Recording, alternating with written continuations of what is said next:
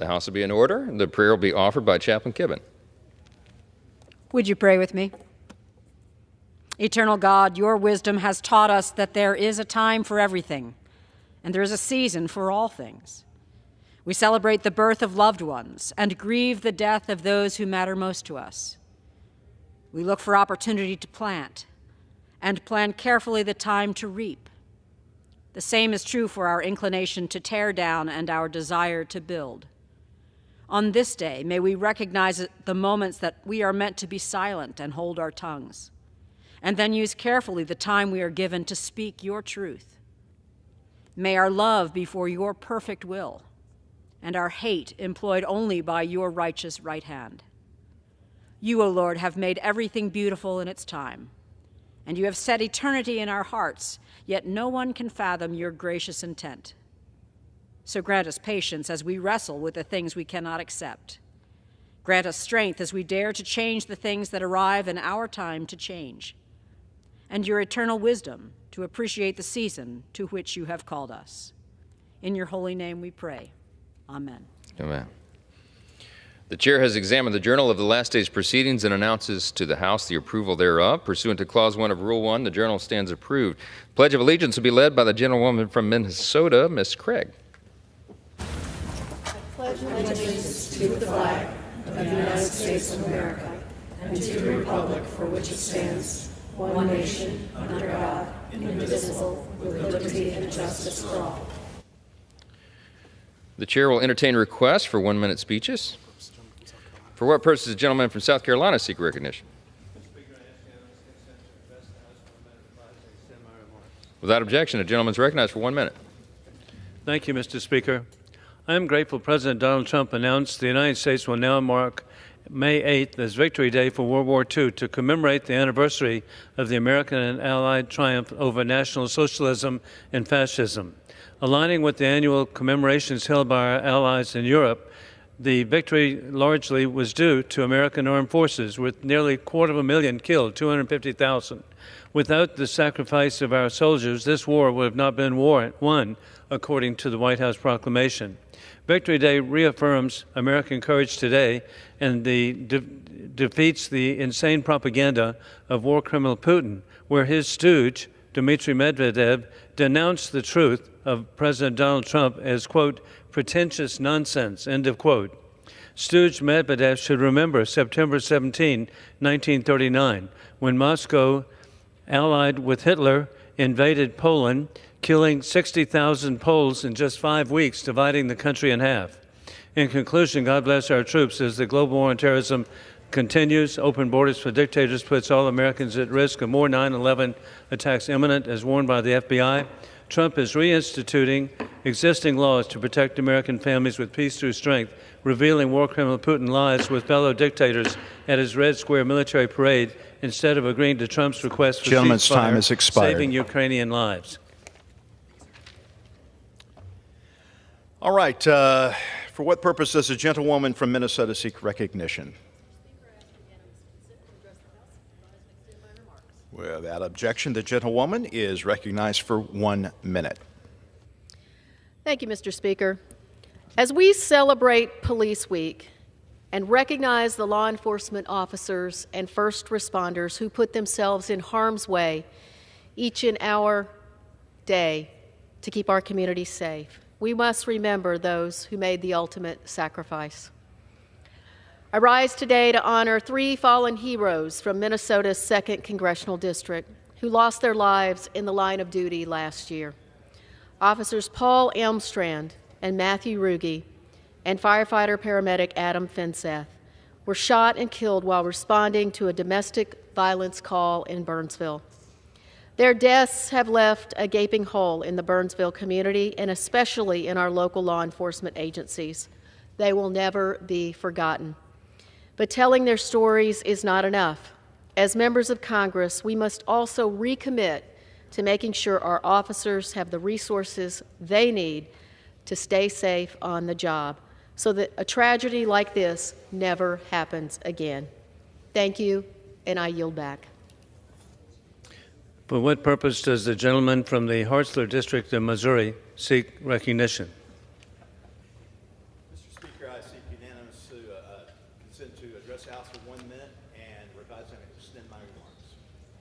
Without objection, the gentleman is recognized for 1 minute.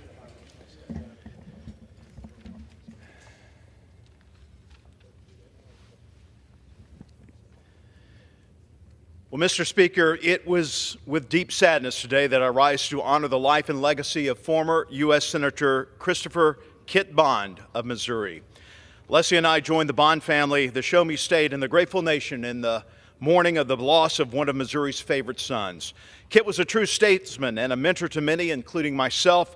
He represented the highest ideal of public service. Having served for more than 40 years, including as Missouri's youngest ever governor and later as United States Senator, Kit's impact can be felt all over Missouri and across America. Through various roles, Senator Bond prioritized improving care for our nation's veterans, providing support for a strong and well-equipped U.S. military, and delivering for the residents of his beloved Missouri. We are proud to continue his legacy of service on the Appropriations Committee today, and it brings me hope to know that Kit now rests with his Heavenly Father, and we are eternally grateful for his lifetime of service. Mr. Speaker, I yield back. The gentleman yields. For what purpose does the gentleman from Florida, Mr. Herodopoulos, seek recognition? Mr. Speaker, I ask the United States to address the House for 1 minute and to revise and extend my remarks. Without objection. Mr. Speaker, I rise today to honor a true American hero, a distinguished resident of Indian-Atlantic, Florida, Lance Corporal Carl Miller. While serving in Vietnam, he was critically wounded by a mortar but survived through remarkable courage. For his valor, he received the Purple Heart and was later inducted into the Florida Veterans Hall of Fame. But his service did not end on the battlefield. Corporal Miller continues to lead and inspire. He has served as commander of the Space Coast chapter of the Military Order of the Purple Heart, and he actively mentors Brevard County JROTC programs and students, shaping the next generation of proud Americans. Mr. Speaker, Lance Corporal Carl Miller exemplifies the very best of our nation's values. I am proud to honor his service and his lifelong commitment to his fellow veterans and our home community. I salute my friend, Lieutenant Corporal Carl Miller. And Mr. Speaker, with that, I yield back.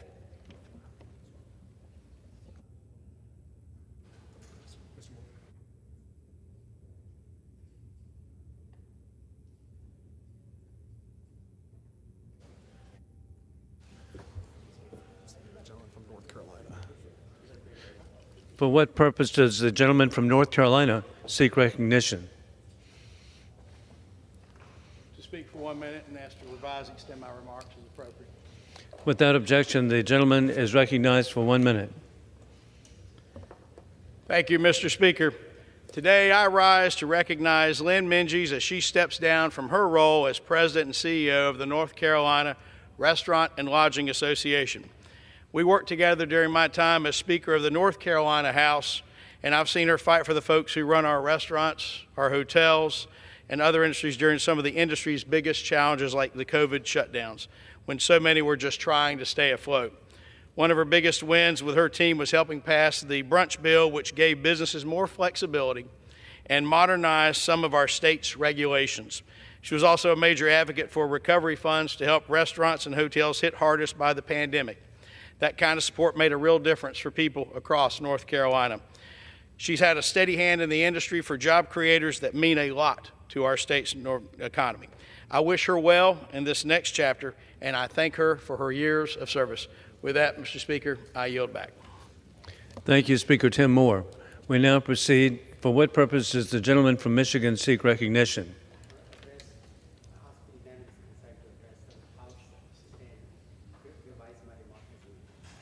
Without objection, the gentleman is recognized for 1 minute.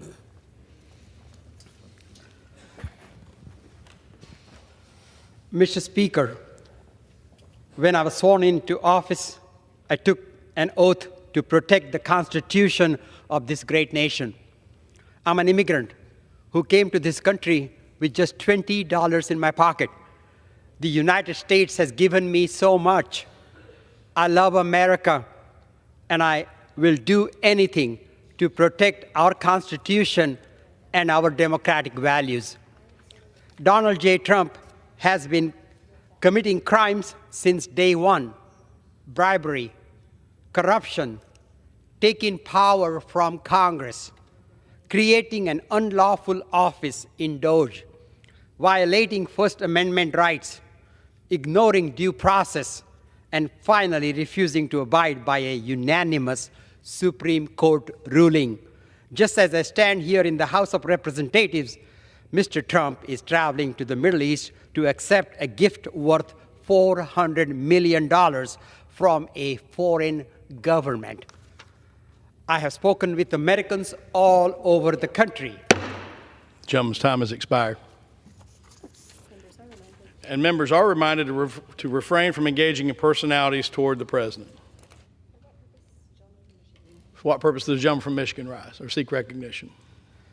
Mr. Speaker, pursuant to Clause 2A1 of Rule 9, I rise to give notice of my intention to raise a question of the privilege of the House.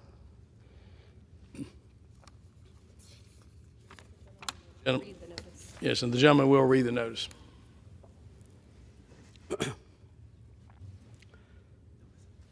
May I proceed? Yes, the gentleman is recognized to read the notice.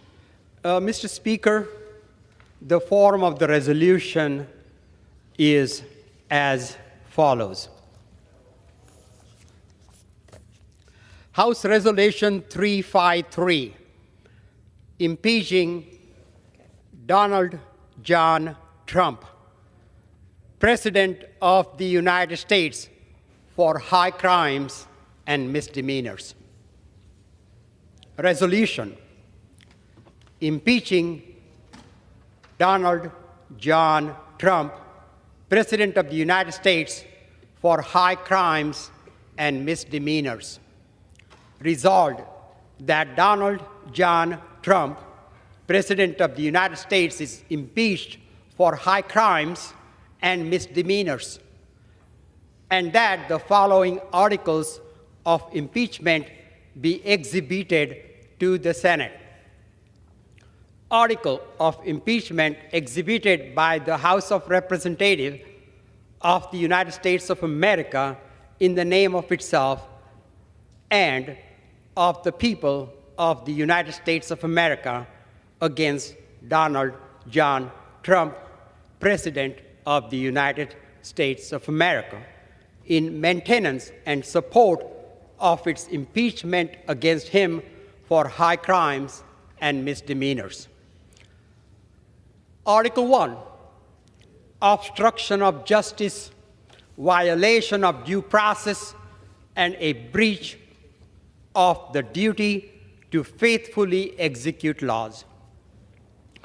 The Constitution provides that the House of Representatives shall have the sole power of impeachment, and that the President shall be removed from office on impeachment for and conviction of treason, bribery, or other high crimes and misdemeanors. Further, Article 2 of the Constitution states that the President shall take care that the laws be faithfully executed. The Fourth Amendment of the Constitution states that the right of the people against unreasonable searches and seizures shall not be violated.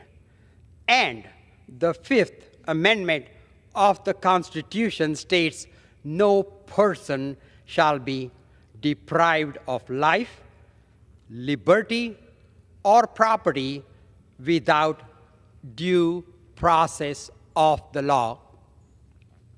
In his conduct of the office of President of the United States and in violation of his constitutional oath to faithfully to execute the office of President of the United States and to the best of his ability preserve, protect, and defend the Constitution of the United States, and in violation of his constitutional duty to take care that the laws be faithfully executed.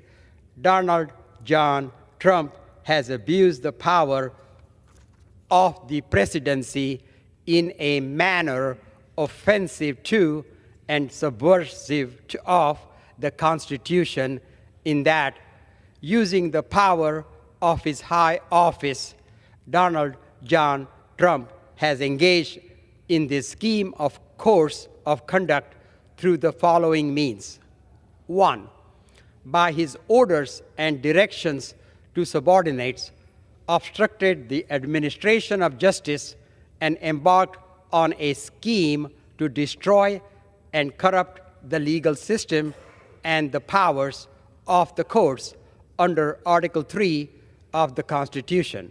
Specifically, he has done the following: directed and permitted his subordinates and attorneys at the Department of Justice to violate their oath to uphold the Constitution, laws of the United States, and the rules of professional ethics by adducing misleading and willfully false representation to the courts of the United States and to otherwise abuse their official powers.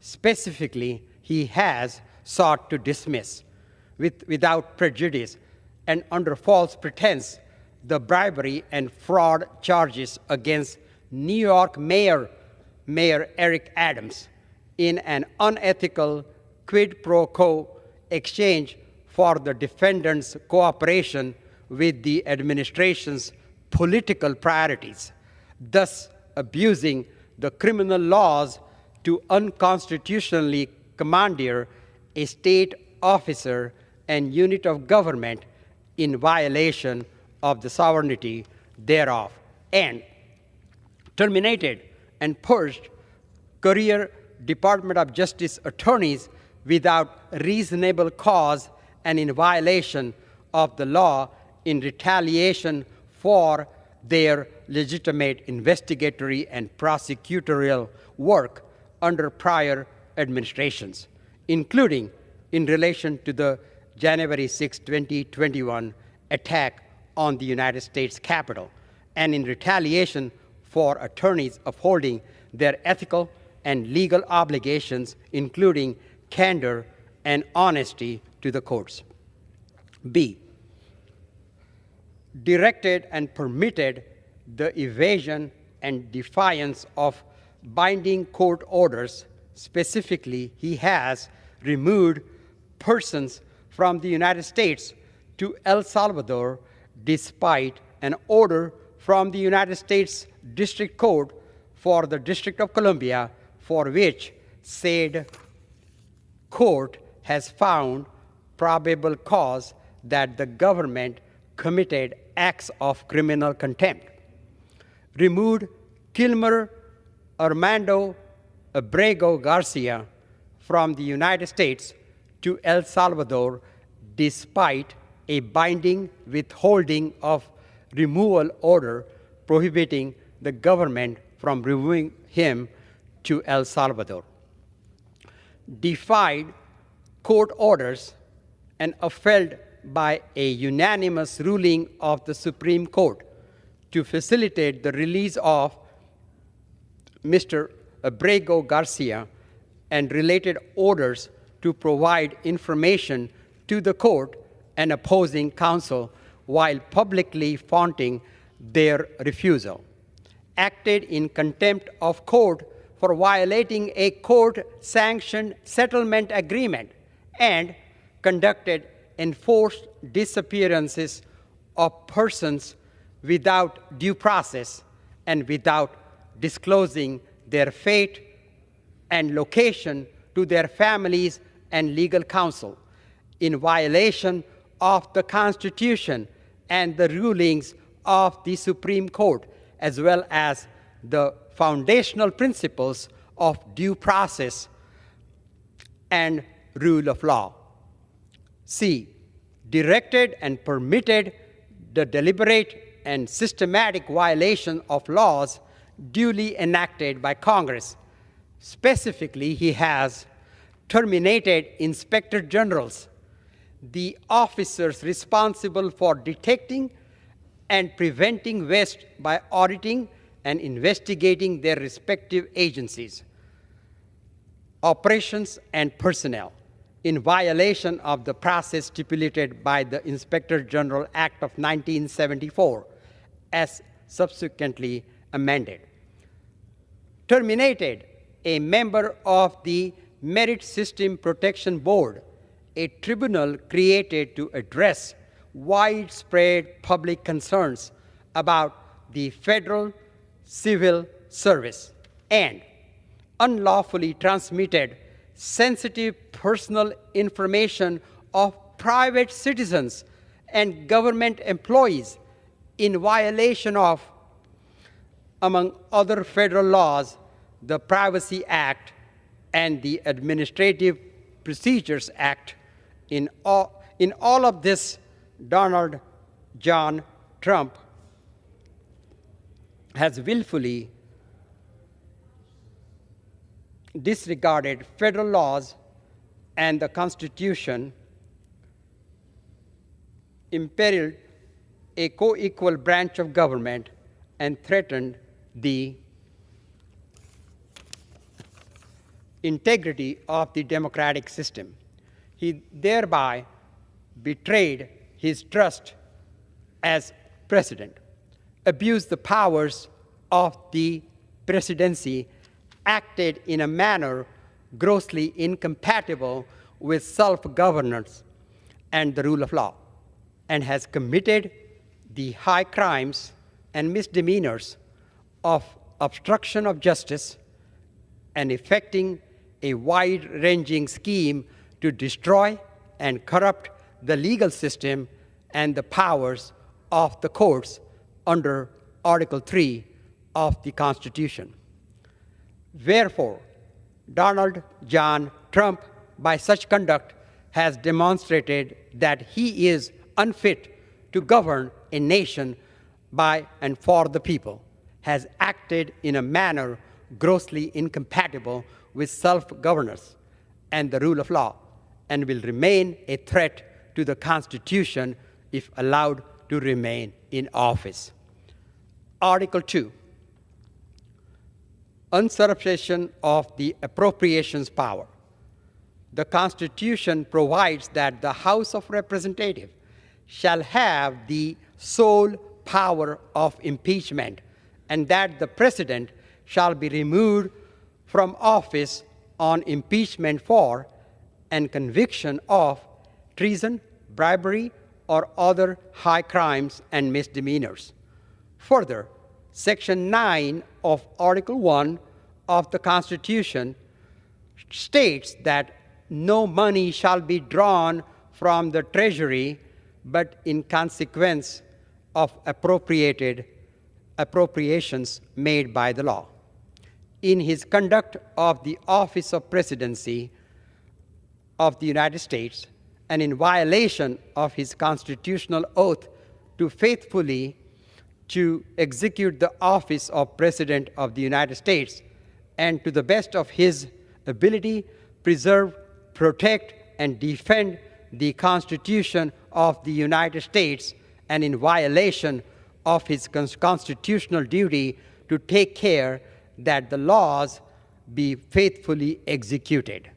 Donald John Trump has abused the power of the presidency in a manner offensive to and subversive of the Constitution, in that, using the powers of his high office, Donald John Trump unlawfully usurped Congress and its power to appropriate funds, thereby nullifying the appropriation clause in the Constitution and violating the Impeachment Control Act of 1974. Since taking office, he has signed numerous executive orders directing agencies to withhold funds appropriated by Congress. The President does not have the power to override spending laws or impound appropriated funds, a principle affirmed by numerous Supreme Court rulings. Donald John Trump has withheld funds and terminated en masse federal employees and numerous federal agencies and departments, including the following. Number one, directed the dismantling of the Department of Education, as enacted in the Department of Education. From South Carolina, seek recognition. Mr. Speaker, the gentleman from Michigan was recognized for 1 minute. He has substantially exceeded 1 minute. If I may, actually, the gentleman is, at this point had spoken for 1 minute, then was recognized subsequently to give notice under Rule 9 for a resolution. So the gentleman has the floor for that purpose. Thank you, Mr. Speaker. The gentleman from Michigan may continue. Signed into law by President Jimmy Carter, the Department of Education was established by Congress to create reform in the education system throughout the country and distribute federal aid to students and places of learning and prohibit discriminatory practices. The President does not have the authority to dismantle the Department of Education, and he signed off Executive Orders 14242, which aims to improving education outcomes by empowering parents, states, and communities, violates the law and the Constitution.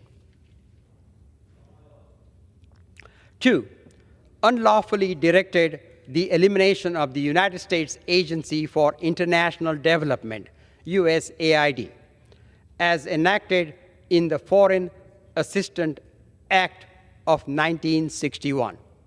Signed into law by President John F. Kennedy, USAID plays a crucial role in delivering foreign assistance worldwide, including disaster relief, conflict relief, combating global diseases, promoting educational programs, and enhancing food security in developing countries.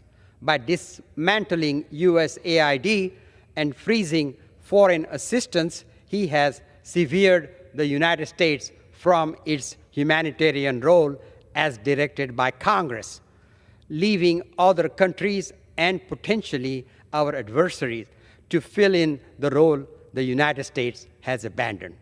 3, created the so-called Department of Government Efficiency, DOGE, which has imposed payment holds and rescinded funds after disbursement.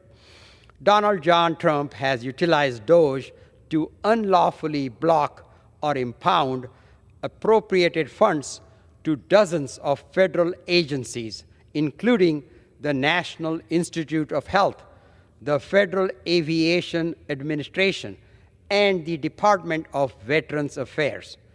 By impounding congressionally appropriated funds, Donald John Trump has and DOGE have not only violated the law, but have negatively impacted the American people by cutting jobs, halting critical services, and rescinding grants for programs in defiance of the express constitutionally binding will of Congress.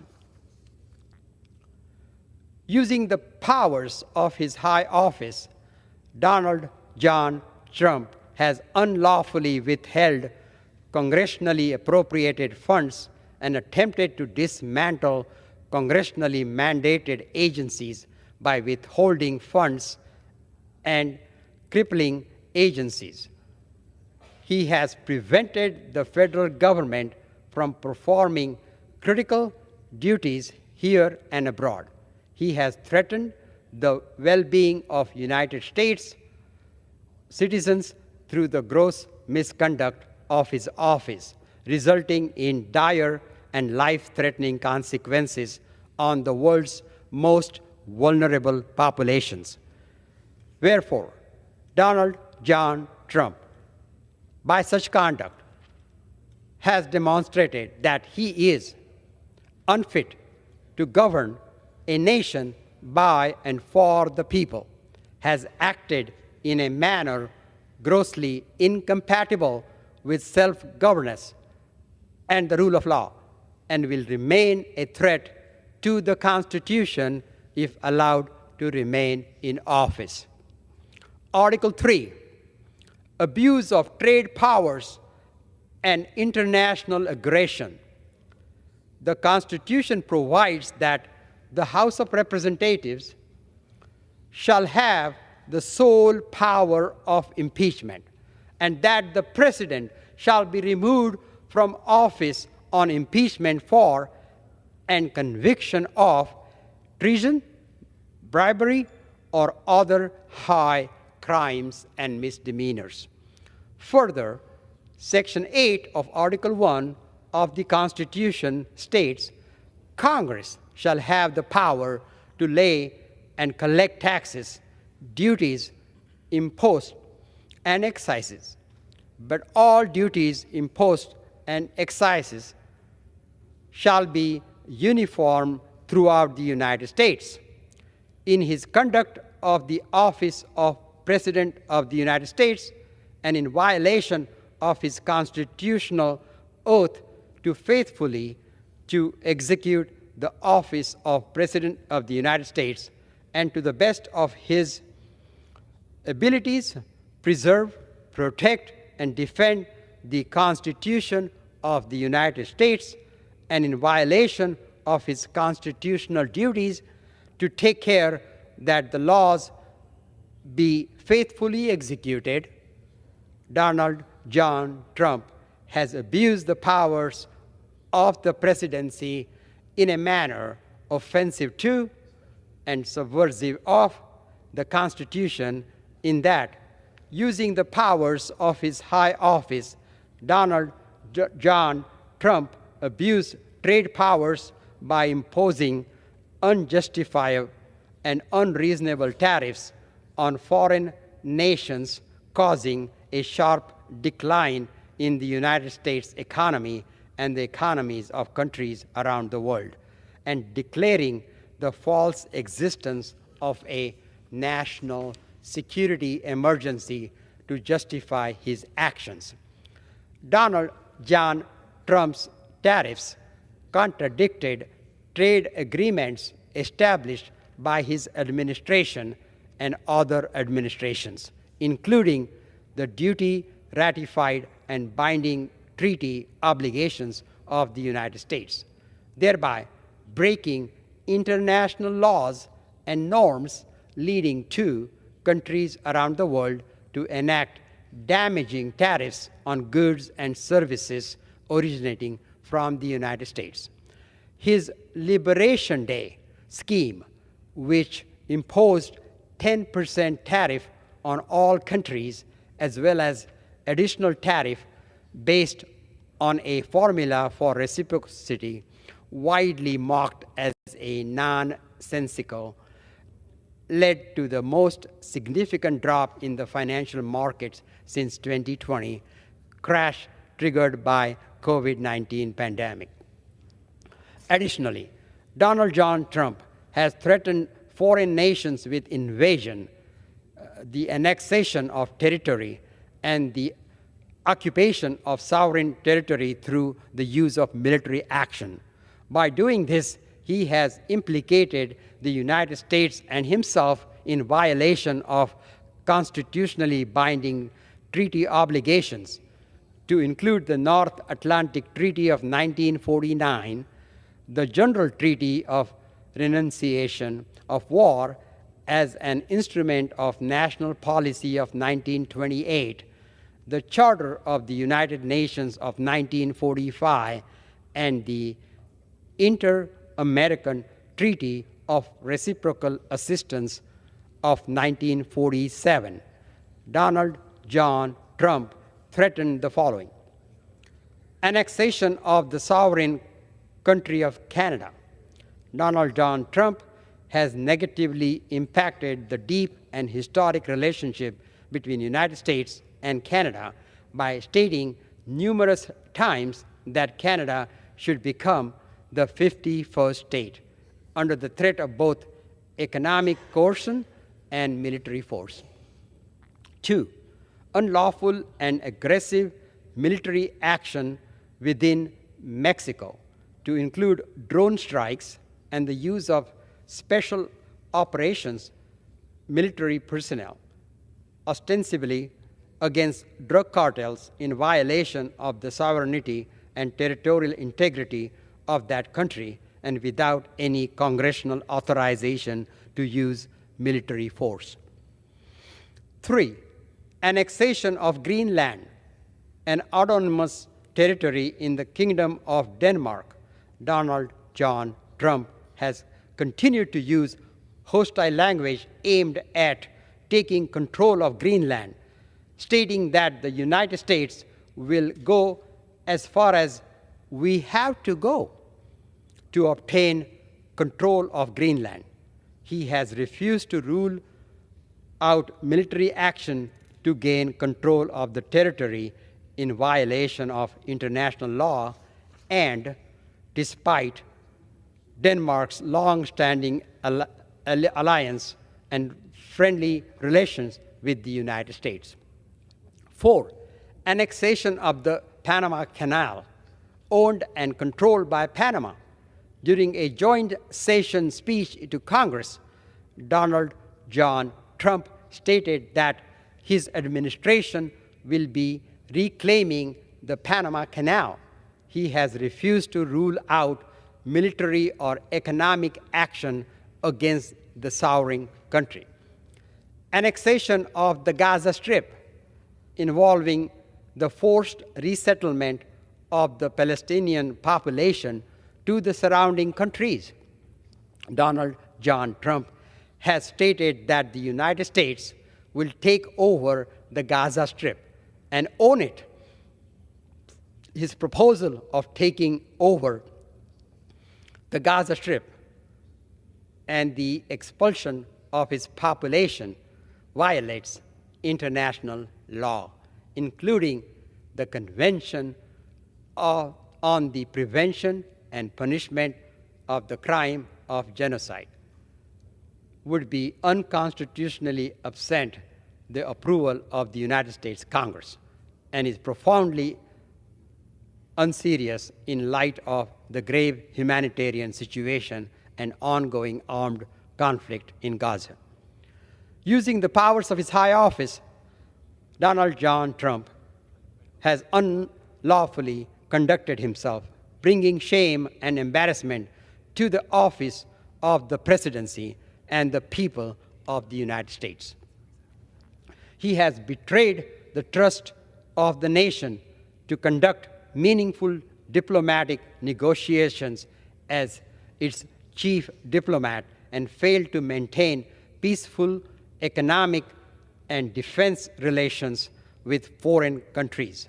He has threatened the security of the United States through gross misconduct of his office, prompting hostilities towards Americans here and abroad, as well as foreign nations warning their citizens against visiting the United States, further harming the nation's economy.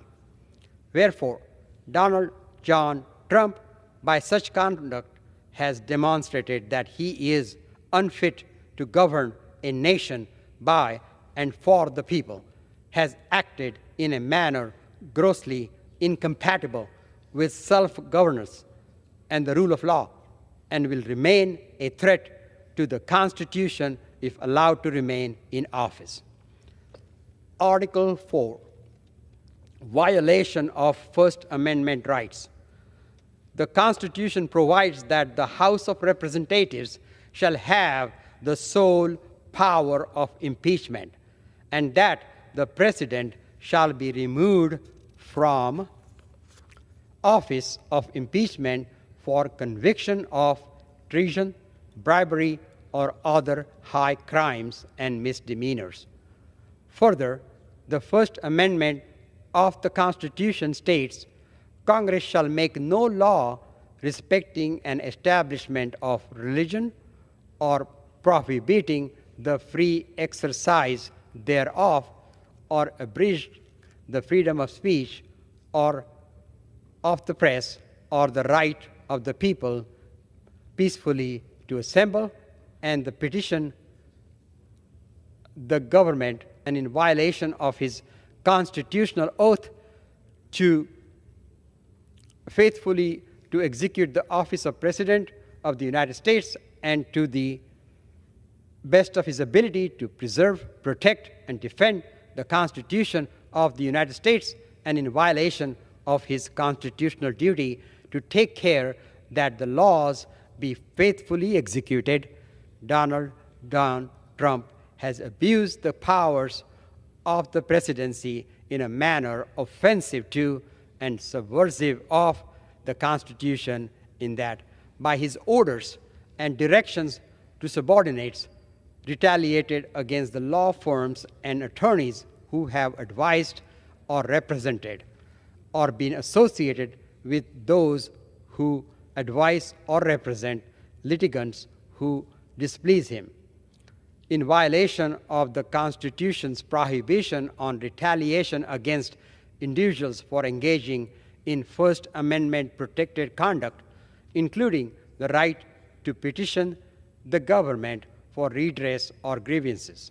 Specifically, he has barred attorneys at certain law firms from access to federal buildings, arbitrarily revoked security clearance without a reasonable basis, threatened to cancel federal contracts with any entity engaged the targeted attorneys and firms, and demanded pro bono services from the law firms in exchange for the discontinuation of the punitive executive orders.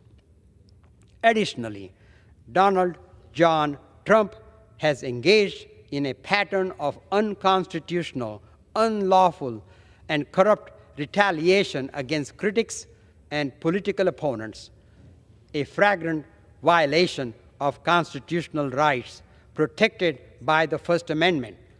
He has weaponized the Department of Justice and other agencies to engage in spurious investigations and harassment with no basis in law of public figures and his perceived political enemies. Since taking office, Donald John Trump has directed the Department of Justice to dismiss more than a dozen prosecutors who were involved in investigation against him after he left office in 2021. The Department of Justice has subsequently launched investigations into officials involved in prior probes against Donald John Trump, in some cases against individuals specifically named and accused in flagrantly improper executive orders. Furthermore, he has made direct and unambiguous public statements threatening media outlets, current and former office holders, and advocacy organizations. He has pursued meritless litigation, leveraged his public office for private gain, and perverted the course of justice and the integrity of the judicial system to extract tens of millions of dollars in putative settlements, effectively acting as a conduit for flagrant bribery and extortion. He has restricted the access of the Associated Press after they refused to use the name Gulf of America in their reporting, and has defied court orders to seize this unconstitutional action. He has also threatened current and former members of Congress for the exercise of their legislative and oversight functions, an attack on the independence of Congress as a co-equal branch of government as established by the Constitution's Article 1 vesting clause and by the Constitution's speech of debate clauses in addition to the First Amendment. For example, Donald John Trump has repeatedly threatened members of the House Select Committee on the January 6th attack on the United States Capitol, which investigated the attack on the Capitol that Donald John Trump investigated. Donald John Trump has sought to intimidate the members and staff of the United States House Select Committee on the January 6th attacks, stating that they should fully understand that they are subject to investigation at the highest level, and expressing a desire to remove the pardons they received, stating the pardons that sleepy Joe Biden gave to the unselect committee of political thugs and many others are hereby declared void, vacant, and of no further force of effect. Donald John Trump has made it clear that he will not rest until all of his perceived political enemies are eliminated. In a speech addressing his Department of Justice subordinates, Donald John Trump further laid out his fascist vision for the Department of Justice.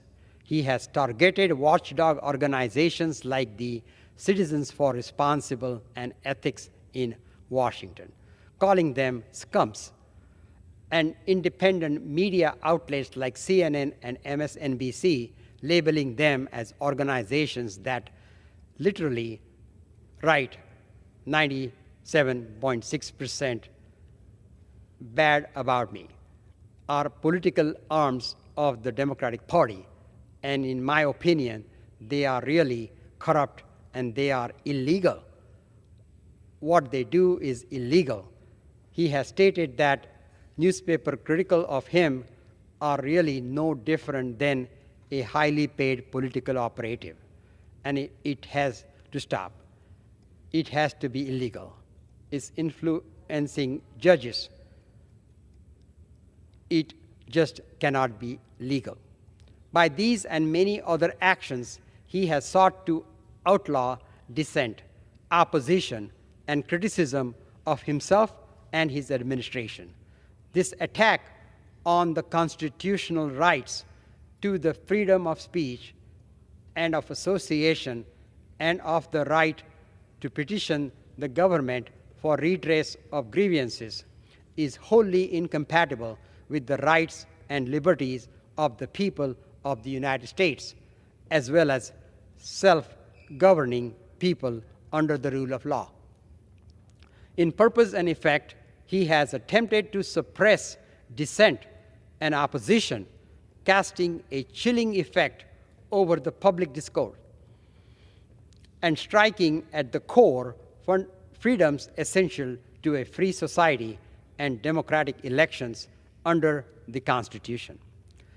Wherefore, Donald John Trump, by such conduct, has demonstrated that he is unfit to govern a nation by and for the people, has acted in a manner grossly incompatible with self-governance and the rule of law, and will remain a threat to the Constitution if allowed to remain in office. Article 5, creation of unlawful office. The Constitution provides that the House of Representatives shall have the sole power of impeachment, and that the President shall be removed from office on impeachment for and conviction of treason, bribery, or other high crimes and misdemeanors. Further, Section 2 of Article 2 of the Constitution states that the President shall appoint ambassadors, other public ministers and counsels, judges of the Supreme Court, and all other officers of the United States. But the Congress may, by law, vest the appointment of such inferior officers as they think proper in the President alone, in the courts of law, or in the heads of departments.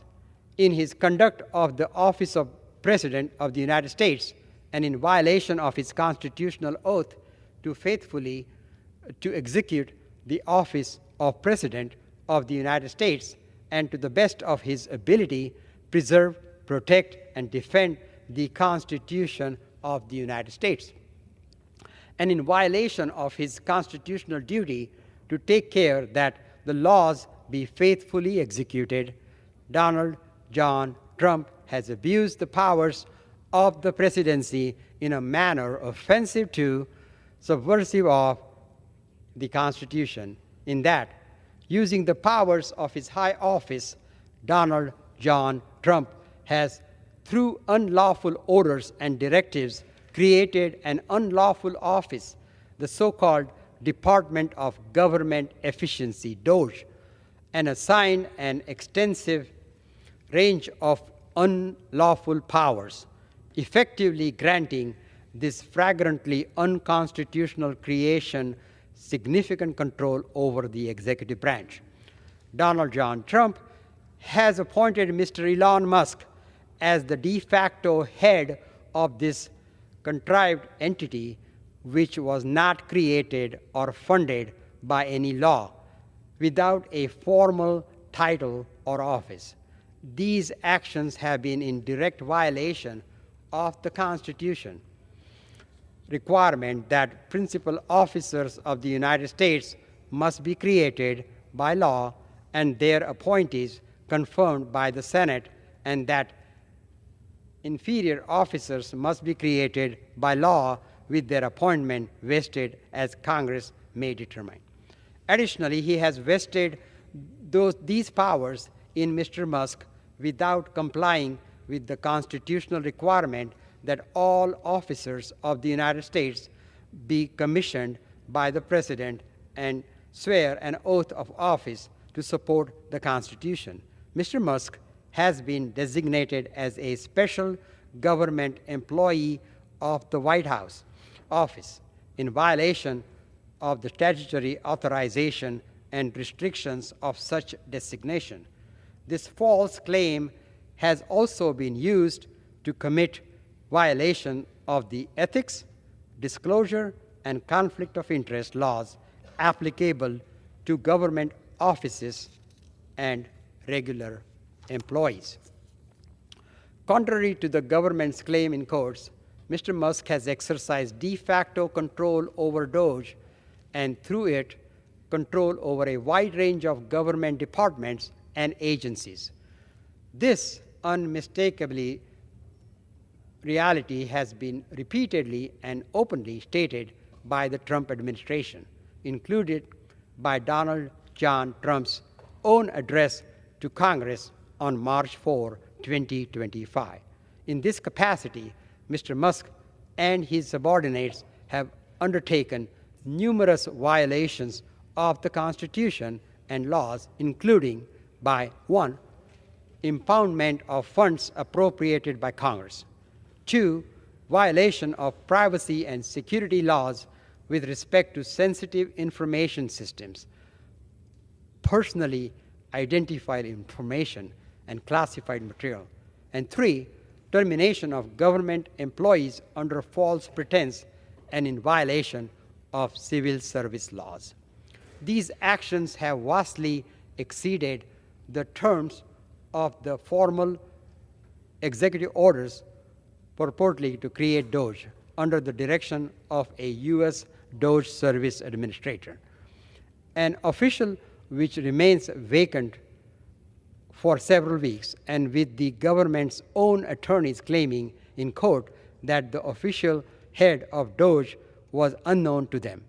Since that time, a nominal administration has been named despite the repeated avowals from the President and his administration that Mr. Musk controls and directs DOGE, as confirmed by ample public reporting and Mr. Musk's own statements. Donald John Trump has abused the powers of his high office and breached the public trust by establishing the so-called Department of Government Efficiency and unconstitutionally placed Mr. Musk in control of this entity, knowing provided false testimony to the court regarding the leadership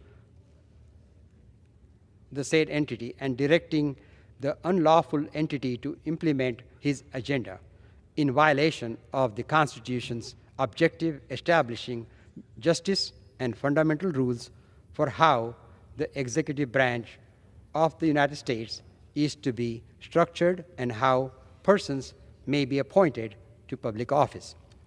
Wherefore, Donald John Trump, by such conduct, has demonstrated that he is unfit to govern a nation by and for the people, has acted in a manner grossly incompatible with self-governance and the rule of law, and will remain a threat to the Constitution if allowed to remain in office. Article 6, bribery and corruption. The Constitution provides that the House of Representatives shall have the sole power of impeachment, and that the President shall be removed from office on impeachment for and conviction of treason, bribery, or other high crimes and misdemeanors. Further, Section 9 of Article 1 of the Constitution states that no person holding any office of profit or trust under them shall, without the consent of the Congress, accept of any presents, emoluments,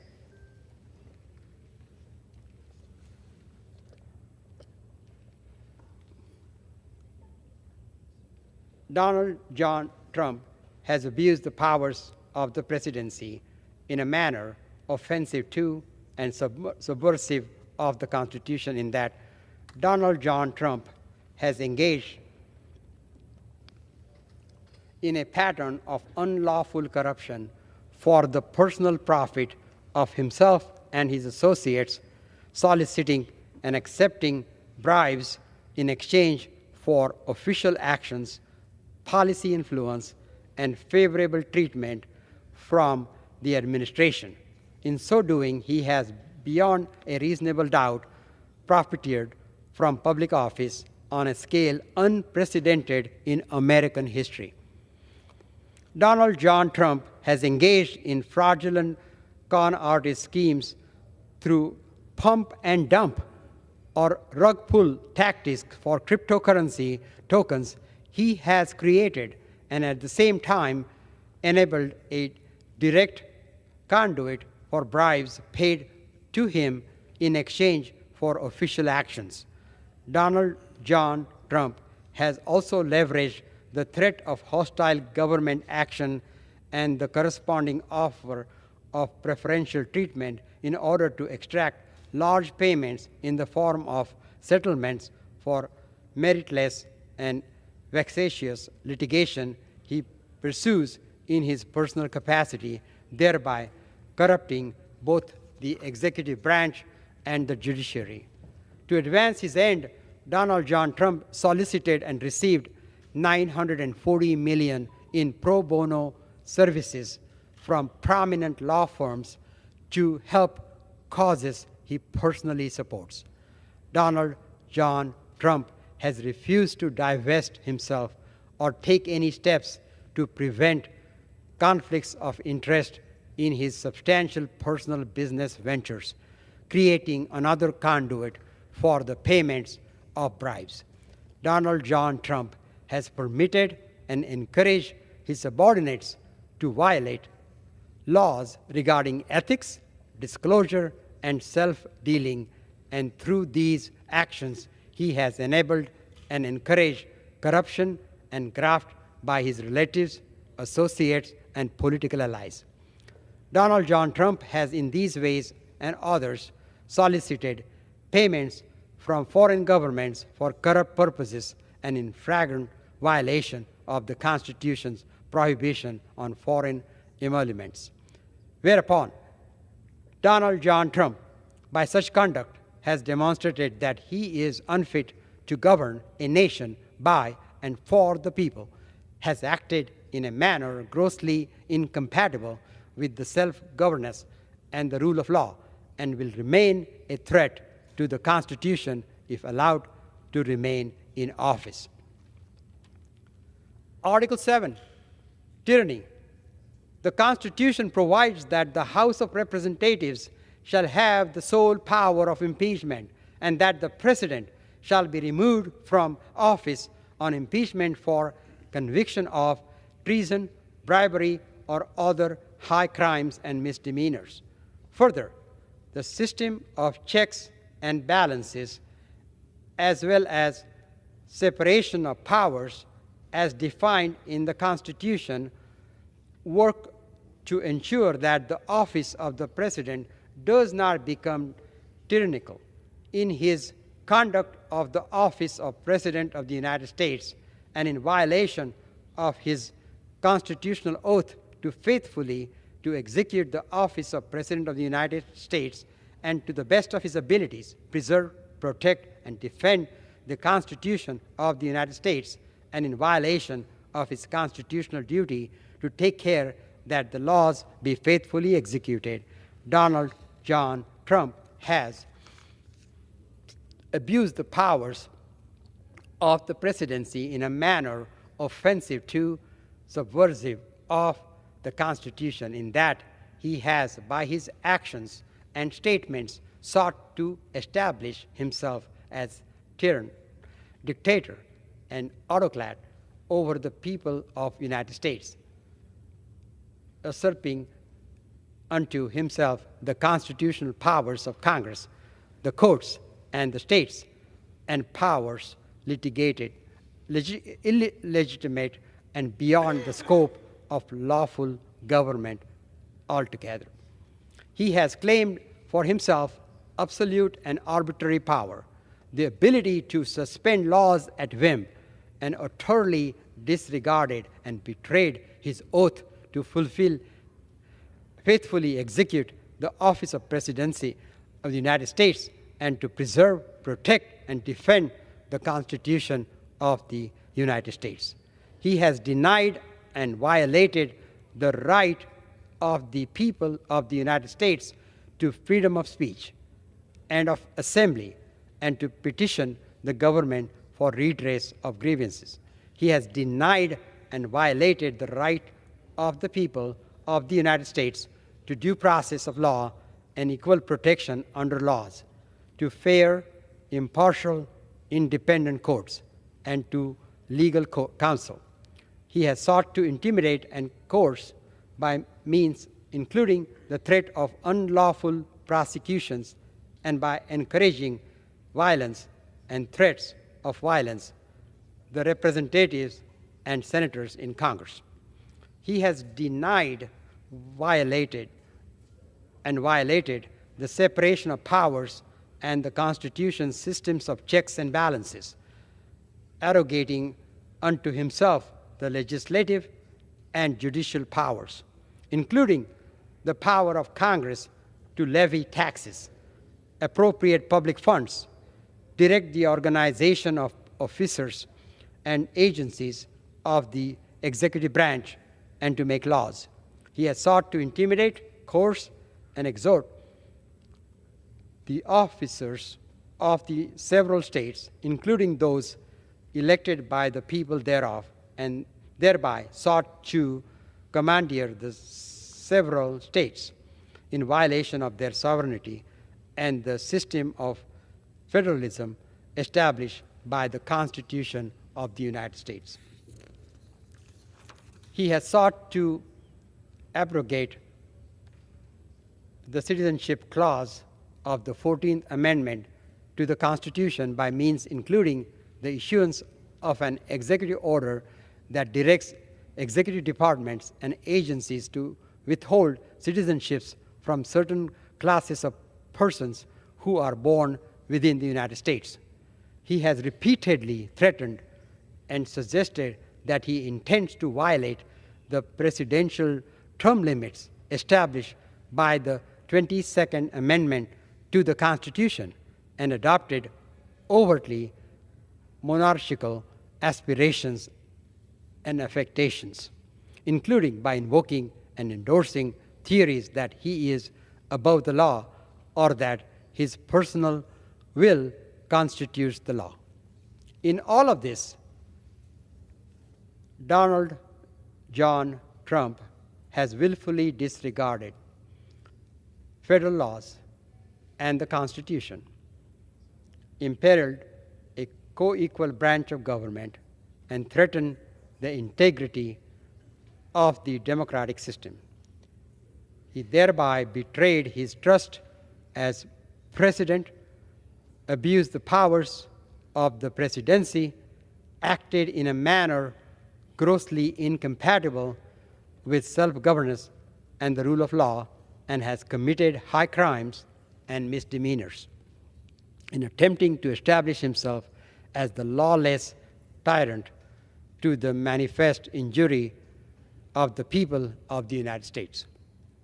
Wherefore, Donald John Trump, by such conduct, has demonstrated that he is unfit to govern a nation by and for the people, has acted in a manner grossly incompatible with self-governance and the rule of law, and will remain a threat to the Constitution if allowed to remain in office. Resolution offered from the floor by a member other than the majority leader or the minority leader as a question of the privileges of the House has immediate precedence only at a time designated by the chair within 2 legislative days after the resolution is properly noticed. Pending that designation, the form of the resolution noticed by the gentleman from Michigan will appear in the record at this point. The chair will not at this point determine whether the resolution constitutes a question of privilege. That determination will be made at the time designated for consideration of the resolution. For what purpose does the gentleman from Pennsylvania seek recognition? Madam Speaker, requesting to ask consent to address the House for 1 minute and to revise and extend my remarks. Without objection, the gentleman is recognized for 1 minute. Madam Speaker, I rise today to recognize the State College Kiwanis Club for reaching a remarkable milestone, 100 years of service to children and families in our community. Since 1925, the club has lived out the Kiwanis International's mission of improving the world one child and one community at a time. Children are our future, and too many face challenges they cannot overcome alone. It is our responsibility as a community to step in, and the State College Kiwanis has done just that. Through initiatives like its annual blueberry sale, the club provides over $30,000 in scholarships and grants each year. Over the past century, they have raised more than $1 million to support organizations such as Center Volunteers in Medicine, the Tides Program, the Jana Marie Foundation, and Center Safe. Their impact goes far beyond fundraising, whether promoting literacy, supporting youth mental health, or investing in dental care. Their work ensures our children have the chance to thrive. Madam Speaker, I want to thank the State College Kiwanis Club for a century of service and wish them continued success for the next 100 years. Thank you, Madam Speaker, and I yield back the balance of my time. Gentleman yields back. The chair announces the Speaker's appointment pursuant to Section 4D of House Resolution 5, 119th Congress, in the order of the House of January 3rd, 2025, of the following individuals to serve as the governing board of the Office of Congressional Conduct. Nominated by the Speaker after consultation with the Minority Leader, Ms. Karen L. Haas of Maryland, Chair. Mr. Leon A. Westmoreland of Georgia. Nominated by the Minority Leader after consultation with the Speaker, Mr. William P. Luther of Minnesota, Co-Chair. Ms. Lorraine C. Miller of Texas. The chair announces the Speaker's appointment pursuant to 36 U.S.C. 2302 in the order of the House, January 3rd, 2025, of the following members on the part of the House to the United States Holocaust Memorial Council.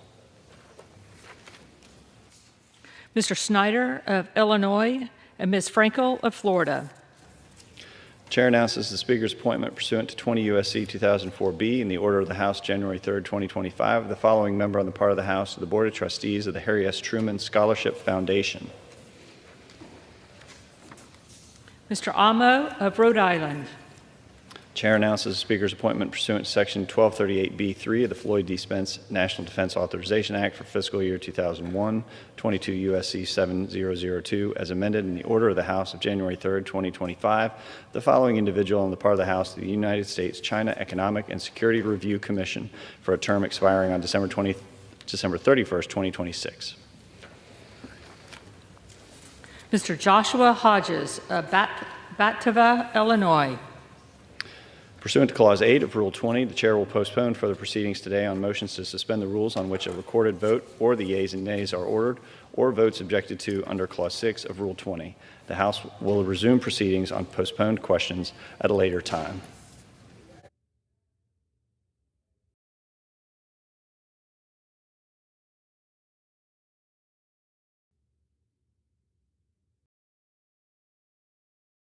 Does the gentleman from Missouri seek recognition? Mr. Speaker, I move that the House suspend the rules and pass House Resolution 364.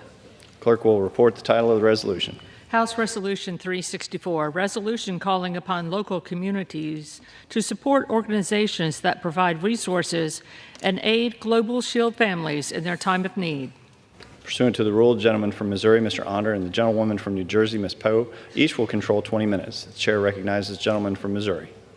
Mr. Speaker, I ask unanimous consent that all members have 5 legislative days in which to revise and extend their remarks and insert extraneous material into the record on House Resolution 364. Without objection. Mr. Speaker, I yield to myself such time as I may consume. Is recognized.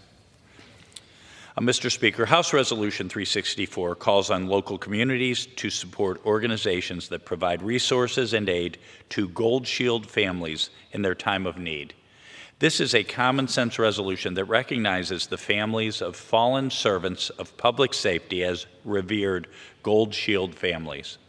These Gold Shield families deserve support from their communities in their time of need. This resolution honors the ultimate sacrifice their loved ones made in the line of duty. I want to thank the gentleman from Pennsylvania, Mr. Muser, for his leadership on this resolution. Mr. Speaker, I urge support of the resolution and reserve the balance of my time. Gentleman reserves. The gentlelady from New Jersey is recognized.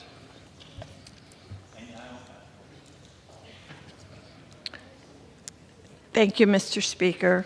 Mr. Speaker, I rise in support of H-Res 364, which calls on local communities to support organizations that provide resources and assistance to Gold Shield families.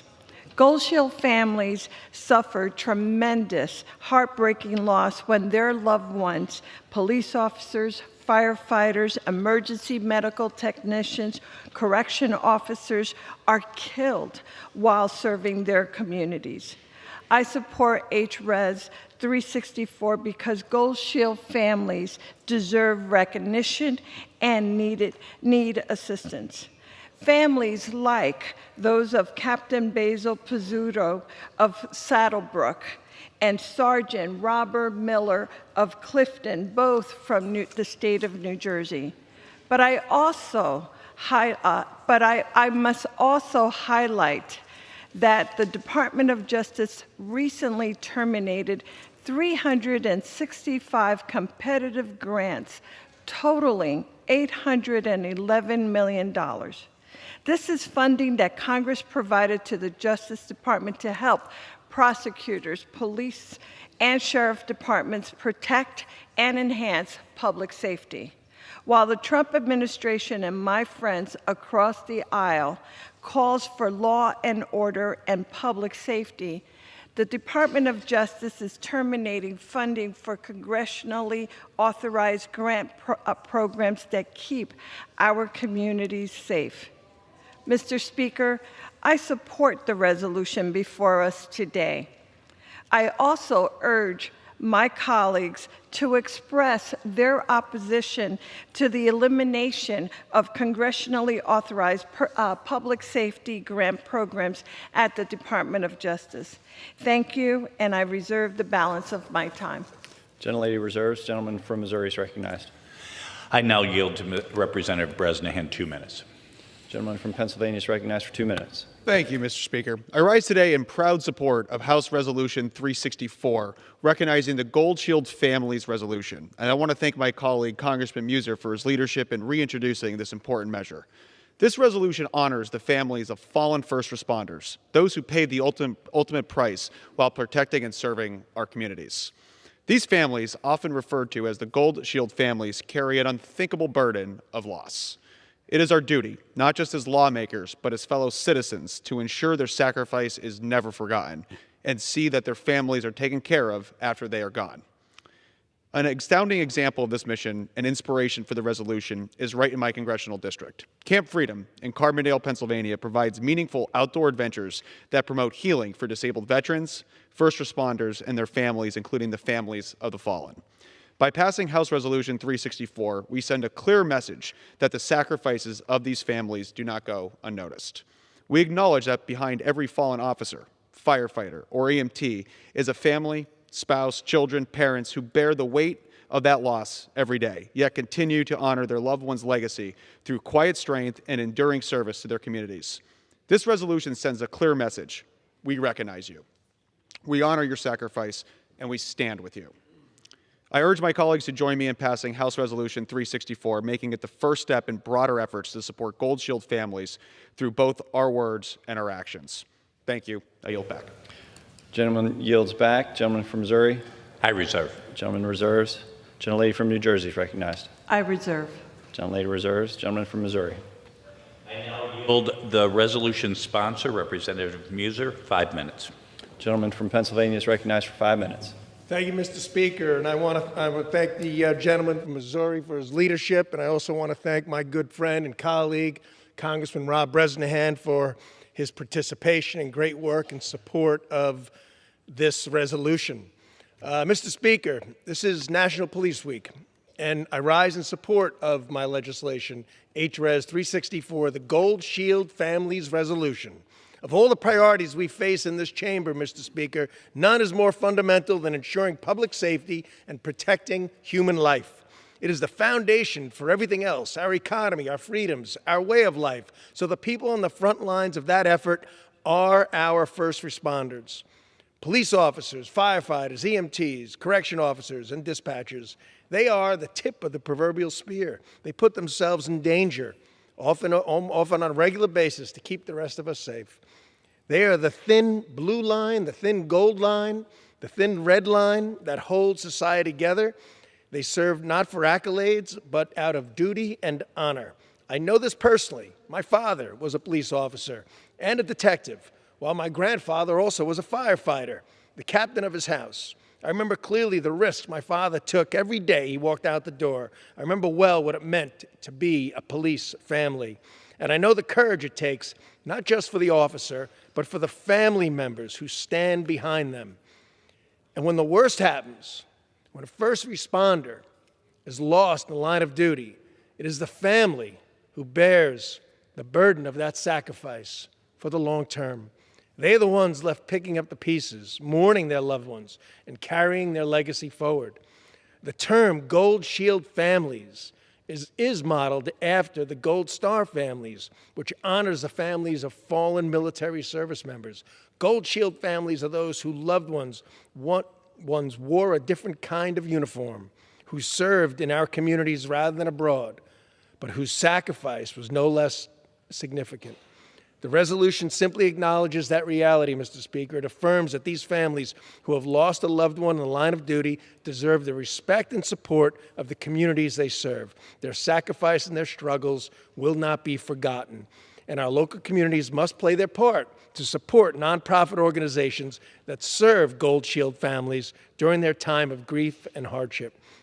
And HRES 364 encourages Gold Shield families to turn on these trusted groups for connection, care, and healing as they navigate life after loss. This resolution was inspired by one such organization, Camp Freedom in Carbondale, Pennsylvania, whose executive director, my good friend Matt Gaddis, who is in the chamber with us tonight, he brought this idea forward.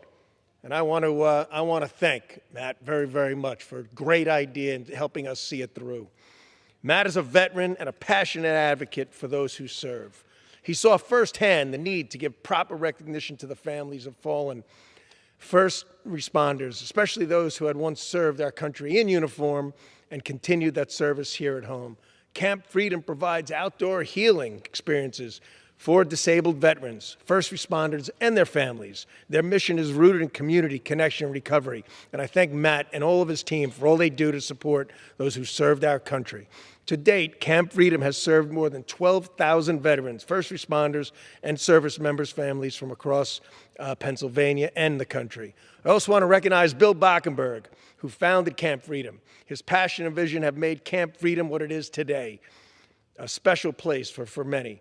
This resolution, Mr. Speaker, is only 2 pages long, but its message is powerful. It recognizes these families, it thanks them, and it affirms that their sacrifices are worthy of our continued support. This resolution has strong bipartisan backing, and I thank all of my colleagues on both sides of the aisle who have joined as co-sponsors. So during the National Police Week, let me say this to every police officer, firefighter, EMT, dispatcher, and emergency responder: thank you for your service. You are that thin gold line that separates us from chaos.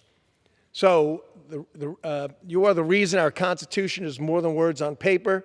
And to every Gold Shield family, your loved ones' service mattered.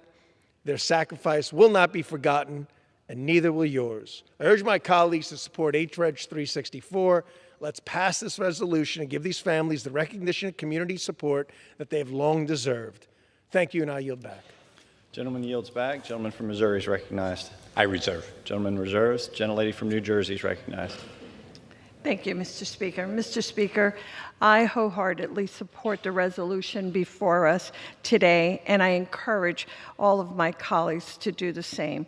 Thank you so very much, and I yield back the balance of my time. Gentlelady yields back. Gentleman from Missouri is recognized. Mr. Speaker, in closing, HRES 364 is a common-sense resolution that honors the sacrifices of our brave public servants and helps ensure the welfare of their families. I urge support of this resolution, and I yield back the balance of my time. The gentleman yields back. The question is, will the House suspend the rules and agree to House Resolution 364? Those in favor say aye.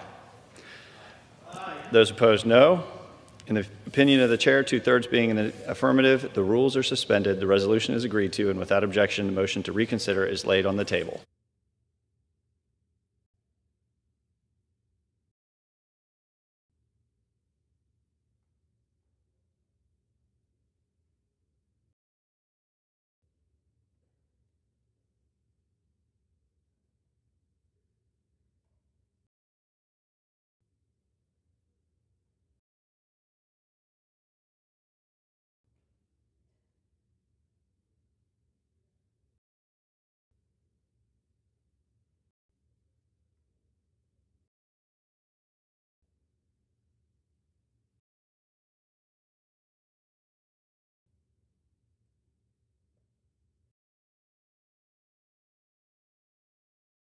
For what purpose does the gentleman from Ohio seek recognition? Mr. Speaker, I move to suspend the rules and pass House Concurrent Resolution 30. The clerk will report the title of the concurrent resolution. House Concurrent Resolution 30, concurrent resolution expressing support for local law enforcement officers. Pursuant to the rule, the gentleman from Ohio, Mr. Jordan, and the gentleman from Maryland, Mr. Raskin, each will control 20 minutes. The chair recognizes the gentleman from Ohio. Thank you, Mr. Speaker. I ask unanimous consent that all members may have 5 legislative days in which to revise and extend their remarks and to insert extraneous material on House Concurrent Resolution 30. Without objection. Gentleman is recognized. Yield myself as much time as I may consume.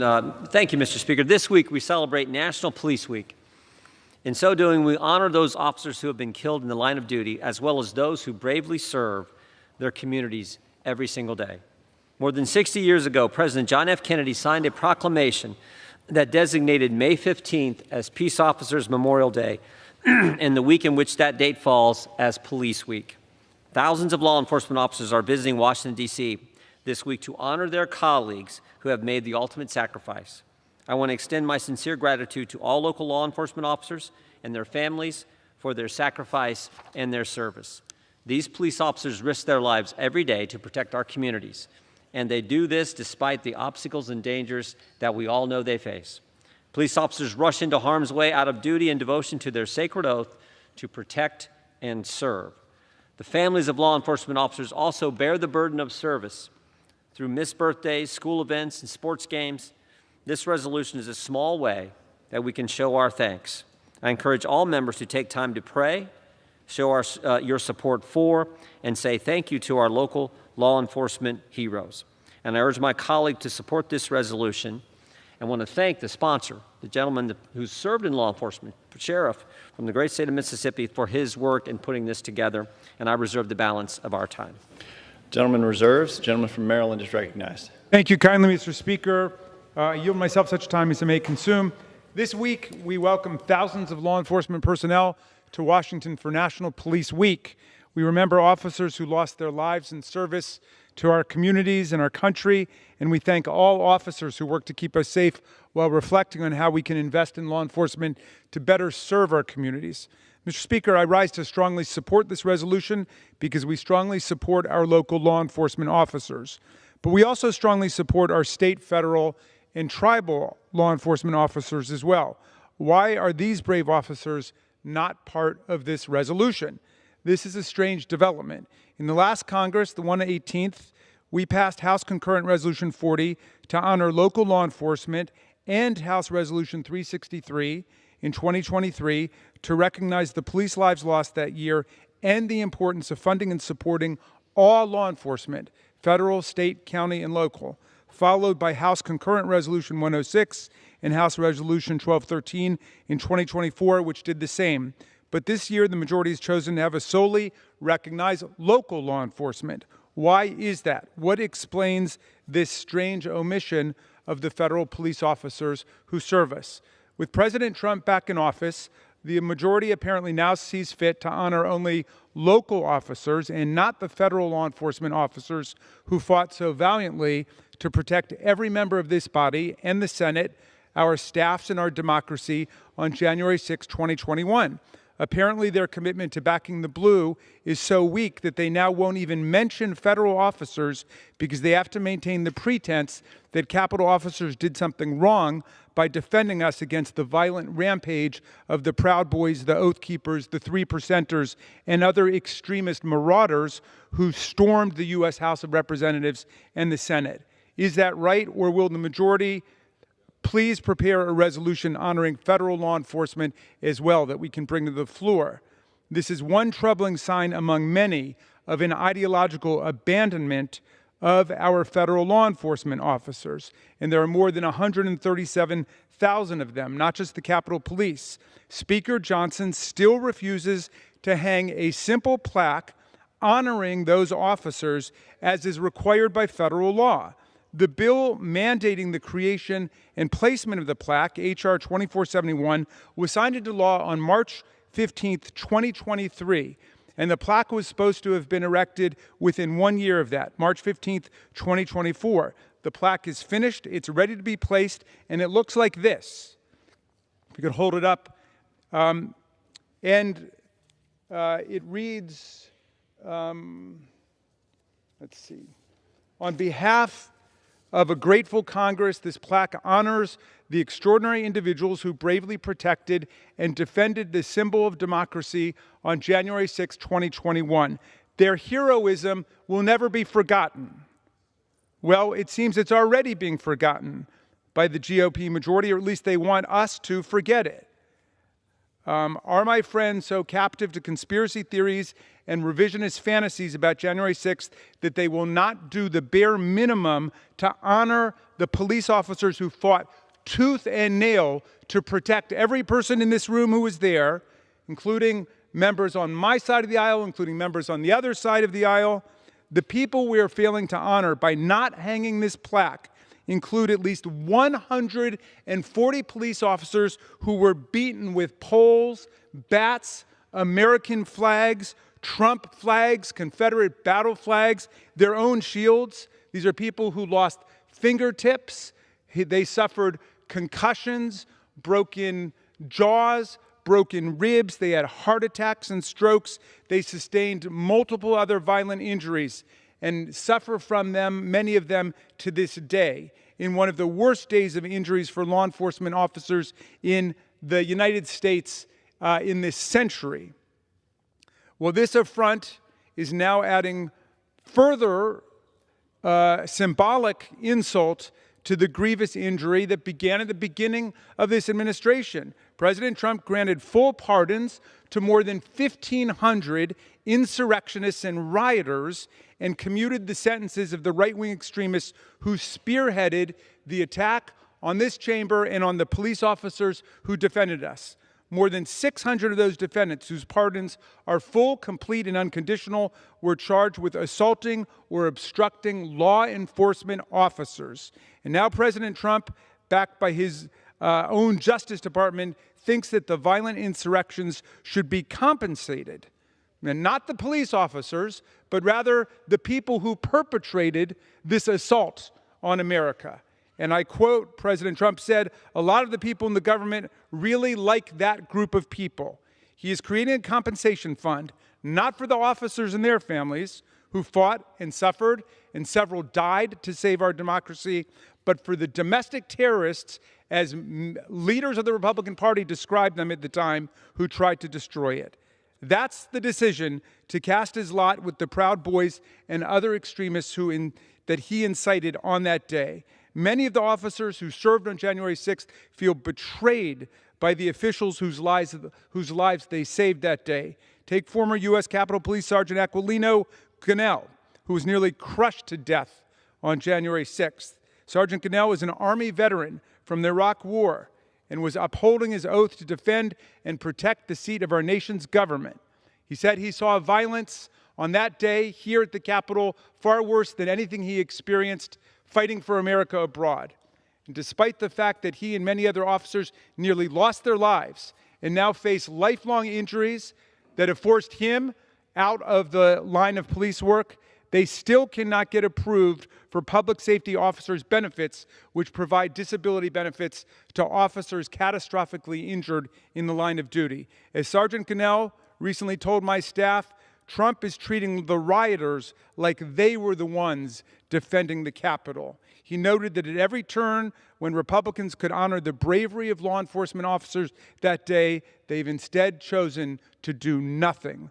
Of course, if my colleagues across the aisle want to focus on local law enforcement, then I might ask why we are simply honoring them with this concurrent resolution and not taking more meaningful action, like restoring millions of dollars in federal grants that help support them that were recently terminated by the Department of Justice at the direction of Doge and Elon Musk. Those grants supported programs like the Rural Violent Crime Reduction Initiative, which delivered financial assistance directly to dozens of rural law enforcement agencies across America and allowed agencies to upgrade technology and equipment, hire and deploy personnel, support victim services and crime prevention programming, and fill in other gaps in policing for small, rural, underfunded police agencies.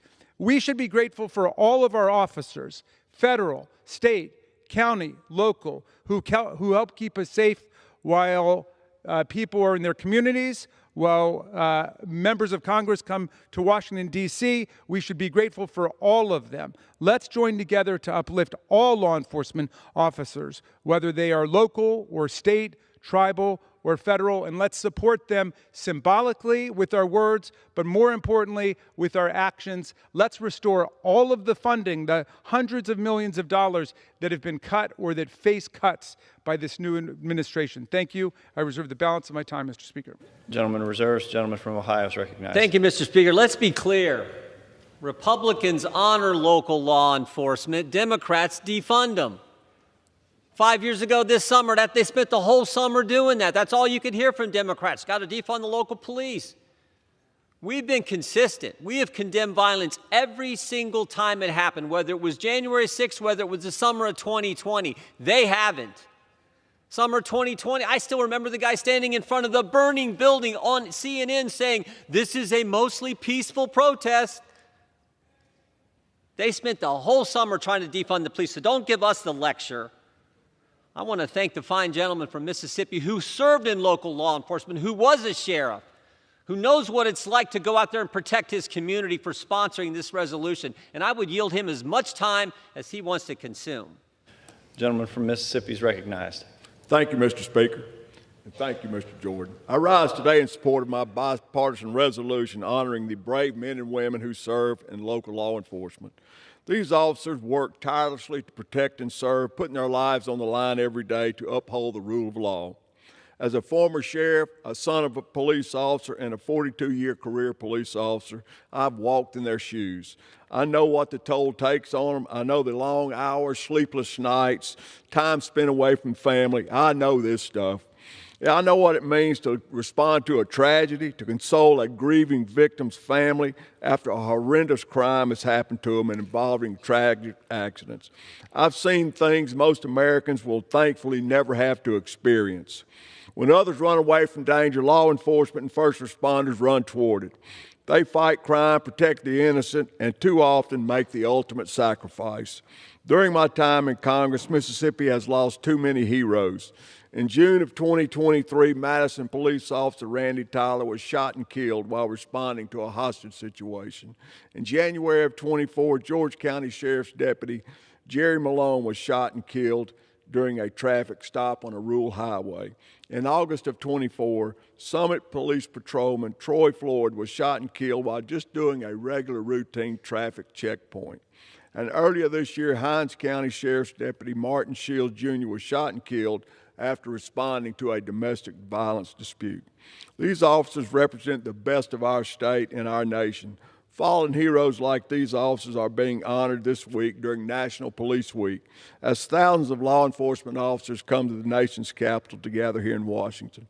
That's why there is no better time for us to pass this resolution and make it clear that we stand for law enforcement. My resolution expresses our gratitude to local law enforcement and their families and their service and sacrifice. It calls for stronger partnerships between officers and their communities they protect, and it honors the memories of those who never came home. We've seen targeted ambush-style attacks on law enforcement officers.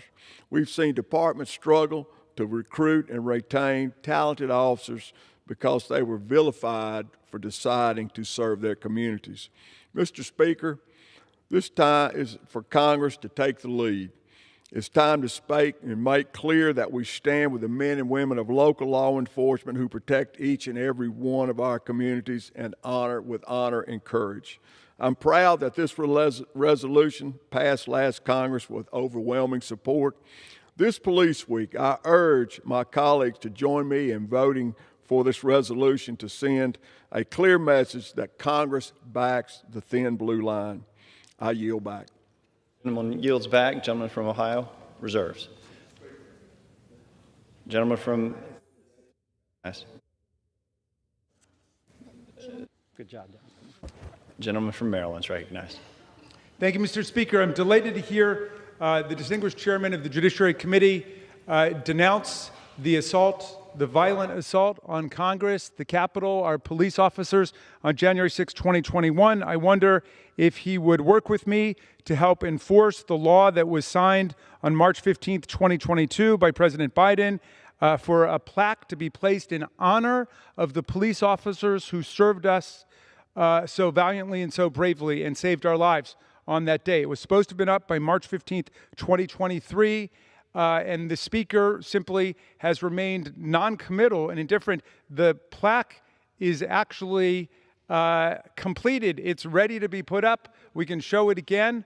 It's not as big as this poster, but it's the smallest token of recognition and honor that we should be able to extend to the Capitol officers, many of whom are still with us on the force, for their sacrifice and the sacrifice that their families made based on their work that day defending us. And I wonder if the chairman of the Judiciary Committee would follow through on, I think, his very impressive statement that we all denounce the violence of any kind against officers, including the more than 140 Capitol officers who were wounded, injured, hospitalized, some of them permanently disfigured and maimed on that day, as well as officers around the country. Now, on the point about defunding the police, look who's defunding the police.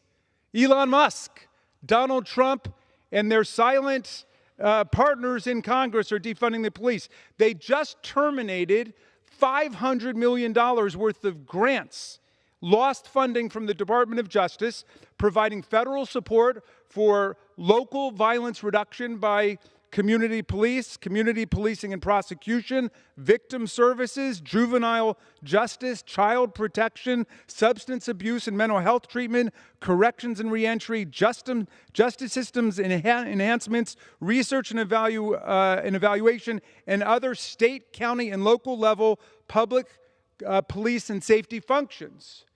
And I brought this to the attention of the Judiciary Committee because, again, this was an operation by DOJ. We've got a federal district court opinion from Northern California saying that DOJ basically has no legal status because it wasn't created by Congress. So it might be a completely renegade operation, an attempt to create a fourth branch of government. In any event, those of us who voted for the money, and that's people on both sides of the aisle, voted for the money to be distributed by the Department of Justice to local grantees, didn't even know about this. And I shared with the chairman and with all the members of the committee the one name of the DOJ employee, an unelected bureaucrat, a juvenile bureaucrat from Silicon Valley who worked his way up through Tesla and so on and then ended up in DOJ, cut hundreds of millions of dollars to local police. They defunded the police. DOJ defunded the police. Donald Trump defunded the police, and I introduced an amendment to try to restore every single grant that they cut off in severing that federal investment in local police. My colleagues uttered not a word in opposition to my amendment, but they all voted against it, simply because they're walking the line with Elon Musk right off the edge of the Constitution, because there's no constitutional grounding for anything that guy's doing, but they walked the line behind Elon Musk and Donald Trump, and they just defunded hundreds of millions of dollars from community law enforcement and public safety. So don't give me that lecture about defunding the police, which our side has never supported, but their side is just colluded in right now in terms of what the Department of Justice did. And that doesn't even get into their attempt to dismantle completely the ATF, shut down critical functions in the Department of Justice that protect us from foreign involvement in our elections, to take down the kleptocracy task force and so on. So I don't want any lectures coming in our direction either. Thank you, Mr. Speaker, and I'll reserve my time. The gentleman from Maryland reserves. The gentleman from Ohio is recognized. Thank you, Mr. Speaker. You can try to rewrite history, but it just doesn't work. Let me just read off the Democrat-run cities that did defund the police. And here's the game the Democrats won. All during the summer of 2020, they were saying defund the police. Democrats-run cities all over the country were doing so. And now they say, oh, but we want the federal taxpayers, because crime went up when we defunded the police. We want federal taxpayers to send us money to make up for the cuts we did there, and we spent the money elsewhere. That was the game. If you don't believe me, here's the list. Austin, Texas, $150 million cut. Boston, Massachusetts, $12 million cut. Burlington, Vermont, $1.1 million. Denver, Colorado, $55 million. Eureka, California, $1.2 million. Hartford, Connecticut, $2 million. Kansas City, Kansas, $42 million. Los Angeles, $150 million. Madison, Wisconsin, $2 million cut. Minneapolis, $8 million. New York City, $1 billion cut that summer. Norman, Oklahoma, $865,000. Oklahoma City, $5.5 million. Philadelphia, $33 million. Portland, Oregon, $16 million. Salt Lake City, $5.3 million. San Francisco, $120 million. Seattle, Washington, $69 million. Washington, D.C., $15 million. And we know about the crime that's happened in this city. And, of course, in the ranking member's home state of Maryland, Baltimore cut their police department $22 million. And now they're saying, oh, make sure the federal money keeps coming. And look, I'm not against some of these grant programs. We'll look at all those. But don't say you didn't cut the defund the police. You did. Everyone knows you did, and you all talked about it, and you cheered it on. You said for the bad guys who harmed the police that summer when you were encouraging cities to cut the police, the bad guys who were you were raising money to bail them out. Your presidential candidate was raising money to bail them out. So you can have all the revisionist history you want. The facts are the facts. And with that, I reserve. The gentleman from Ohio reserves. The gentleman from Maryland is recognized. Thank you, Mr. Speaker. I'd like to start just by asking my friend from Ohio if whether he's referring to me when he uses the word you, or if he's referring more generally to some other people, because I would categorically deny having done any of those things. I didn't, so perhaps if... Referring to that party that you belong to, not you personally. Okay, well, the gentleman refers, and I think he's aware of this because he's an extremely clever debater, he referred exclusively to things that different local governments did or did not do. I don't know what Denver, Colorado did, or Burlington, Vermont, or whatever. I know what the United States Congress does. And we never defunded the police, and we never tried to defund the police. On the other hand, my good friend, I believe, participated in, and if he didn't, I'm happy to stand corrected, but I know a bunch of his colleagues said they wanted to defund the FBI, just like those who want to defund the ATF and shut it down right now. So that's a reality. But in any event, why don't we talk about what Congress can actually do?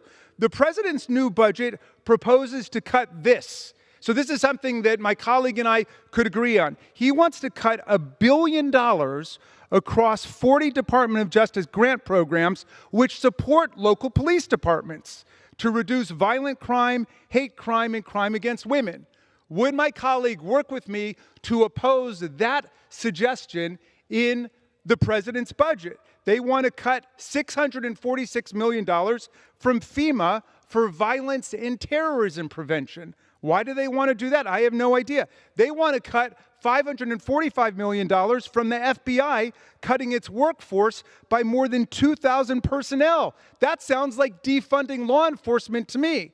I know they don't seem to be as fond of federal law enforcement as they are of local law enforcement, but do they really want to cut more than $500 million from the FBI to be fighting criminals and terrorists?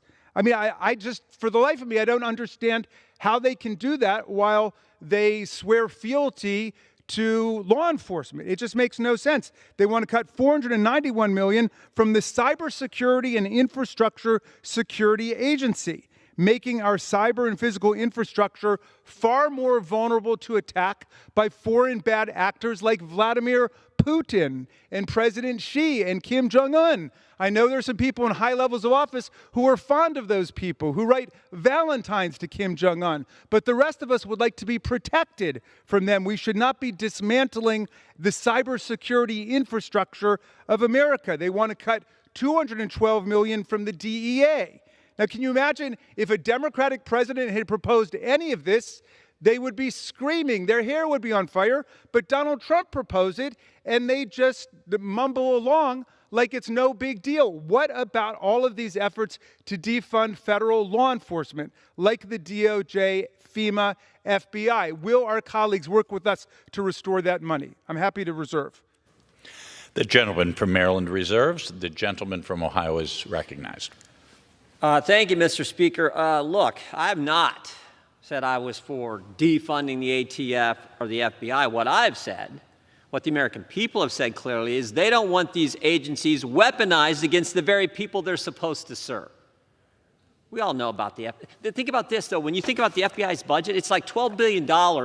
More than half of that budget, more than half of the personnel at the FBI are focused on intelligence and counterintelligence. I think most Americans probably think the FBI should spend most of its resources on going after traditional crime, organized crime, bad guys, gang activity. Well, I think that's probably where they think it should be, but no, they're spending half their budget, half their personnel on surveillance of Americans. I think that's a little different. How about the ATF? We all know the example of the ATF raiding Brian Malinowski's home. Brian Malinowski was the highest paid official in the Little Rock, Arkansas municipal government, ran the Bill and Hillary Clinton airport, gun hobbyist. The ATF thinks he's done something wrong. Instead of just going and visiting him, coming to see him, picking him up at his work, taking him back to his house to execute the warrant, the search warrant, no, they had to kick in his door, pre-dawn raid, 10 cars pull up. First thing you see on the doorbell cam is them putting tape on the camera. 53 seconds later, Brian Malinowski has been shot in the head and subsequently dies. So I'm for these agencies actually serving the taxpayers, not being engaged in things like that. We respect the police who want it done right in the local level. God bless them. So I've not been for defunding them. We're for honoring local police like this good sheriff, this member of Congress, and what they do day in and day out. That's what this resolution was about. But the other side, they wanted to come here and start talking about all kinds of things. I didn't intend to. I intended to, you heard my opening statement. You heard the gentleman's opening statement. But the other side wants to go start attacking things. Okay, fine. We're just setting the record straight. With that, I reserve. The gentleman from Ohio reserves. The gentleman from Maryland is recognized. Thank you, Mr. Speaker. Well, yes, the record is becoming increasingly clear here. My colleagues don't want to do anything about the dismantling of hundreds of millions of dollars of funds that we appropriated to the Department of Justice that have been mysteriously deleted by a DOJ employee from local law enforcement. These are grants that go to local police departments and victim assistance agencies all over the country. They got rid of that. Then the president comes forward with a budget that will cut more than $1.5 billion, maybe $2 billion from local law enforcement to go after violent crime, hate crime, to defend the victims of rape and sexual assault. My colleague changes the subject once again to talk about weaponization. We've never seen weaponization of the government like what we've seen under Donald Trump and his Department of Justice. The first thing they did was they got rid of a dozen experienced veteran criminal prosecutors in the U.S. Attorney's Office and the Department of Justice simply because they had worked to prosecute January 6 insurrectionists and rioters. Yes, let me repeat that. They fired prosecutors for doing nothing more than their jobs, to prosecute the criminals who beat the daylights out of our police officers, and they sacked all of those prosecutors. Some of the most experienced veteran prosecutors that we have in the U.S. Attorney's Office. Then he named to be the acting U.S. Attorney Ed Martin, and he was just forced to withdraw that nomination because he was standing by a neo-Nazi Holocaust revisionist who said that Hitler's problem was that he didn't finish the job, and who said that those who are born with disabilities should be killed at birth. And Ed Martin called him a great man and a great leader. Well, he withdrew the nomination, but still he put Ed Martin in the Department of Justice to a position that is not subject to Senate confirmation. They've weaponized the Department of Justice. They've weaponized the Department of State. They're going after anybody they describe as a political enemy. That Ed Martin was writing letters to members of Congress when he didn't like what they had to say. So we've never seen weaponization of the government like what's taking place right now. They took the U.S. Pardon Attorney Liz Oyer and they sacked her. Why? Because she refused to take the position that Mel Gibson should get his guns back, which wasn't part of her job, but they tried to conscript her to it. And she said the pardon attorney refused to do it because she said that was not her job and there were too many questions about domestic violence episodes. So if you want to have a separate hearing on weaponization of the government under Donald Trump, let's do it. In the meantime, let's support local law enforcement. Let's support federal law enforcement. Let's have another resolution praising all law enforcement for what they do, and let's get that plaque up. Thank you, Mr. Speaker. I yield back to you. The gentleman from Maryland reserves. The gentleman from Maryland yields back. The gentleman from Ohio. Thank you, Mr. Speaker. Again, I would just emphasize what a fine resolution we have here, sponsored by the gentleman from Mississippi. And we all do appreciate the work of our law enforcement men and women who put that uniform every day, risk their lives to protect our families, our communities, all the things that we care about. And so we think this resolution, we hope it's a unanimous vote. Both sides support it, we hope. And with that, we would yield back the balance of our time. The gentleman from Ohio yields back. The question is, will the House suspend the rules and agree to House Concurrent Resolution 30? Those in favor say aye. Those opposed say no. Aye. In the opinion of the chair, 2/3 being the affirmative, the rules are suspended. Nays on this. Nays. And with that, I yield back. All those in favor of taking this vote by the yeas and nays will rise and remain standing until counted.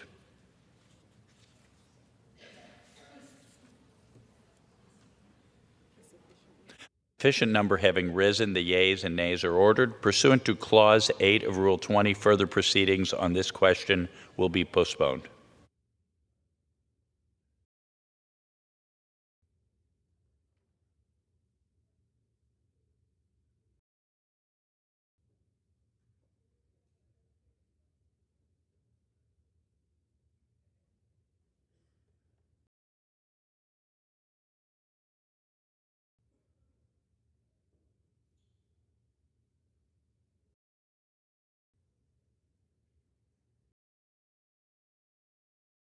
For what purpose does the gentleman from Arkansas seek recognition? Mr. Speaker, I move to suspend the rules and pass the bill H.R. 1682. The clerk will report the title of the bill. H.R. 1682, a bill to amend the Federal Lands Recreation Enhancement Act to provide for lifetime national parks and federal recreational lands passes for family members of the armed forces who lost their lives while serving their country. Pursuant to the rule, the gentleman from Arkansas, Mr. Westerman, and the gentlewoman from Oregon, Ms. Hoyle, will each control 20 minutes. The chair recognizes the gentleman from Arkansas. Mr. Speaker, I ask unanimous consent that all members have 5 legislative days to revise and extend their remarks and to include extraneous material on H.R. 1682, the bill now under consideration. Without objection. Mr. Speaker, I yield myself such time as I may consume. The gentleman is recognized. I rise today in support of H.R. 1682, the Benefits That Endure for Lifetimes of Service Act, or BELOS Act. This bill, led by Representatives Evans and Panetta, expands access to free lifetime passes to our national parks and public lands to Gold Star next of kin and families of veterans who pass away due to a service-related illness or injury. Across our great nation, military families play a vital role in safeguarding our freedoms. They provide unwavering support to the courageous military service members who risk their lives defending America. When these troops make the ultimate sacrifice for our country, the emotional impact on their families is devastating.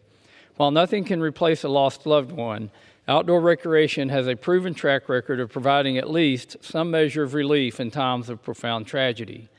In 2021, Congress permanently codified free lifetime passes to our national parks and public lands for Gold Star families in the Alexander Lofgren Veterans and Parks Act, a bill I proudly co-sponsored and helped champion through the Natural Resources Committee. Unfortunately, the eligibility for these passes did not include families whose relatives were killed in incidents such as hazardous training accidents or due to a service-related illness.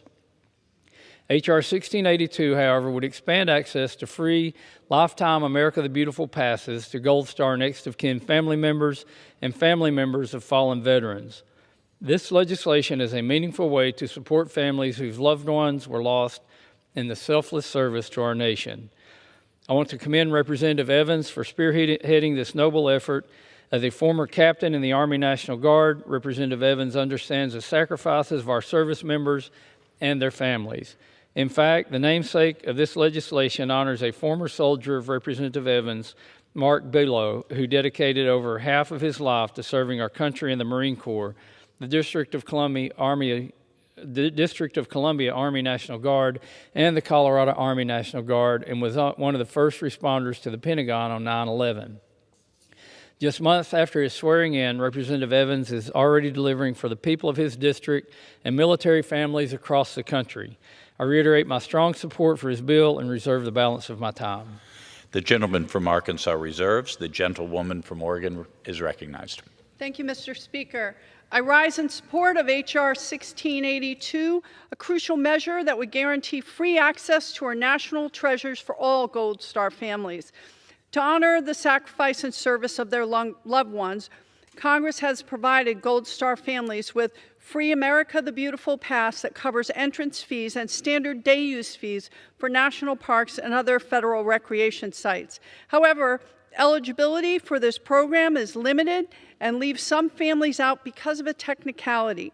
This bill would fix that oversight by broadening access to include families of service members who died during inactive or active duty training, as well as travel to and from training or duty stations.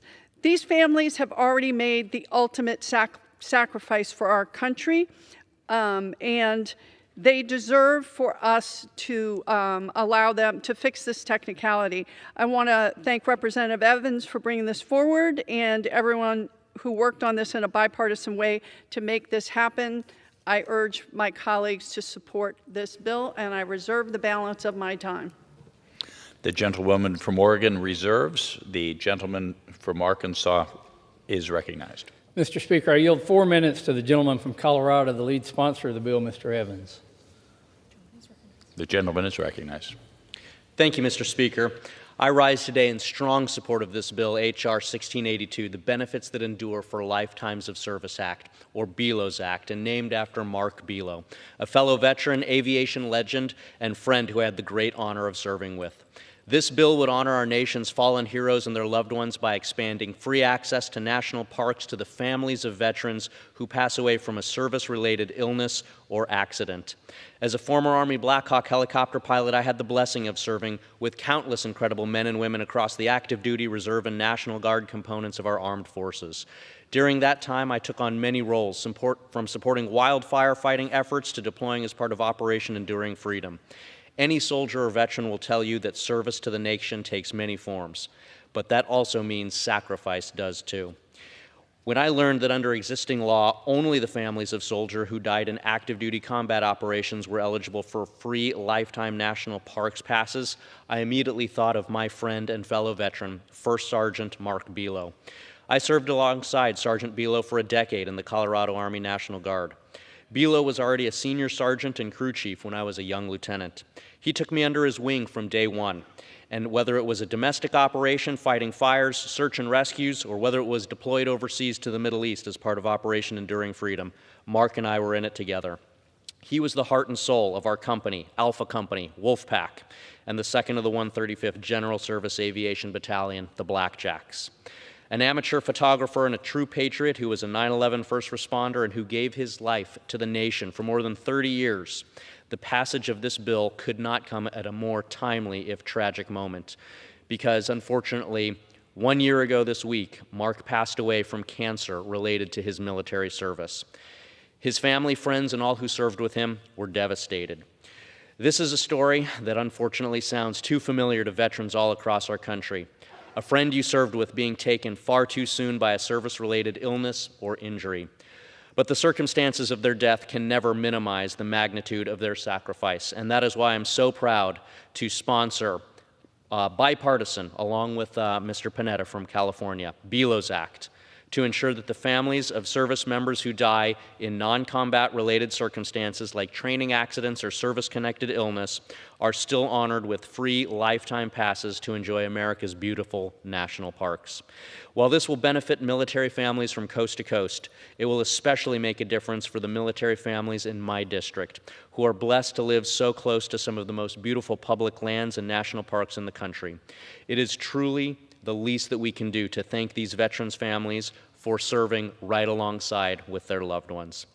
Veterans and military families often find solace, peace, and healing in the great outdoors. Whether it's coping with PTSD, undergoing physical training, or coming to terms with the loss of a loved one, national parks play a vital role in their health and well-being. It is my sincere hope that this bill can play a small role in helping military families, like the Belos, find peace in their loss and honor their loved ones who were taken from them too soon. This week marks 1 year since Mark left us, but his legacy lives on and is now helping other veterans to do the same. I urge my colleagues to join me in honoring American heroes like Mark Belo and their families by passing this important bill. Thank you, and I yield back. I reserve. The gentleman from Arkansas reserves. The gentlewoman from Oregon is recognized. Mr. Speaker, I urge my colleagues to support the legislation, and I yield back the balance of my time. Gentle lady yields back the balance of her time.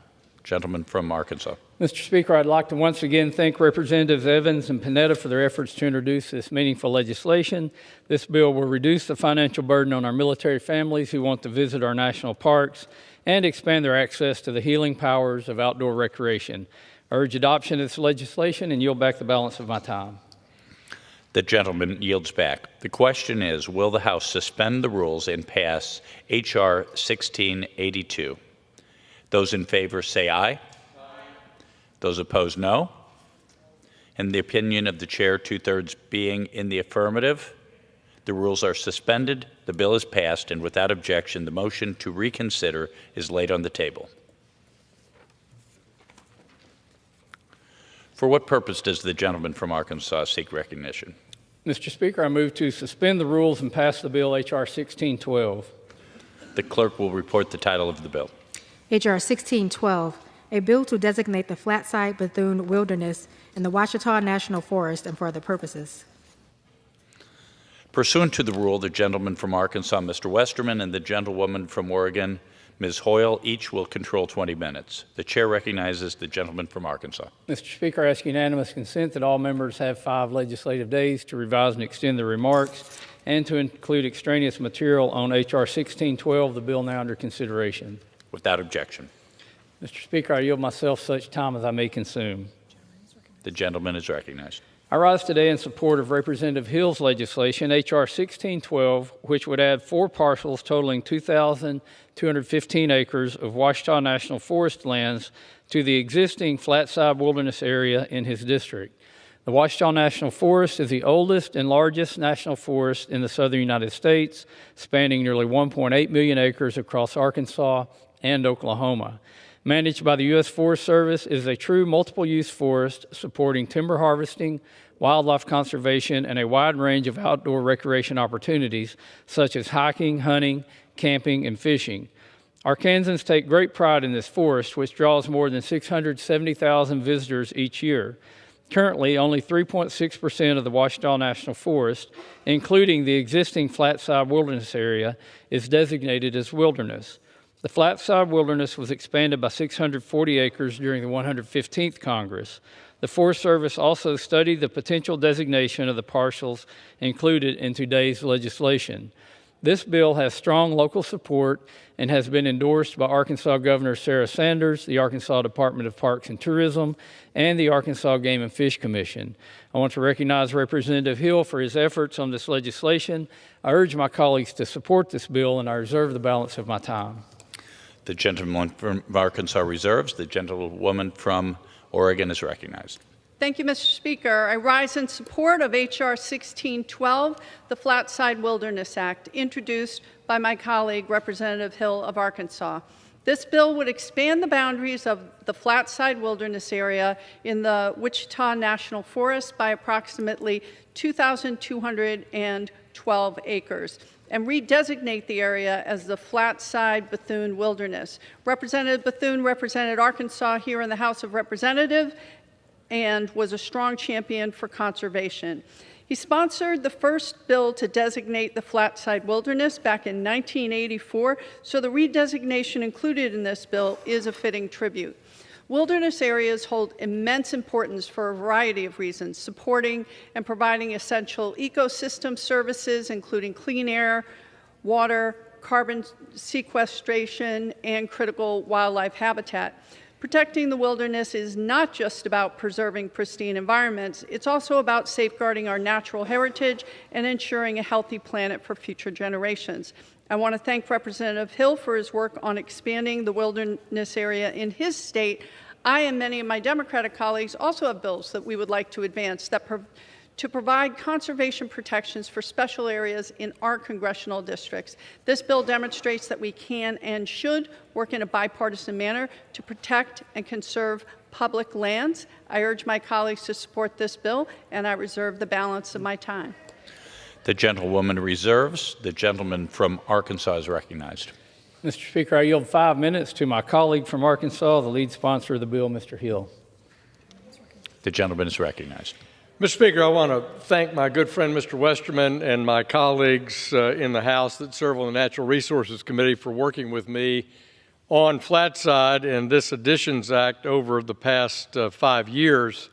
So I do stand in strong support for H.R. 1612, which I think is a model for how to go about considering recreation conservation lands in our national forests.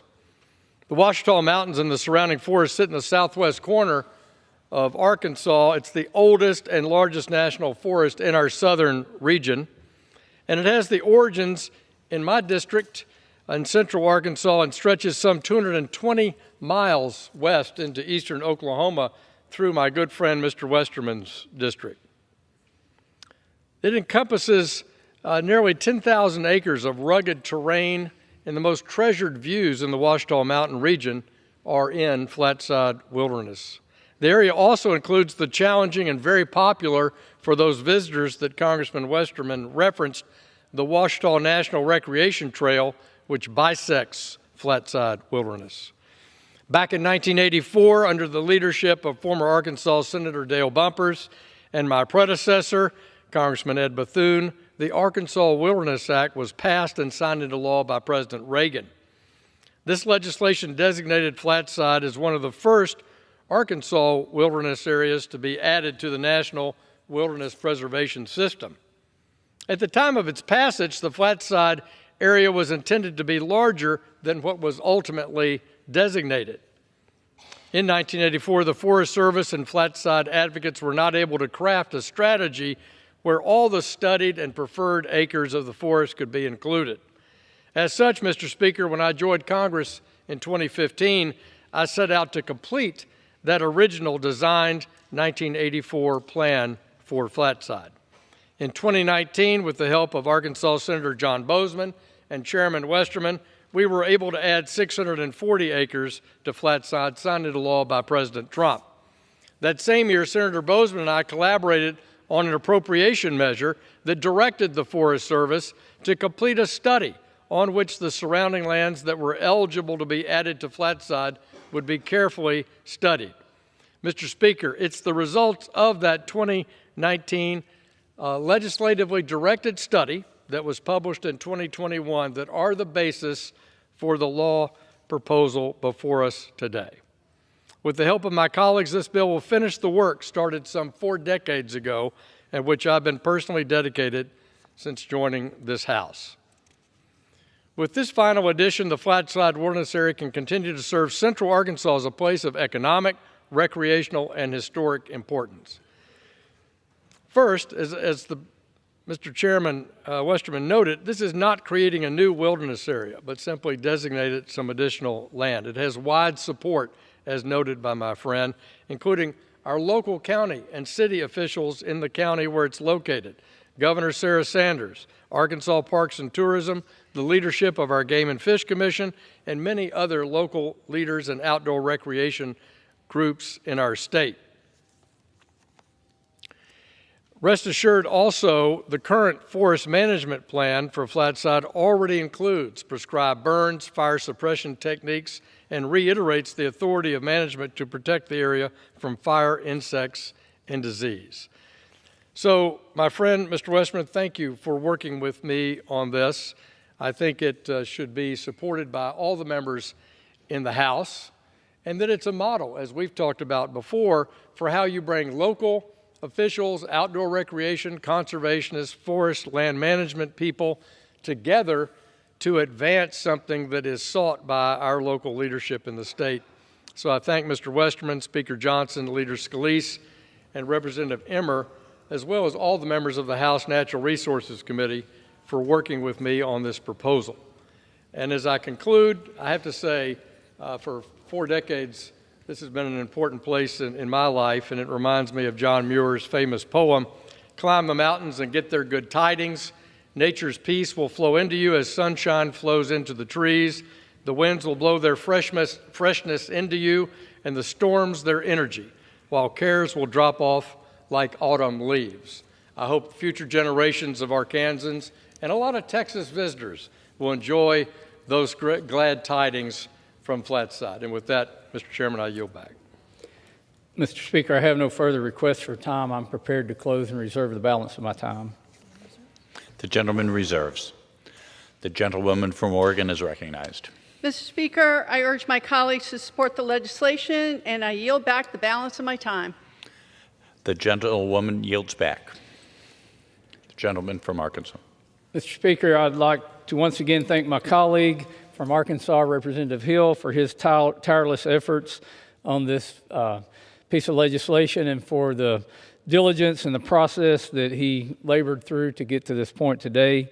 And I appreciate him bringing forth this legislation. I urge the adoption of the bill, and I yield back the balance of my time. The gentleman from Arkansas yields back. The question is, will the House suspend the rules and pass H.R. 1612? Those in favor say aye. Aye. Those opposed say no. In the opinion of the chair, 2/3 being in the affirmative, the rules are suspended and the bill is passed. And without objection, the motion to reconsider is laid on the table.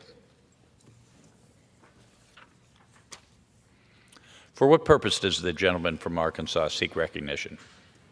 Mr. Speaker, I move to suspend the rules and pass the bill H.R. 331 as amended. The clerk will report the title of the bill. Union Calendar Number 37, H.R. 331, a bill to amend the Aquifer Recharge Flexibility Act to clarify a provision relating to conveyances for aquifer recharge purposes. Pursuant to the rule, the gentleman from Arkansas, Mr. Westerman, and the gentlewoman from Oregon, Ms. Hoyle, will each control 20 minutes. The chair recognizes the gentleman from Arkansas.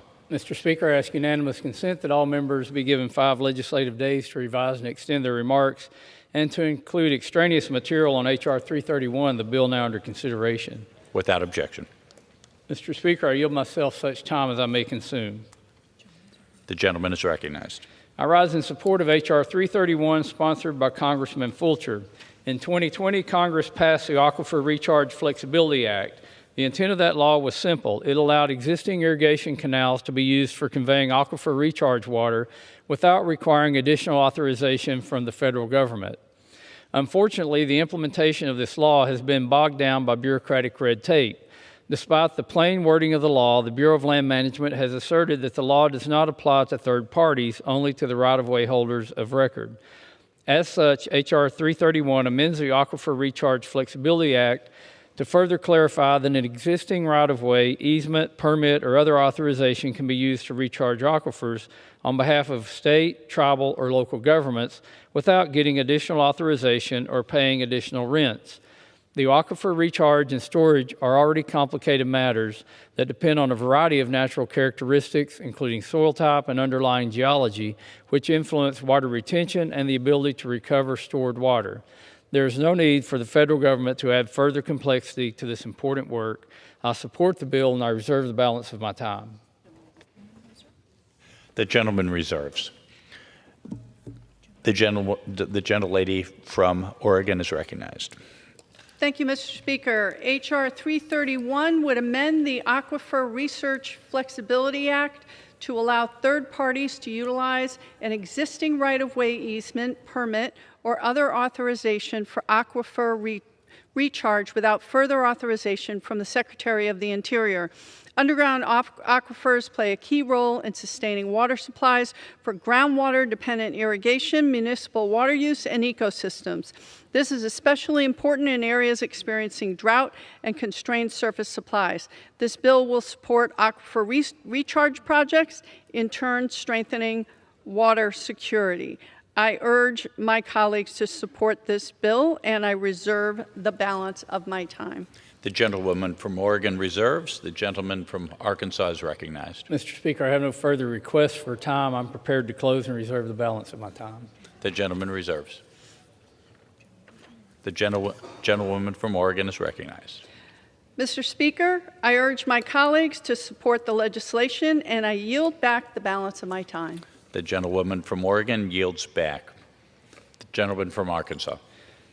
Mr. Speaker, out west, the development of an aquifer recharge program generally includes using existing irrigation canals and ditches to seep and percolate water into the aquifer. Much of this infrastructure crosses land owned by the Bureau of Land Management, requiring additional authorization for aquifer recharge activities, even when conducted on behalf of public entities. Cutting red tape for such activities is simply common sense. I urge my colleagues to support this legislation, and I yield back the balance of my time. The gentleman from Arkansas yields back.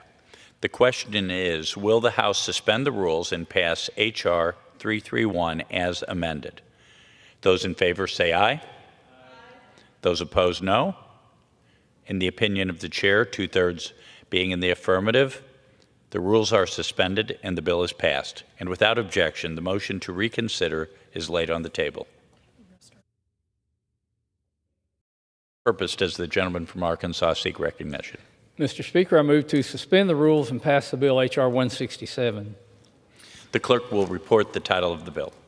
H.R. 167, a bill to amend the Surface Mining Control and Reclamation Act of 1977 to authorize partnerships between states and non-governmental entities for the purpose of reclaiming and restoring land and water resources adversely affected by coal mining activities before August 3, 1977, and for other purposes. Pursuant to the rule, the gentleman from Arkansas, Mr. Westerman, and the gentlewoman from Oregon, Ms. Hoyle, will each control 20 minutes. The chair recognizes the gentleman from Arkansas. Mr. Speaker, I ask unanimous consent that all members have 5 legislative days to revise and extend their remarks and to include extraneous material on H.R. 167, the bill now under consideration. Without objection. Gentleman from Arkansas. Mr. Speaker, I yield myself such time as I may consume. The gentleman from Arkansas is recognized. I rise today in support of Representative LaHood's bill, H.R. 167, the Community Reclamation Partnerships Act of 2025. This bill would revise the abandoned mine land reclamation program by allowing third-party organizations to clean up coal mines that were abandoned before modern environmental regulations. These organizations would be granted protection from liability so they can assist in the cleanup of acid mine drainage without fear of frivolous lawsuits. While Good Samaritan remediation laws have been successful in states like Pennsylvania, there's currently no similar federal framework for third-party protections. As a result, would-be reclaimers are often deterred from cleanup projects due to fear of assuming liability for conditions caused by prior operations. H.R. 167, however, would recognize non-governmental organizations as community reclaimers, and states would assume responsibility for all community reclaimer cleanup projects, just as they currently do for approved AML contractors. This bill also establishes approved practices for these reclamation projects and a process for agreements between states and federal agencies on mine drainage remediation. Many third-party organizations support this legislation as they need this liability protection in order to operate efficiently and effectively. The Community Reclamation Partnerships Act passed the House in 115th Congress and has moved through committee for the last 3 Congresses. It is time we pass this common sense, bipartisan piece of legislation that will help reclaim abandoned mine lands and clean up our local estuaries. I urge my colleagues to join me in supporting H.R. 167, and I reserve the balance of my time. The gentleman from Arkansas reserves. The gentlewoman from Oregon is recognized. Thank you, Mr. Speaker. I rise in support of my colleague, Representative LaHood's bill, the Community Reclamation Partnership Act. This legislation would amend the Surface Mining Control and Reclamation Act to allow states to partner with third-party groups like environmental and wildlife protection organizations to clean up abandoned coal mine sites. Qualifying projects would be exempt from certain legal liabilities that have stood in the way of cleanup.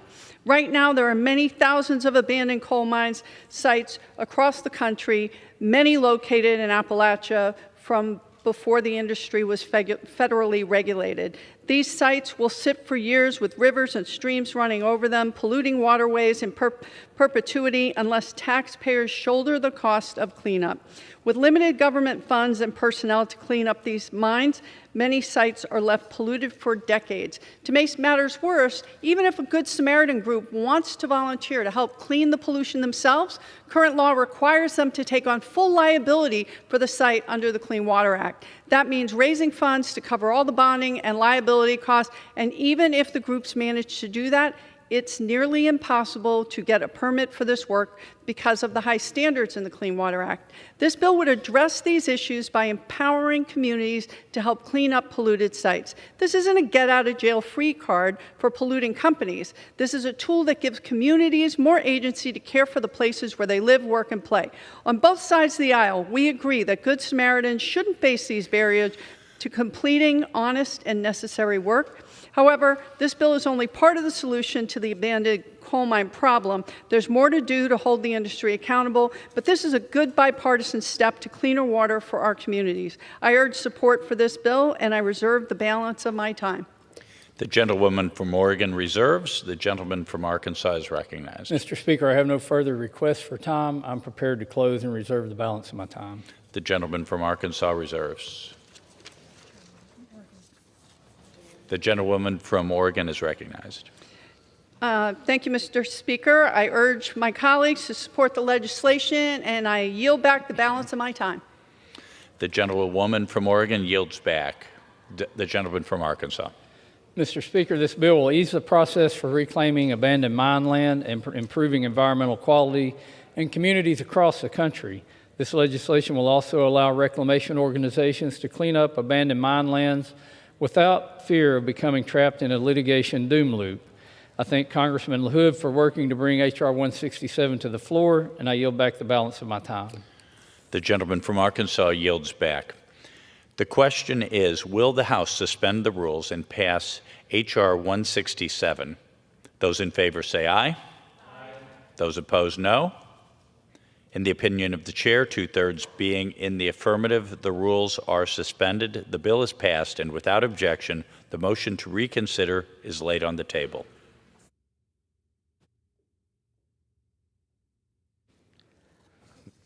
What purpose does the gentleman from Arkansas seek recognition? Mr. Speaker, I move to suspend the rules and pass the bill H.R. 1001. The clerk will report the title of the bill. Union Calendar number 38, H.R. 1001, a bill to provide for a memorandum of understanding to address the impacts of a certain record of decision on the Upper Colorado River Basin Fund. Pursuant to the rule, the gentleman from Arkansas, Mr. Westerman, and the gentlewoman from Oregon, Ms. Hoyle, will each control 20 minutes. The chair recognizes the gentleman from Arkansas. Mr. Speaker, I ask unanimous consent that all members be given 5 legislative days to revise and extend their remarks and to add extraneous material on H.R. 1001, the bill now under consideration. Without objection. Mr. Speaker, I yield myself such time as I may consume. The gentleman from Arkansas is recognized. Mr. Speaker, I rise in support of H.R. 1001, sponsored by Congresswoman Hageman. This bill requires the Bureau of Reclamation and the Western Area Power Administration, or WAPA, to enter into a memorandum of understanding aimed at addressing the impacts that bypass flows at Glen Canyon Dam have had on the Upper Colorado River Basin Fund. These flows are an attempt to manage an invasive smallmouth bass population that imperils the federally listed humpback chub below the dam. While well-intentioned, this action comes at a steep cost. In 2024, the bypass flows produced nearly $20 million in lost hydropower generation, which instead had to be replaced with power purchased on the open market. WAPA makes these purchases using the Basin Fund, which is funded by hydropower revenues, not appropriations. In other words, utility customers end up footing the very expensive bill to address the impacts of predatory smallmouth bass. The loss in revenues not only means higher electricity prices, but also negative impacts on the Colorado River system, as the Basin Fund is the primary source of funding for operations and maintenance of the system's critical infrastructure. I want to be clear, H.R. 1001 does not prevent bypass flows. It does, however, require the agencies to fully cooperate to minimize the impacts of these flows on the grid and its customers. It also requires coordination with hydropower customers and other stakeholders, including the Glen Canyon Dam Adaptive Management Work Group. I support this legislation and reserve the balance of my time. The gentleman from Arkansas reserves. The gentlewoman from Oregon is recognized. Thank you, Mr. Speaker. H.R. 1001 would direct the Departments of Energy and the Interior to evaluate the potential impacts of the 2024 supplement to the 2016 Glen Canyon Dam Long-Term Experimental and Management Plan Record of Decision on the Upper Colorado River Basin Fund. The Colorado River is an essential water resource, supplying water for municipal and agricultural uses, energy production, and fish and wildlife habitat. However, persistent drought, overallocation of water resources, and the escalating impact of climate change have placed unprecedented strain on the basin. The record of decision was an important step in addressing species needs below the Glen Canyon Dam, and preliminary data showed promising results in protecting native fish species. As drought conditions worsen and water demand continues to increase, it is more critical than ever to ensure water management appropriately balances agricultural, municipal, industrial, and environmental needs. This legislation will direct Reclamation and the Western Area Power Administration to analyze how the record of decision may impact the fund's resources, hydropower generation at the Glen Canyon Dam, and endangered species. I hope to work with my colleagues across the aisle on advancing meaningful legislation to safeguard environmental and cultural resources while addressing the long-term challenges of drought and climate change. I urge my colleagues to support this bill, and I reserve the balance of my time. The gentlewoman from Oregon reserves. The gentleman from Arkansas is recognized. Mr. Speaker, I yield 4 minutes to the gentlewoman from Wyoming, the lead sponsor of this bill, Ms. Hageman. The gentlewoman from Wyoming is recognized. Mr. Speaker, I rise in support of my legislation, H.R. 1001, which requires the Bureau of Reclamation and the Western Area Power Administration, or WAPA, to enter into a memorandum of understanding to address the impacts that bypass flows at Glen Canyon Dam have had on the upper Colorado River Basin Fund. It is worth taking a moment to highlight why we are here today. Under the Biden administration, Reclamation wanted to rush to implement bypass flows to prevent smallmouth bass and other warm water invasive non-native fish from becoming established below the Glen Canyon Dam outlet works. This action, however, comes at a significant cost, as it would mean foregoing hydropower generation for the majority of these releases. The Bureau of Reclamation initiated its Record of Decision, or ROD, over Glen Canyon Dam's long-term experimental management plan, supplemental EIS, this past summer. It was signed on July 5th, 2024, with implementation beginning just 3 days later on July 8th. Pretty doggone quick. The ROD calls for higher flows at the dam to combat the presence of predatory smallmouth bass, which threaten the federally protected humpback chub. These higher flows bypass hydropower generators in order to cool the river temperature below the dam in an attempt to disrupt smallmouth bass downstream. While this ROD was well-intentioned, it comes at a very serious cost to communities and power customers. Due to the bypass requirements, the lost hydropower generation must be replaced with power purchased on the open market. WAPA makes these purchases from the Upper Colorado River Basin Fund, which is funded by power revenues, or, in other words, by the customers. WAPA's preliminary estimate of energy replacement is about $20 million more than it would have been without the bypass requirements. And going forward, it projects the impact on customers to be even significantly more. The American people are fed up with these heavy-handed decisions by the federal government that makes it increasingly difficult to get by in this country, particularly if you are trying to raise a family. Water is the Interior West's most important resource. For over 60 years, Glen Canyon Dam has been producing hydroelectric power, providing reliable, flexible, low-cost, emission-free baseload energy across the entire region. That is why this bill is important. My bill requires the Bureau of Reclamation to acknowledge the effect of the decision through a memorandum of understanding that measures the economic, environmental, and reliability impacts of the action. I am grateful that this important legislation is being considered today. With that, I yield back the balance of my time. The gentlewoman yields back. Mr. Speaker, I have no further requests for time. I'm prepared to close and reserve the balance of my time. The gentleman from Arkansas reserves. The gentlewoman from Oregon is recognized. Thank you, Mr. Speaker. I urge my colleagues to support the legislation, and I yield back the balance of my time. The gentlewoman from Oregon yields back. The gentleman from Arkansas.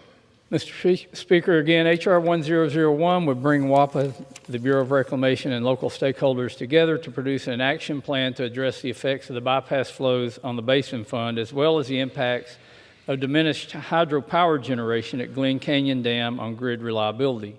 The plan will also require the federal agencies to identify the impacts of these actions on any species listed as threatened or endangered under the Endangered Species Act. I want to again thank Representative Hageman for tackling these important issues. I urge my colleagues to support this legislation, and I yield back the balance of my time. The gentleman yields back. The question is, will the House suspend the rules and pass H.R. 1001? Those in favor say aye. Aye. Those opposed, no. In the opinion of the chair, 2/3 being in the affirmative, the rules are suspended and the bill is passed. And without objection, the motion to reconsider is laid on the table.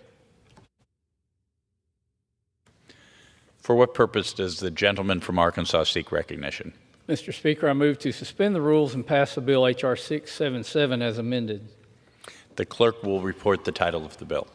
Union Calendar number 63, H.R. 677, a bill to establish a process to expedite the review of appeals of certain decisions by the Department of the Interior. Pursuant to the rule, the gentleman from Arkansas, Mr. Westerman, and the gentlewoman from Oregon, Ms. Hoyle, will each control 20 minutes. The chair recognizes the gentleman from Arkansas. Mr. Speaker, I ask unanimous consent that all members be given 5 legislative days to revise and extend the remarks and to add extraneous material on H.R. 677, the bill now under consideration. Without objection. Mr. Speaker, I yield myself such time as I may consume. The chair recognizes the gentleman from Arkansas. I rise today in support of H.R. 677, the Expedited Appeals Review Act, introduced by Representative Hageman. This bill addresses critical flaws currently plaguing the review process of the Interior Board of Land Appeals, or IBLA. The IBLA functions as an appellate review body within the Department of the Interior. It is tasked with resolving the many disputes that arise in connection with the public lands and natural resources under the department's jurisdiction. With over 600 appeals pending before the IBLA, however, many cases go undecided and are simply left to expire. This effectively results in automatic denials, even though no substantive decisions have been rendered. Thankfully, H.R. 677 offers a needed off-ramp for appellants that the IBLA has left in limbo. Starting 1 year after filing the appeal, an appellant may submit a request that requires the IBLA to decide the case within 6 months. If the IBLA fails to meet the new deadline, the case automatically becomes eligible for de novo judicial review outside of the department. This solution will reduce the existing backlog while ensuring stakeholders receive their day in court. I urge all my colleagues to join me in support of H.R. 677, and I reserve the balance of my time. The gentleman from Arkansas reserves. The gentlewoman from Oregon is recognized. Thank you, Mr. Speaker, and thank you to Representative Hageman drawing attention to the issues with the Interior Board of Land Appeals. The IBLA resolves disputes related to public lands and natural resources under the Department of the Interior. However, the IBLA can take too long to decide these cases, leaving people waiting for years for a decision. For example, at the end of fiscal year 2023, the IBLA had cases on their docket from fiscal year 2017. The Expedited Appeals Review Act would attempt to address this problem by creating an optional process for appellants to get expedited review from the IBLA. Under this bill, if the IBLA does not make a decision by the expedited review deadline, the appellant can take the case direct to district court. The court would start the case de novo, compiling the facts of the case without deference to the original agency's decision-making. While I agree with Representative Hageman that the IBLA timelines are a problem, I do have some concerns that the proposed solution doesn't get to the root of the problem. The underlying cause behind the IBLA's delays is a lack of capacity and resources. The board has stated it does not have the resources needed to resolve every appeal filed every fiscal year. Instead of setting more deadlines we know that the IBLA can't meet, we should be appropriately staffing our agencies and review boards across the federal government. Additionally, I'm concerned this bill will create a fast-track review procedure that advantages wealthier appellants. Taking the case to district court is time and resource intensive, so only the wealthiest appellants are likely to use the expedited review process. By making the IBLA focus its limited resources on expedited appeals, anyone without the money to take their case to district court may have to wait even longer. I hope my Republican colleagues would work with us on providing the IBLA with the resources that would address the underlying problem here while also having an expedited review process. I reserve the balance of my time. The gentlewoman from Oregon reserves. The gentleman from Arkansas is recognized. Mr. Speaker, I yield 4 minutes to the gentlewoman from Wyoming, the lead sponsor of the bill, Ms. Hageman. The gentlewoman from Wyoming is recognized for 4 minutes. Thank you, Mr. Speaker. I rise today in favor of my bill, H.R. 677, the Expedited Appeals Review Act, or EARA. This bill addresses the backlog of appeals before the Interior Board of Land Appeals, or IBLA. The IBLA is an appellate review board within the Department of Interior, and it is tasked with resolving disputes involving public lands and natural resources under the department's jurisdiction. This includes appeals involving the Bureau of Land Management, Bureau of Ocean Energy Management, Bureau of Safety and Environmental Enforcement, Office of Natural Resources Revenue, and Office of Surface Mining Reclamation and Enforcement. It considers appeals dealing with grazing, mining, energy development, wildfire management, timber harvesting, trespass, and more. The IBLA's stated mission is to, quote, provide an impartial forum within the Department of the Interior for the fair resolution of disputes involving public lands and natural resources under the department's jurisdiction, end quote. There are, however, long-standing inefficiencies in the appeals process. When combined with the high volume of cases, it has resulted in a backlog of over 650 pending appeals dating all the way back to 2014. The IBLA receives, on average, 290 appeals per fiscal year. Of those cases that are not resolved on jurisdictional or procedural grounds, only 2% are decided in favor of the appellant and against the agency. As instituted, the IBLA is not only falling short of its stated mission for impartiality, but creating further burdens through its extensive backlog. The EARA creates an alternative path for expedited review, allowing stakeholders to request an accelerated decision of their appeals when within 6 months of such a request.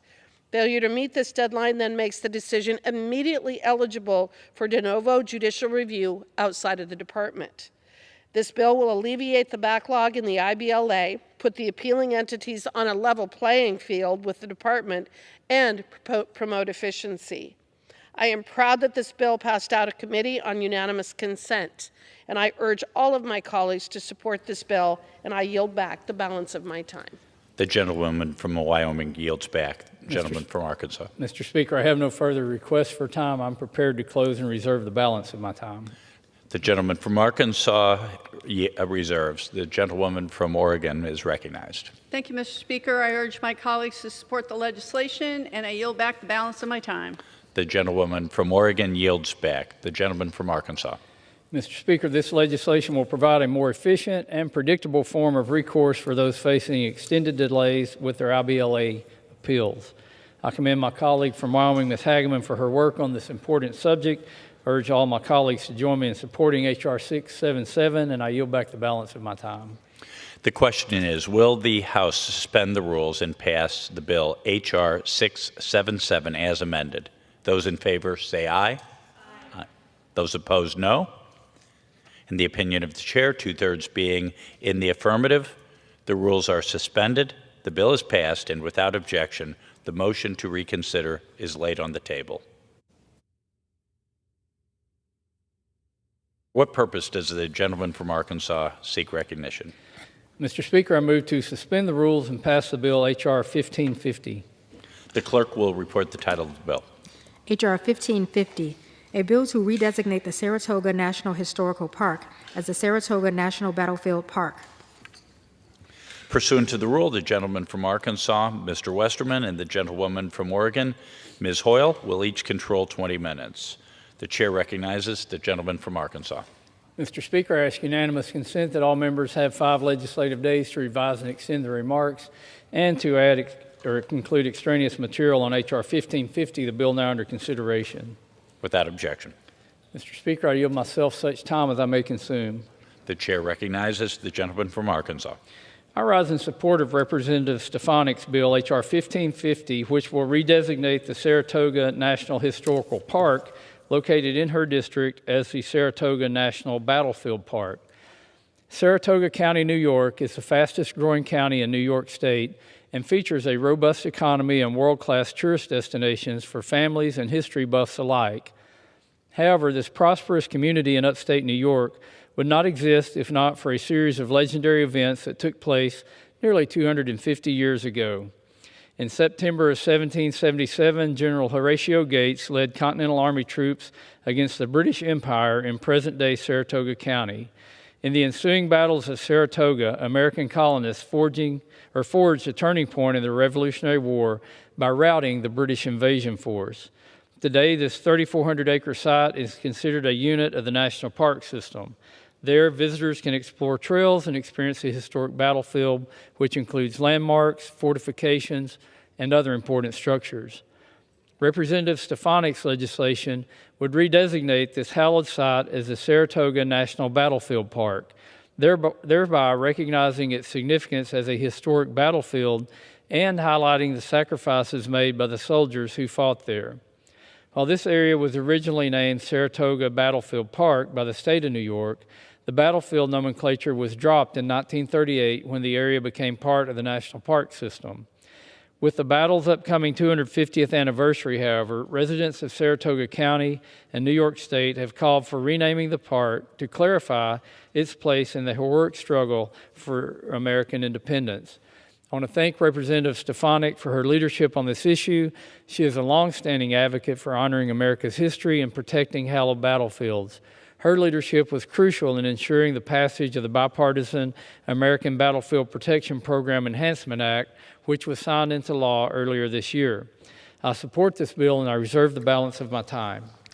The gentleman from Arkansas reserves. The gentlewoman from Oregon is recognized.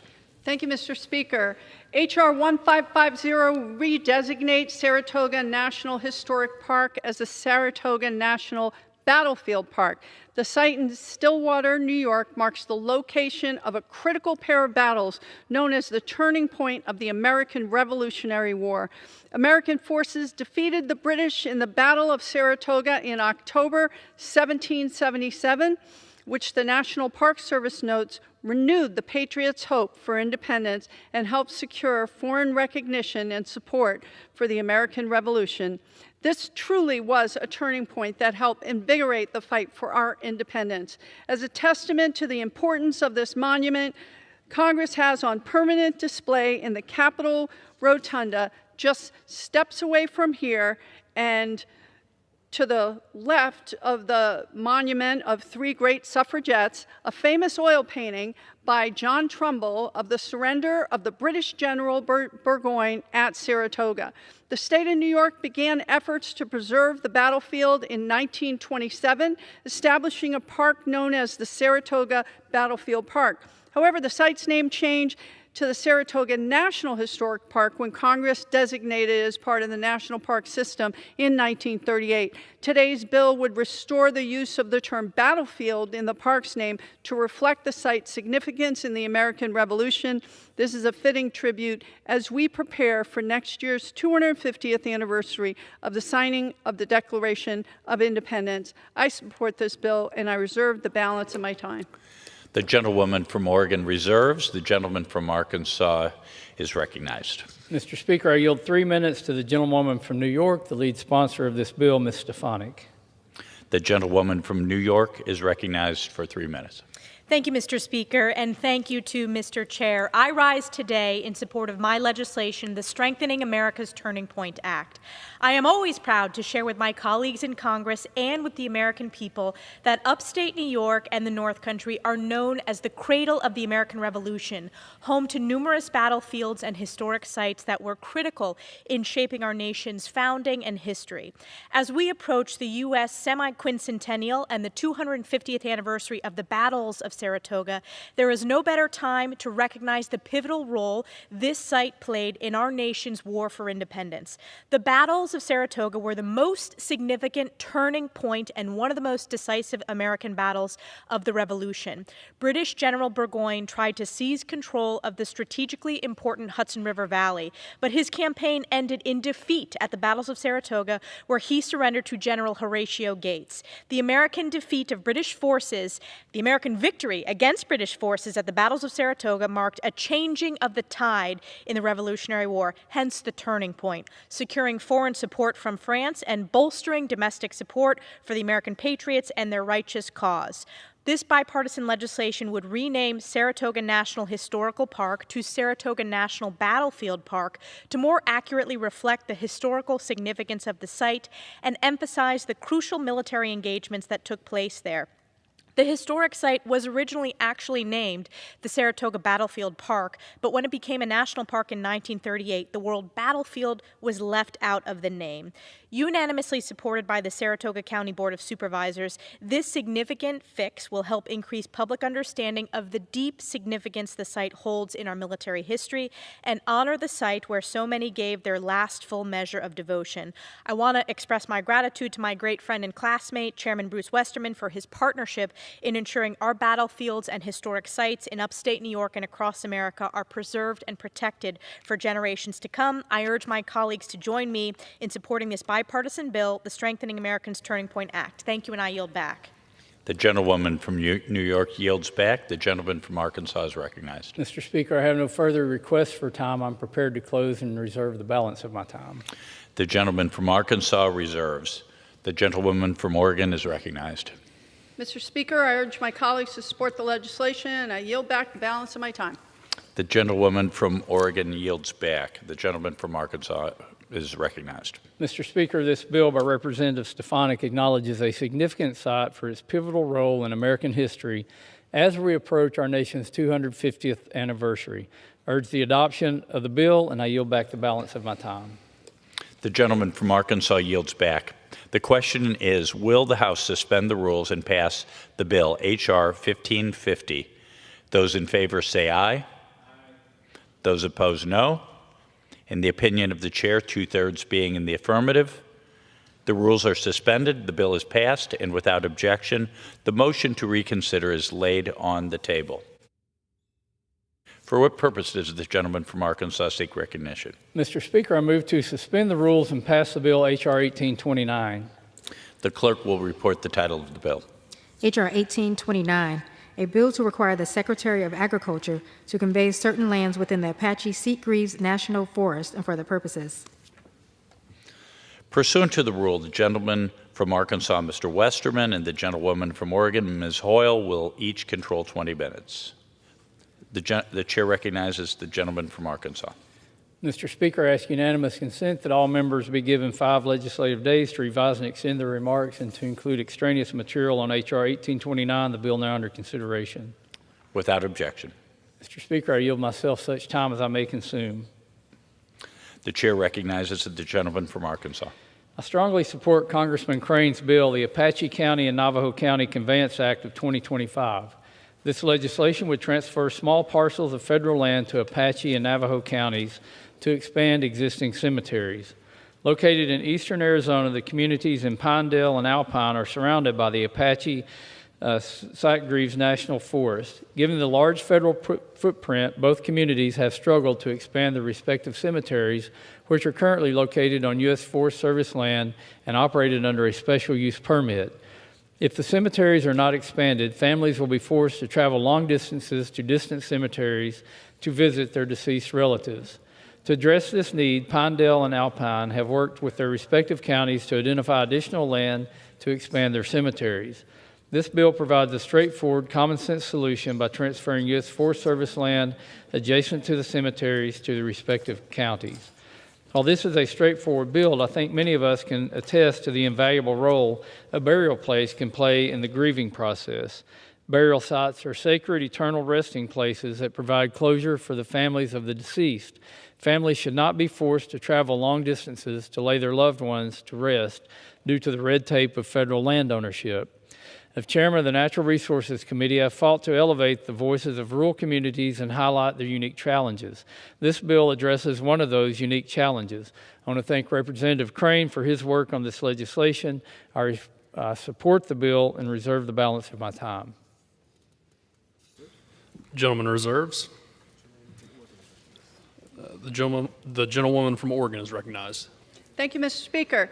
I rise today in strong support of H.R. 1829, the Apache County and Navajo County Conveyance Act of 2025, common sense bill that will help a rural Arizona community meet an essential public service need. This legislation would direct the Secretary of Agriculture to convey small parcels of land within the Apache Sitgreaves National Forest to Apache County and Navajo County for the expansion of existing cemeteries. These cemeteries are running out of space, and without this bill, local families face serious barriers in accessing burial services close to home. This bill would ensure the land remains dedicated to cemetery use. It also protects federal interests through a reversion clause and places the costs of surveys and environmental review on the counties.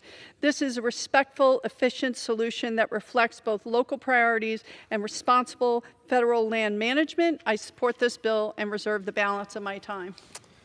The gentlewoman reserves. The gentleman from Arkansas is recognized. Mr. Speaker, I yield 3 minutes to the gentleman from Arizona, the lead sponsor of the bill, Mr. Crane. The gentleman is recognized. Thank you, Mr. Speaker. I rise today to speak in favor of my bill, the Apache County and Navajo County Conveyance Act of 2025. This legislation would transfer federal land currently under the purview of the U.S. Forest Service to Navajo and Apache counties. For more than a decade, the communities of Pinedale and Alpine have struggled to find appropriate cemetery space to meet the needs of their family members wishing to enter and pay respects to their loved ones. My bill would expand the land adjacent to the Alpine Community Cemetery, preventing the need for members of the community to be laid to rest in a distant cemetery. These communities have storied histories dating back to the pioneers, and they deserve to lay their loved ones to rest in the place that means so much to them. My primary objective as a public official is to remain principled and effective for the district that I represent, ensuring that rural communities are not forgotten by the federal government. I appreciate Chairman Westerman, Navajo County Supervisor Seymour, and Apache County Supervisor Nelson, and also my colleagues on the other side for their support and for their leadership, and I urge my colleagues on both sides of the aisle to support this sensible solution. Thank you, and I yield the balance of my time. Mr. Speaker, I have no further requests for time. I'm prepared to close and reserve the balance of my time. The gentleman reserves.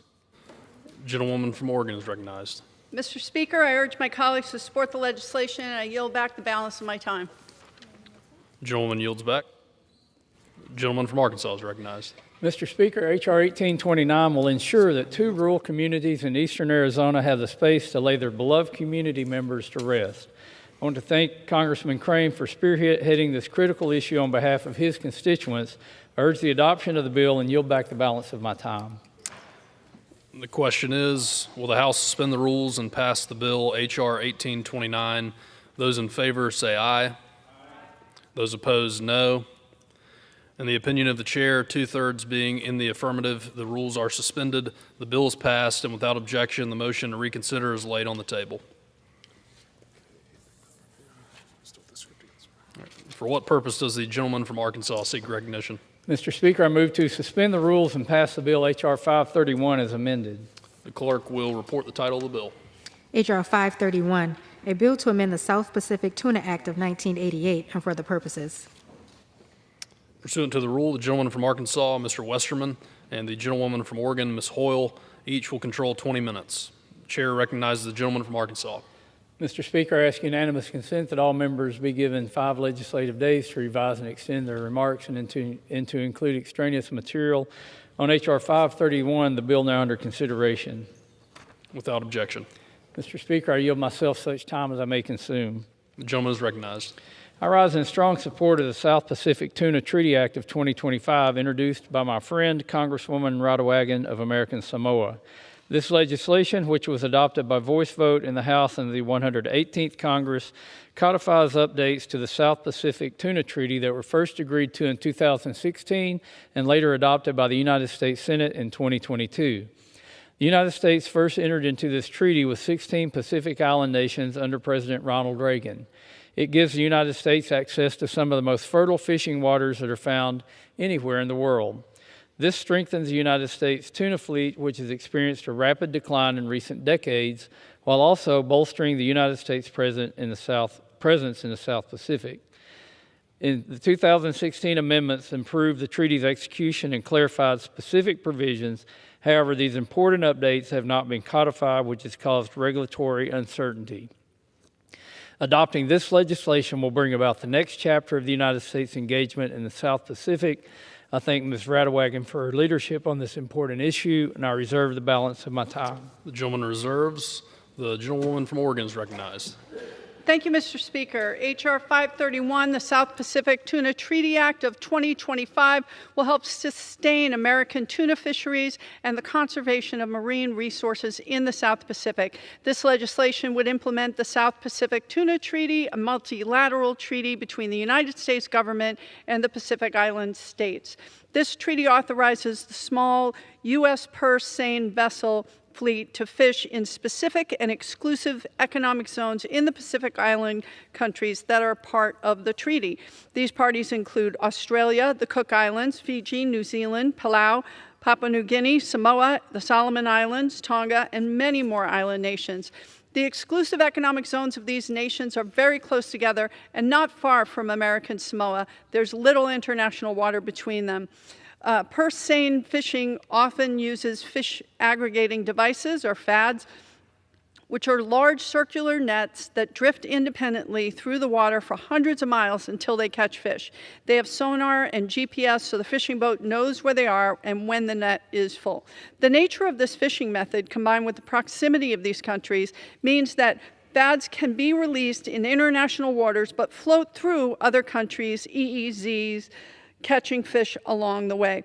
Without access to these EEZs, the U.S. purse seine fleet cannot retrieve the fish that they catch. The South Pacific Tuna Treaty provides the U.S. fleet with access to these lucrative tuna fishing grounds and facilitates cooperation on various issues. It's been vital for almost 3 decades, fostering a mutually beneficial strategic and economic relationship between the United States and the Pacific Island countries. The treaty was entered into force in 1988, was extended in 1993, then again in 2002. Most recently, the parties began renegotiating the treaty and its annexes in 2009 and reached agreement in 2016. The bill today proposes adjustments to the South Pacific Tuna Act of 1988 to implement the amended treaty, mainly providing more flexibility for U.S. vessels and the Pacific Island countries to negotiate access levels while ensuring a stable operating environment.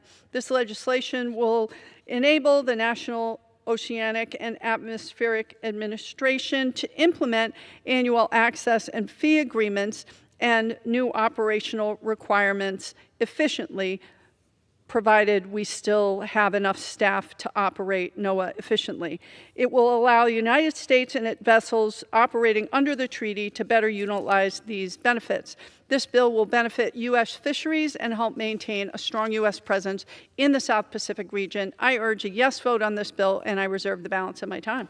The gentlewoman reserves. The gentleman from Arkansas is recognized. Mr. Speaker, I yield 2 minutes to the gentlewoman from American Samoa, the lead sponsor of this bill, Ms. Radewagen. Without objection. Thank you, Mr. Speaker. Talofa laba. Good afternoon. I rise today in support of my bill, the South Pacific Tuna Treaty Act. I represent beautiful islands of American Samoa and the South Pacific. This bill implements into statute the most recent changes to the South Pacific Tuna Treaty that was negotiated between NOAA and other signatory countries to the treaty. These changes are important to support the American fishing fleet in the South Pacific, of which many boats call American Samoa home. These changes improve the operations conditions and flexibility for the fleet, which is America's last true distant water fishing fleet. I want to thank the bill's co-sponsor, Congressman Case from Hawaii, for his support of this legislation. Thank you. Soifua Ma'iamanuia. The gentlelady yields. Mr. Speaker, I have no further requests for time. I'm prepared to close, and I continue to reserve. Gentleman reserves. Gentlewoman from Oregon is recognized. Thank you, Mr. Speaker. I urge my colleagues to support the legislation, and I yield back the balance of my time. Gentlelady reserves. The gentlelady yields. The gentleman from Arkansas is recognized. Mr. Speaker, on April 17th, American Samoa celebrated 125 years as a territory of the United States. As we observe this historic milestone, enacting this legislation will ensure that the United States continues its strong presence in the Pacific region. When President Reagan first signed the legislation that established this treaty in the 1980s, he spoke of the bonds of friendship and affection that unite our people. This bill will ensure that these important partnerships continue for years and decades to come. Again, thank Congresswoman Ridewagon for her tireless work in this legislation. I urge my colleagues to support its swift passage, and I yield back the balance of my time. The question is, will the House suspend the rules and pass the bill H.R. 531 as amended? Those in favor say aye. Those opposed, no. In the opinion of the chair, 2/3 being in the affirmative, the rules are suspended, the bill is passed, and without objection, the motion to reconsider is laid on the table. For what purpose does the gentleman from Arkansas seek recognition? Mr. Speaker, I move to suspend the rules and pass the bill H.R. 249. The clerk will report the title of the bill. Union Calendar Number 39, H.R. 249, a bill to redesignate certain facilities at Patterson Great Falls National Historical Park in honor of Congressman Bill Pascrell, Jr. Pursuant to the rule, the gentleman from Arkansas, Mr. Westerman, and the gentlewoman from Oregon, Ms. Hoyle, each will control 20 minutes. The chair recognizes the gentleman from Arkansas. Mr. Speaker, I ask unanimous consent that all members have 5 legislative days to revise and extend their remarks and to include extraneous material on H.R. 249, the bill now under consideration. Without objection. Mr. Speaker, I yield myself such time as I may consume. The gentleman is recognized. I rise today in support of H.R. 249, introduced by Representative Pallone, which would redesignate certain amenities at Patterson Great Falls National Historical Park in honor of the late Congressman Bill Pascrell, Jr. Specifically, this bipartisan bill would rename 2 sites within the historical park as the Bill Pascrell Jr. Scenic Overlook Trail Bridge and the Bill Pascrell Jr. Overlook Park. Patterson, New Jersey was home to Congressman Pascrell, a former member of this body, and before that, a high school teacher and a college professor. Congressman Pascrell was instrumental in the designation of the Patterson Great Falls National Historic Park in 2009. Known for his plain-spoken demeanor and deep commitment to his constituents, Congressman Pascrell served our nation in the U.S. Army and in this body for nearly 3 decades until his passing last August. Overlook Park is a 2.5 acre area providing panoramic views of the falls and the gateway to the larger historical park. The Great Falls Scenic Overlook Trail Bridge is one of 2 year-round pedestrian bridges connecting visitors to the falls. It serves approximately 300,000 visitors annually and links the park's visitor center to the falls viewing platform. This straightforward and bipartisan legislation has the full support of the entire New Jersey delegation. I commend Representative Pallone for his work on this legislation. I support the bill, and I reserve the balance of my time. The gentleman reserves. The gentlewoman from Oregon is recognized. Thank you, Mr. Speaker. I rise today in support of H.R. 249, a bill that would ensure the name of Congressman Bill Pascrell, Jr. will forever be etched into the landscape of the city he so passionately served. This legislation would rename 2 beloved landmarks within Patterson Great Falls National Historic Park, the Scenic Overlook Trail Bridge and Overlook Park, as the Bill Pascrell Jr. Senior Overlook Trail Bridge and the Bill Pascrell Jr. Overlook Park. These places offer sweeping views of Great Falls, the Great Falls, a symbol of American ingenuity, labor, and power. They could be no more fitting tribute to a man whose career reflected those same qualities. For decades, Bill Pascrell fought for the people of Patterson and the state of New Jersey, and anyone who visited Patterson, as I have on many occasions, knew that he lived, ate, and breathed Patterson. That man loved Patterson and was Patterson. It is also fitting that on the week that we honor police officers who put their lives on the line to protect and serve us, that this is the time that we will pass this bill honoring Bill Pascrell. He never backed down from standing up for working people and for first responders. From the halls of City Hall to Congress, He was a tireless advocate for working families, veterans, public health, and local infrastructure. But what defined him was his unshakable belief in the potential of his hometown, a city that helped build America and a city that he never stopped believing in. By renaming these park features in his honor, we're not just commemorating a public service, we are linking his legacy to a history of American industry, immigration, and a resilience that Great Falls represent. Bill Pascrell deserves this legacy. He was a legacy. He had a great sense of humor, and when he walked in, everyone knew he was in the room. We miss him dearly here, and his name belongs in this place, not only in the official record, but in the very landscape of the community he loved. I urge my colleagues to support this legislation to help ensure this legacy stands as strong and enduring as the Great Falls themselves. I reserve the balance of my time. Gentleman reserves. Gentleman from Arkansas is recognized. Mr. Speaker, I have no further requests for time. I'm prepared to close and reserve the balance of my time. Gentleman reserves. Gentlewoman from Oregon is recognized. Mr. Speaker, I yield 4 minutes to the gentlewoman from New Jersey. The gentlewoman is recognized. Thank you so very much. Thank you. Mr. Speaker, I rise in support of H.R. 249 to redesignate parts of the Patterson Great Falls National Historic Park in honor of the late Congressman Bill Pascrell, Jr. Thank you to my friend and fellow New Jerseyan, Congressman Frank Pallone, for leading this effort. I am a proud original co-sponsor of this important measure to honor the legacy of one of Patterson's greatest sons, Congressman Pascrell. Congressman Pascrell was my dear friend and a mentor to me. He was known throughout our state for his closely held convictions. He spoke up and spoke out for what he believed in, and he never backed down from a fight. Many years ago, Bill had a vision for the Great Falls. He knew that with adequate federal resources and funding, the Great Falls could be an anchor for Patterson's rebirth and revitalization. So once he arrived in Washington, he rolled up his sleeves and got to work.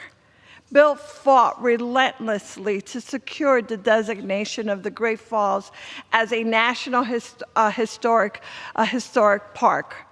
In 2009, when it was signed into law by President Obama, it was a proud day for our city and our entire state.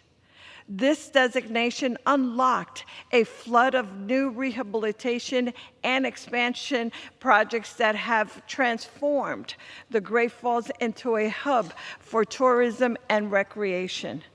This includes the expansion of the park's boundaries to encompass the historic Hinchcliffe Stadium. The Great Falls is the crown jewel of our great city. After Niagara Falls, by volume, it is the largest set of waterfalls east of the Mississippi River. Hundreds of thousands of tourists come from all over the world to be inspired by the beauty of its roaring water. Additionally, our Great Falls is unique as both a historical and national landmark. Alexander Hamilton used the power of the falls to help start the Industrial Revolution right in the heart of Patterson, New Jersey.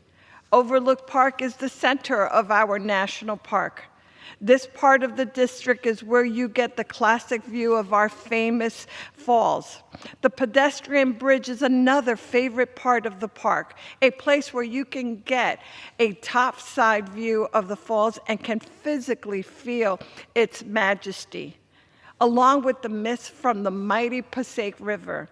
With the passage of this measure into law to rename these two locations, Bill Pascrell's tireless advocacy will be rightfully remembered by generations of Pattersonians. So as a proud Pattersonian, let me just say, I urge all my colleagues to support the passage of this measure. Thank you, Mr. Speaker. I yield back. Thank you. Thank you, Mr. Speaker. I urge my colleagues to support the legislation, and I yield back the balance of my time. The gentlewoman yields. The gentleman from Arkansas is recognized. Mr. Speaker, this is a straightforward bipartisan bill that renames beloved sites for the late Representative Bill Pascrell Jr. I urge its adoption, and I yield back the balance of my time. The question is, will the House suspend the rules and pass the bill H.R. 249? Those in favor say aye. Those opposed, no. In the opinion of the chair, 2/3 being in the affirmative. For what purpose does the gentleman from Arkansas seek recognition? I request the yeas and the nays. The yeas and nays are requested. All those in favor of taking this vote by the yeas and nays will rise and remain standing until counted. A sufficient number having risen, the yeas and nays are ordered. Pursuant to Clause 8 of Rule 20, further proceedings on this question will be postponed. Finish this. For what purpose does the gentleman from Arkansas seek recognition? Mr. Speaker, I move to suspend the rules and pass the bill H.R. 618 as amended. The clerk will report the title of the bill. Union Calendar number 61, H.R. 618, a bill to amend the Apex Project, Nevada Land Transfer and Authorization Act of 1989 to include the City of North Las Vegas and the Apex Industrial Park Owners Association, and for the purposes. Pursuant to the rule, the gentleman from Arkansas, Mr. Westerman, and the gentlewoman from Oregon, Ms. Hoyle, each will control 20 minutes. The chair recognizes the gentleman from Arkansas. Mr. Speaker, I ask unanimous consent that all members have 5 legislative days to revise and extend their remarks and to include extraneous material on H.R. 618, the bill now under consideration. Without objection. Mr. Speaker, I yield myself such time as I may consume. The gentleman is recognized. I rise in support of Representative Horsford's bill, H.R. 618, the Apex Area Technical Corrections Act. H.R. 618 is a bipartisan bill supported by the entire Nevada delegation that would streamline permitting in the Apex Industrial Park in North Las Vegas to encourage new businesses development and economic growth. Specifically, the legislation authorizes the Secretary of the Interior to grant utility and transportation rights-of-way to the Apex Industrial Park Owners Association, the City of North Las Vegas, and Clark County for electric, power, water, natural gas, telephone, railroad, or highway facilities. Congress created the Apex Industrial Park in 1989 by authorizing the sale of roughly 21,000 acres of Bureau of Land Management land to Clark County, Nevada, to establish a new area to attract businesses and create jobs. While the original law directed BLM to issue utility and transportation rights-of-way for the Apex, businesses seeking to start construction or expand operations currently face a complicated permitting process. The delayed installation of utilities has stalled the growth of existing businesses in the Apex area. Additionally, the prolonged permitting process deters new investment and hinders economic development in North Las Vegas.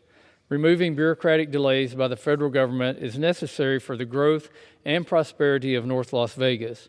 I'd like to thank Representative Horsford and the entire Nevada delegation for their work on this issue.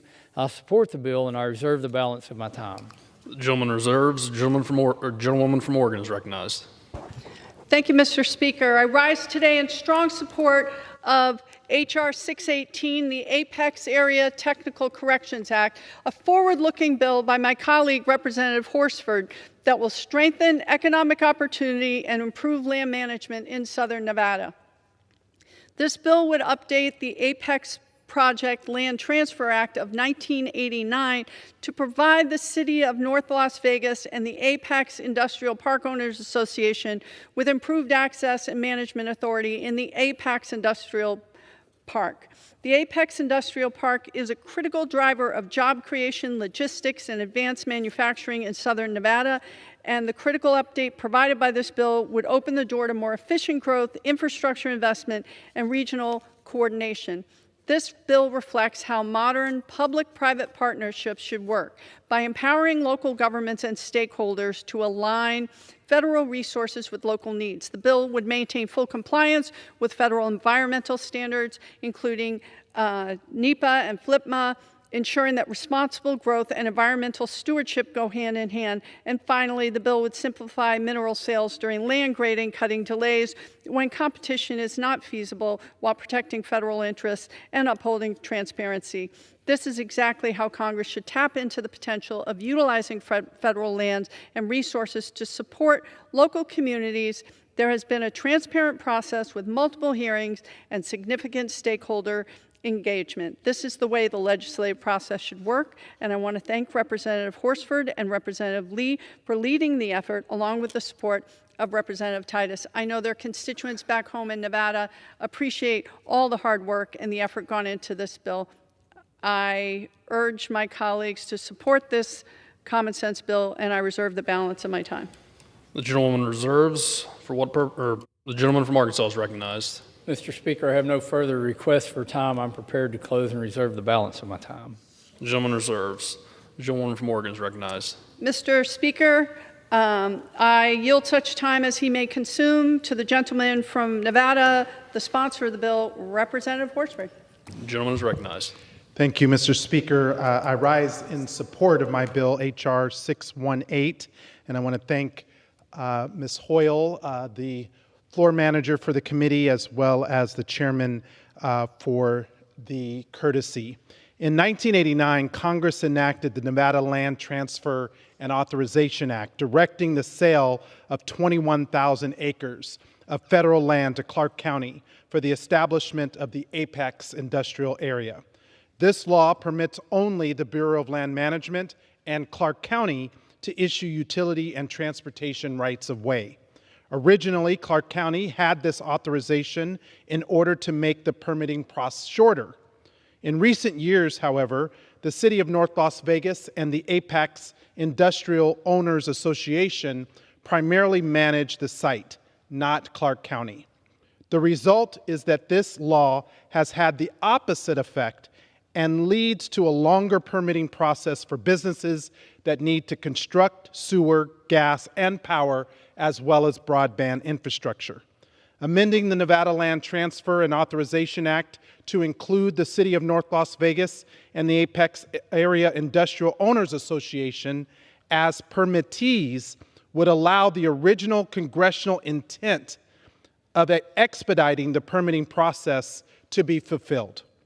H.R. 618 is an extremely simple fix to a complex problem that plagues Apex and causes major slowdowns at the Southern Nevada Bureau of Land Management and stifles economic growth in the county.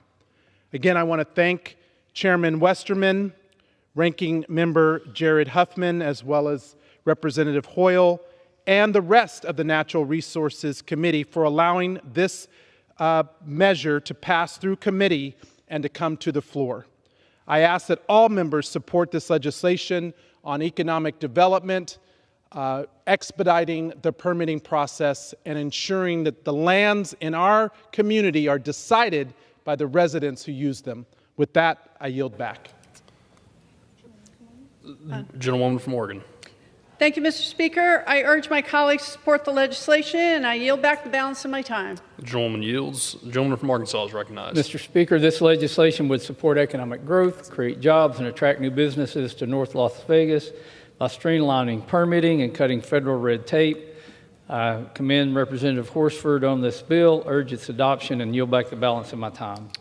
The question is, will the House suspend the rules and pass the bill H.R. 618 as amended? Those in favor say aye. Those opposed, no.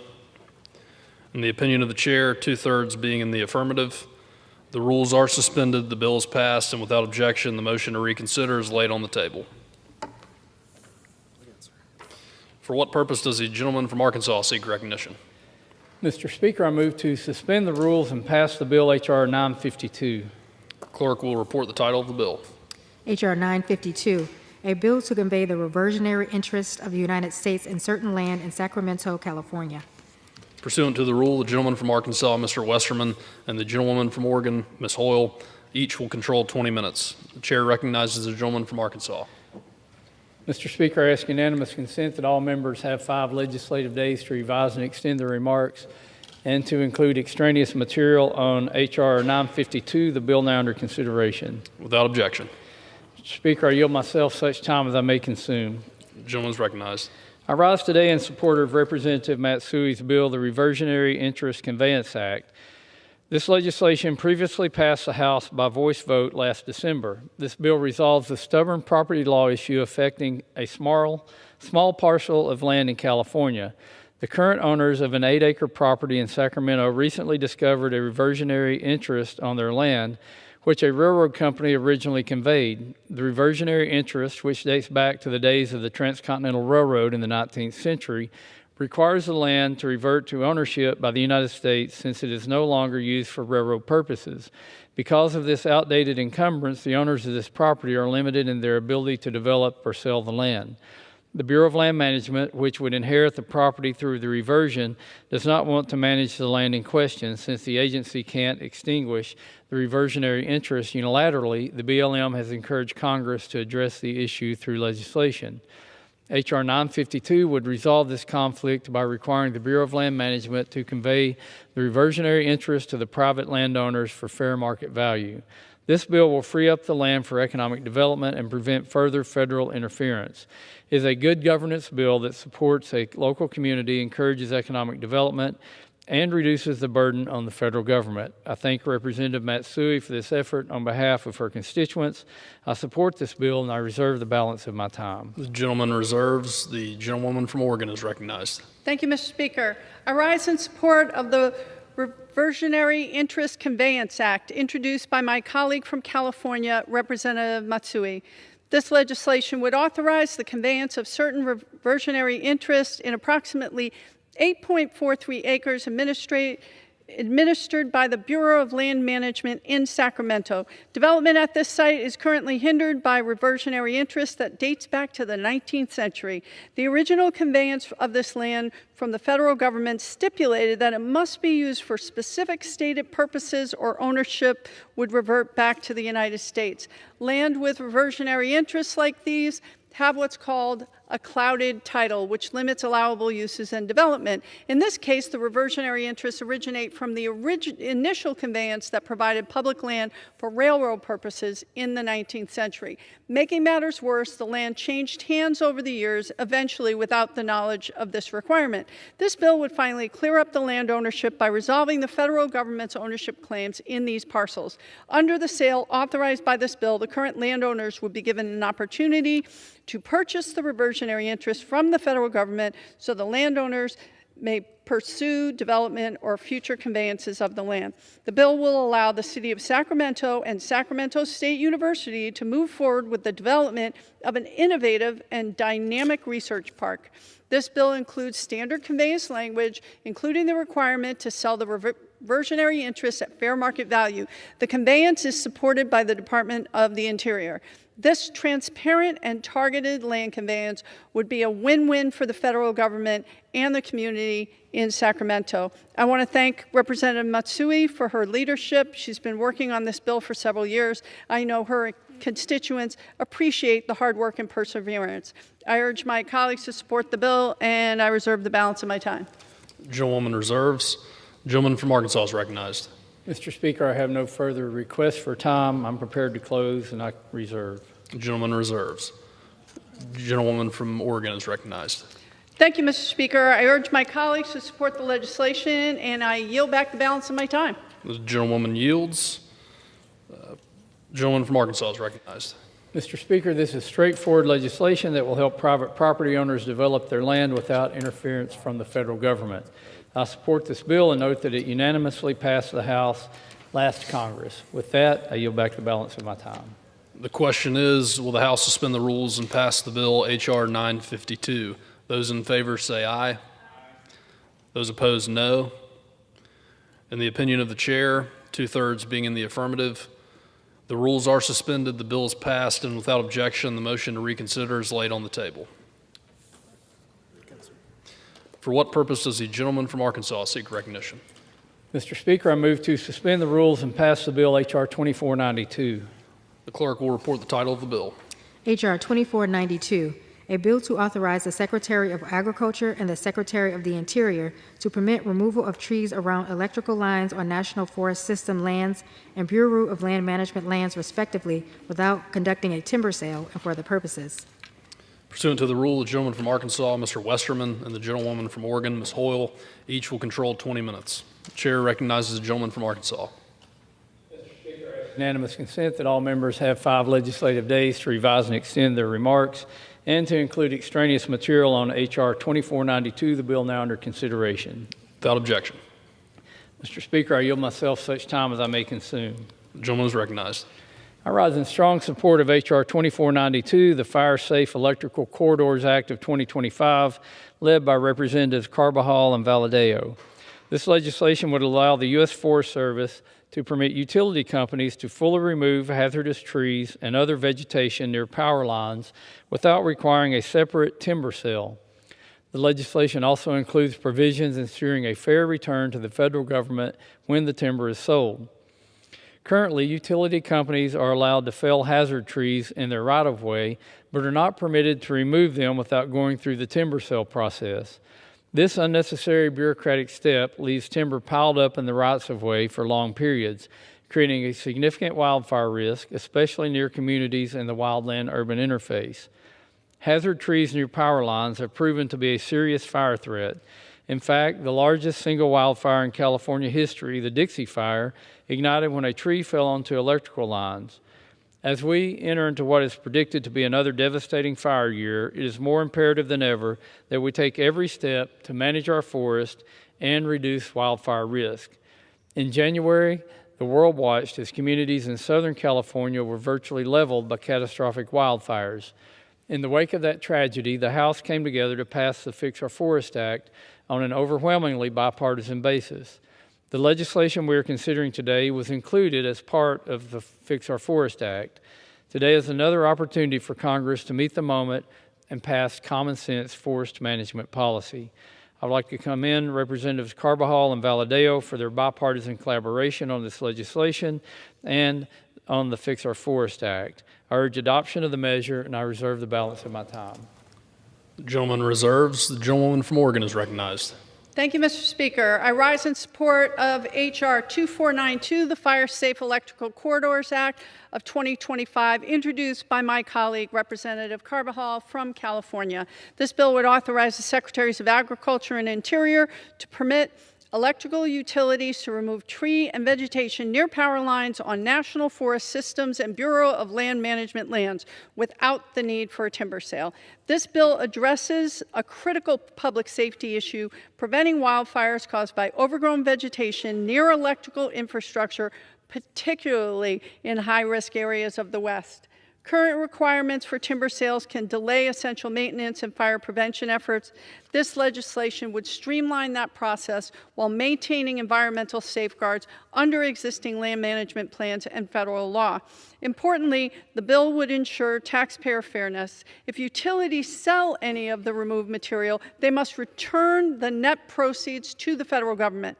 Altogether, this bill provides a common sense, bipartisan solution to reduce wildfire risk, improve grid safety, and enhance coordination between federal land managers and utility providers.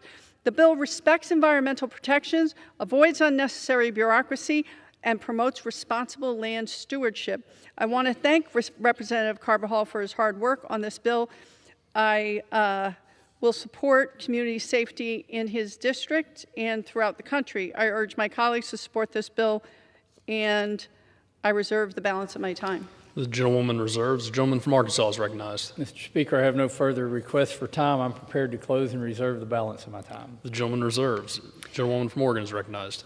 Thank you, Mr. Speaker. I yield such time as he may consume to the gentleman from California, the sponsor of this bill, Representative Carbajal. The gentleman is recognized. Thank you, Representative Hoyle. I would like to extend my thanks to Chairman Westerman and Ranking Member Huffman for their support in advancing my bipartisan legislation, Fire Safe Electrical Corridors Act, which I introduced with Representatives Valadao, Costa, and Fitzpatrick. My Fire Safe Electrical Corridors Act is a common sense solution to help us reduce the risk of catastrophic wildfires. It simply allows the United States Forest Service or the Bureau of Land Management to approve the removal of hazardous trees or vegetation near power lines on federal land without the need for a timber sale. Unfortunately, catastrophic wildfires continue to ravage the western United States, and we need common sense solutions that balance sustainable fuels, forest management practices with reducing wildfire risks. My legislation strives to find that solution and that balance. Currently, the United States Forest Service allows utility companies to cut down trees and branches in existing utility corridors. However, the dead vegetation cannot be removed from federal land without a timber sale. This has created unnecessary red tape and led to the buildup of dry fuels around utility lines. We cannot continue with the status quo. Inaction can be deadly, I know, because we have seen it. The 2017 Thomas Fire, which created the conditions for the deadly Montecito debris flow that killed 23 people in my district, the 2018 Camp Fire and the 2021 Dixie Fire were all started by electrical equipment. These fires were some of the largest and most destructive fires in California's history. If we can take action to help save lives and protect property, we should. While there is more work ahead of us to continue to reduce the risk of wildfires, this is an important step. I am glad to be able to work with my colleagues across the aisle to get this done. I urge all my colleagues to support this important piece of legislation. I yield back. The gentlewoman from Oregon. Thank you, Mr. Speaker. I urge my colleagues to support this legislation, and I yield back the balance of my time. The gentlewoman yields. The gentleman from Arkansas is recognized. Mr. Speaker, passing H.R. 2492 would be an essential step towards reducing the urgent threat that wildfire poses to communities nationwide. Once again, I would like to thank Representatives Carbajal and Valadeo for their leadership on this vital issue. And before I close, I'd like to ask unanimous consent to include in the record an exchange of letters between the Committee on Natural Resources and the Committee on Agriculture. Objection. Urge the adoption of this bill, and I yield back the balance of my time. The question is, will the House suspend the rules and pass the bill H.R. 2492? Those in favor say aye. Those opposed, no. In the opinion of the chair, 2/3 being in the affirmative, the rules are suspended, the bill is passed, and without objection, the motion to reconsider is laid on the table. All right. For what purpose does the gentleman from Arkansas seek recognition? Mr. Speaker, I move to suspend the rules and pass the bill H.R. 2215. Clerk will report the title of the bill. H.R. 2215, a bill to redesignate the Salem Maritime National Historic Site as the Salem Maritime National Historical Park and for other purposes. Pursuant to the rule, the gentleman from Arkansas, Mr. Westerman, and the gentleman from Oregon, Ms. Hoyle, each will control 20 minutes. The chair recognizes the gentleman from Arkansas. Mr. Speaker, I ask unanimous consent that all members have 5 legislative days to revise and extend their remarks and to include extraneous material on H.R. 2215, the bill now under consideration. Without objection. Mr. Speaker, I yield myself such time as I may consume. The gentleman is recognized. I rise in support of Representative Moulton's bill, the Salem Maritime National Historical Park Redesignation and Boundary Study Act. This legislation would redesignate the Salem Maritime National Historical Site in Salem, Massachusetts as the Salem Maritime National Historical Park. Known for its rich history dating back to the colonial era, this area was the first historic site to be included in the National Park System in 1938. Today, the historical park includes 12 historic structures, a downtown visitor center, and a replica of a famous sailing ship, the Friendship of Salem. The site attracts over 800,000 visitors annually and showcases over 600 years of New England's maritime history. Since most historical sites focus on a singular historical feature, designating Salem Maritime as a National Historic Park would align with the naming conventions of other National Park System units around the country. Community leaders in the area also hope the redesignation will lead to more visitors by highlighting the various attractions. In addition to the redesignation, this legislation also requires the National Park Service to conduct a boundary study of related sites to assess their feasibility for future inclusion in the historical park. I support this bill, and I reserve the balance of my time. Gentleman reserves. Gentleman from Oregon is recognized. Thank you, Mr. Speaker. I rise in support of the Salem Maritime National Historic Park redesignation and Boundary Study Act introduced by my colleague from Massachusetts, Representative Seth Moulton. This bill would redesignate the Salem Maritime National Historic Site in Salem, Massachusetts as the Salem Maritime National Historic Park, and it would require a study into including additional sites and resources. The Salem Maritime National Historic Site preserves more than 600 years of our history, documenting the development of international maritime trade and the journey to American economic independence following the Revolutionary War.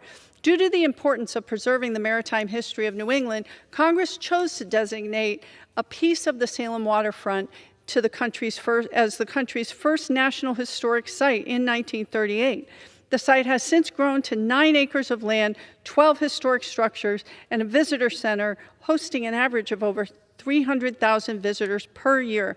The bill before us today would redesignate the site to more accurately reflect the scope, scale, and significance of the resources managed there by the National Park Service. This is an important update to an important historical resource, and I want to thank Representative Moulton for his leadership on this bill. I urge my colleagues to support this bill, and I reserve the balance of my time. The gentlewoman reserves. The gentleman from Arkansas is recognized.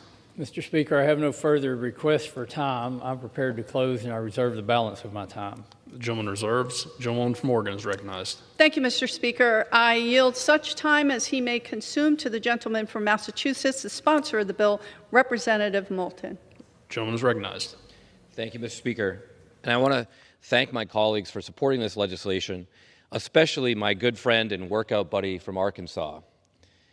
I urge support for my bill, H.R. 2215, the Salem Maritime National Historic Park Redesignation and Boundary Study Act, because Salem Maritime was established in 1938 as the nation's first national historic site. It has spent the ensuing 87 years preserving and interpreting over 600 years of American history. This redesignation is overdue. National historic sites tend to contain a single historical feature and focus on one theme or period of time. But the Salem Maritime National Historic Site contains a dozen historical structures across 9 acres. These sites preserve and share diverse histories, ranging from early American maritime trade to slavery and emancipation to the creation of the National Guard. In many ways, Salem's history is our nation's history. Take, for example, the Salem gunpowder raid of 1775, which was the first armed resistance to the royal authority, laying the groundwork for the battles of Lexington and Concord, and later, the American Revolution. This is history that our children and our communities should learn, and the Salem Maritime National Historic Park does that critical work. This redesignation will also help to bring more visitors to Salem, including to the city's many small businesses, promoting year-round stability in a city that receives 1/3 of its tourism revenue in 1 month.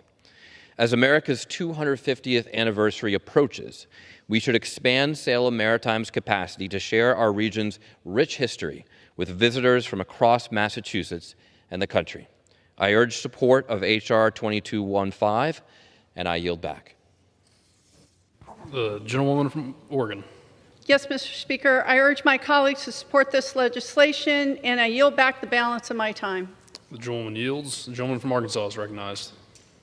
Mr. Speaker, this bill will more appropriately reflect the varied and unique history of the timeless landmarks in Salem, Massachusetts.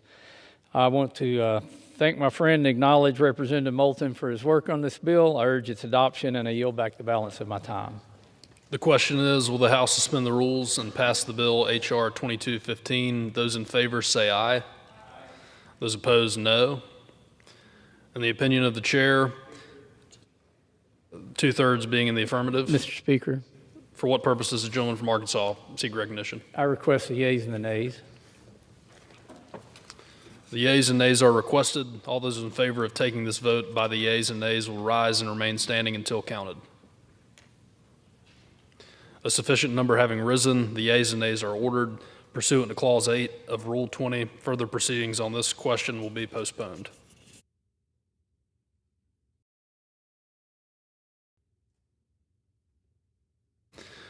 The chair announces the Speaker's appointment pursuant to Section 1238B3 of the Floyd D. Spence National Defense Authorization Act for fiscal year 2001, 22 U.S. Code 7002, as amended, and the order of the House of January 3rd, 2025, of the following individual on the part of the House to the United States China Economic and Security Review Commission for a term expiring December 31st, 2026.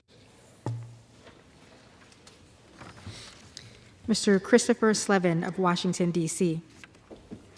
Pursuant to Clause 12A of Rule 1, the chair declares the House in recess until approximately 6:30 today.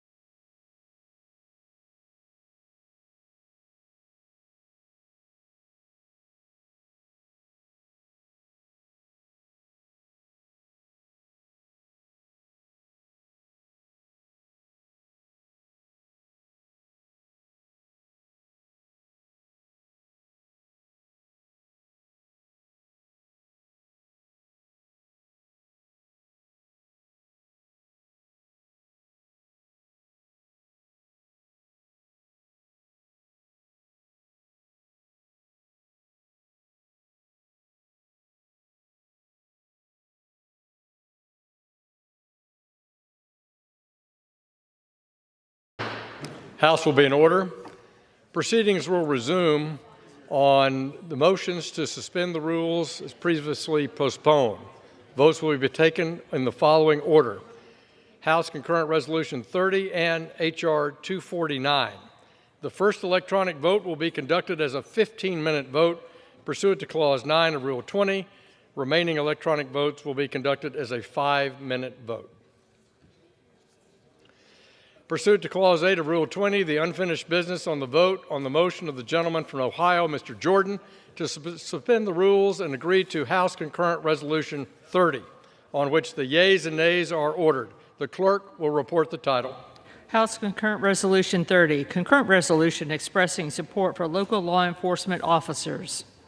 The question is, will the House suspend the rules and agree to the concurrent resolution?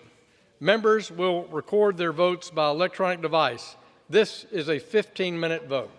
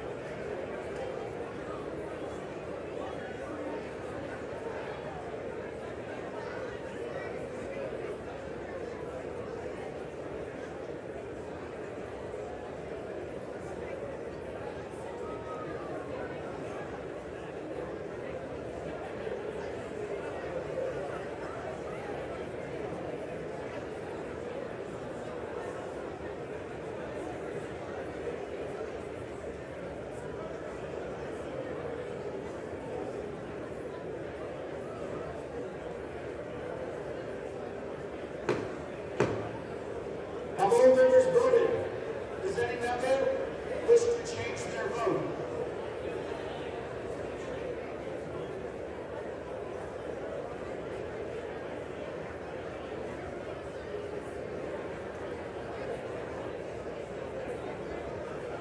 On this vote, the yeas are 400.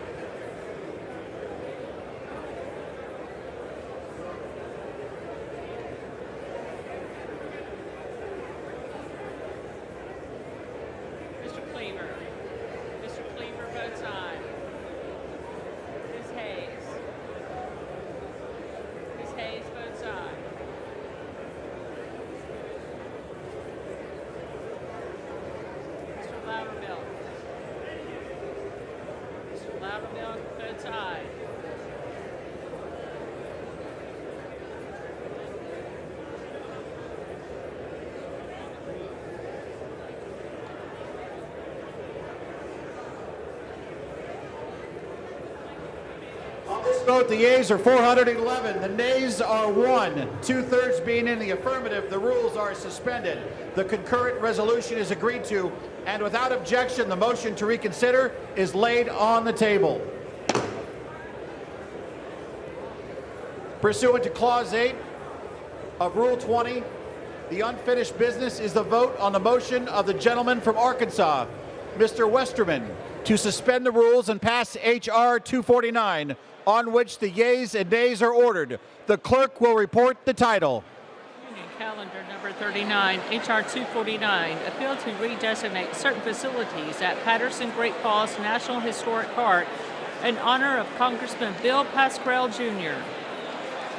The question is, will the House suspend the rules and pass the bill? Members will record their votes by electronic device. This is a 5-minute vote.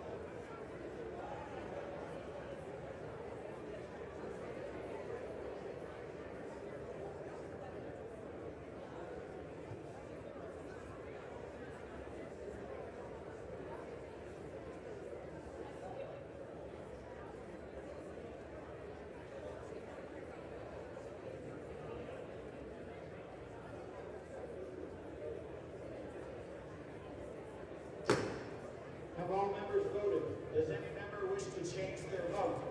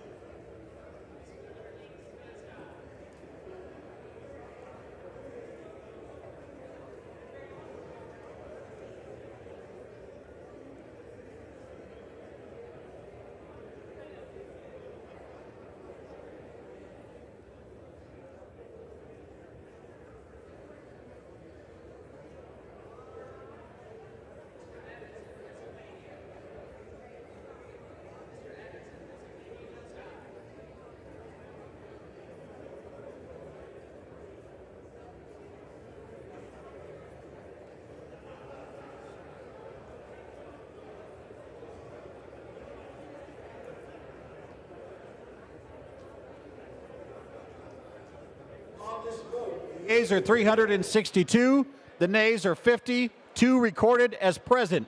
2/3 being in the affirmative, the rules are suspended, the bill is passed, and without objection, the motion to reconsider is laid on the table.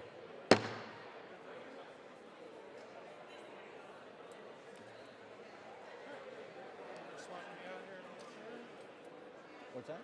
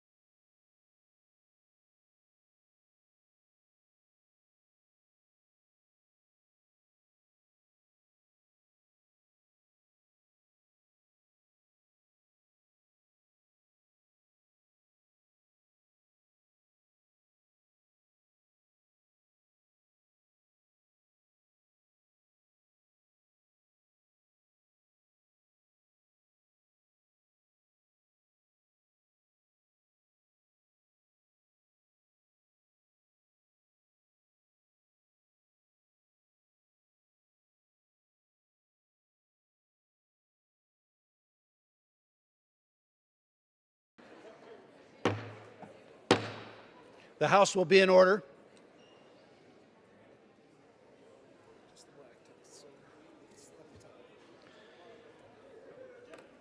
The House will be in order. The chair will now entertain requests for 1-minute speeches. For what purpose does the gentleman from Pennsylvania rise?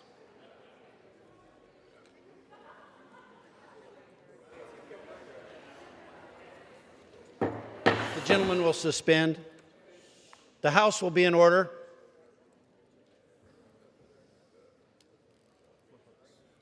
For what purpose does the gentleman seek recognition? Mr. Speaker, I request unanimous consent to address the House for 1 minute and to revise and extend my remarks. Without objection. The gentleman is recognized for 1 minute. I rise today to recognize Heather Davenport, USOA, Ms. Pennsylvania, and founder of We Are Strong, LLC, a nonprofit committed to breaking the cycle of domestic abuse and offering hope to those affected. Since earning her title in November, she's volunteered at food banks, supported pediatric cancer families, honored veterans, and raised awareness about domestic violence throughout the state. She has used her role as USOA Ms. Pennsylvania to represent our community with compassion and purpose. Heather, a proud resident of the greater Lehigh Valley and a mother of 5, has used her platform to give a voice to those who are often overlooked and to strengthen the support systems for individuals facing abuse. I want to congratulate her and thank her for the incredible work that she is doing. Her nonprofit, We Are Strong, is a traveling domestic violence clinic that provides essential resources such as housing, clothing, and emotional support to individuals in need throughout the state. This work is urgently needed. In Pennsylvania alone, more than 100 victims lost their lives to domestic violence last year, and nationally, 1 in 4 women experience severe physical violence from an intimate partner in their lifetime. I appreciate the work that Heather has done and want to continue to extend heartfelt gratitude for all of her work. Thank you. Fired. For what purpose does the gentleman from North Carolina seek recognition? Mr. Speaker, I ask for unanimous consent to address the House for 1 minute to rise and extend. Without objection, the gentleman is recognized for 1 minute. Mr. Speaker, I rise to recognize National Salvation Army Week and to honor an organization that has been a pillar of support and hope in communities all across this country. Since its founding in 1865, the Salvation Army has provided food, shelter, and hope to millions, responded to disasters, helped individuals overcome addiction, and supported families in time of crisis. The Salvation Army is a beacon of hope across this nation. House Resolution 404 recognizes and celebrates National Salvation Army Week, also commends the Red Kettle campaign and honors the countless volunteers, donors, and officers who make the Salvation Army's mission possible. I've seen their impact firsthand in eastern North Carolina, where they bring disaster relief, dignity, and compassion to those who need it most. Offer my heartfelt thanks and commitment to continuing our support. Thank you, Salvation Army, for lifting our communities daily and doing the most good. Thank you, Mr. Speaker. I yield back. For what purpose does the gentleman from Georgia seek recognition? Ask unanimous consent to address the House for 1 minute and to revise and extend my remarks. Without objection, the gentleman is recognized for 1 minute. Mr. Speaker, I rise today to honor the life and legacy of Ann Poppel, who passed away peacefully on May 3rd.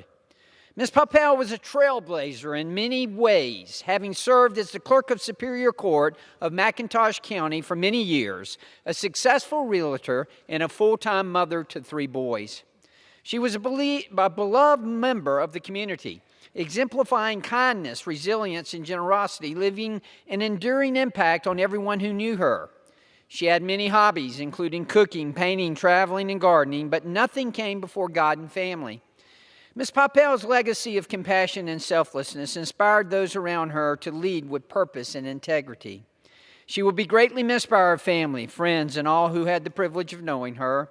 As we remember Ms. Poppel, let us celebrate her profound impact on her community and the example that she leaves behind. Thank you, Mr. Speaker, and I yield back.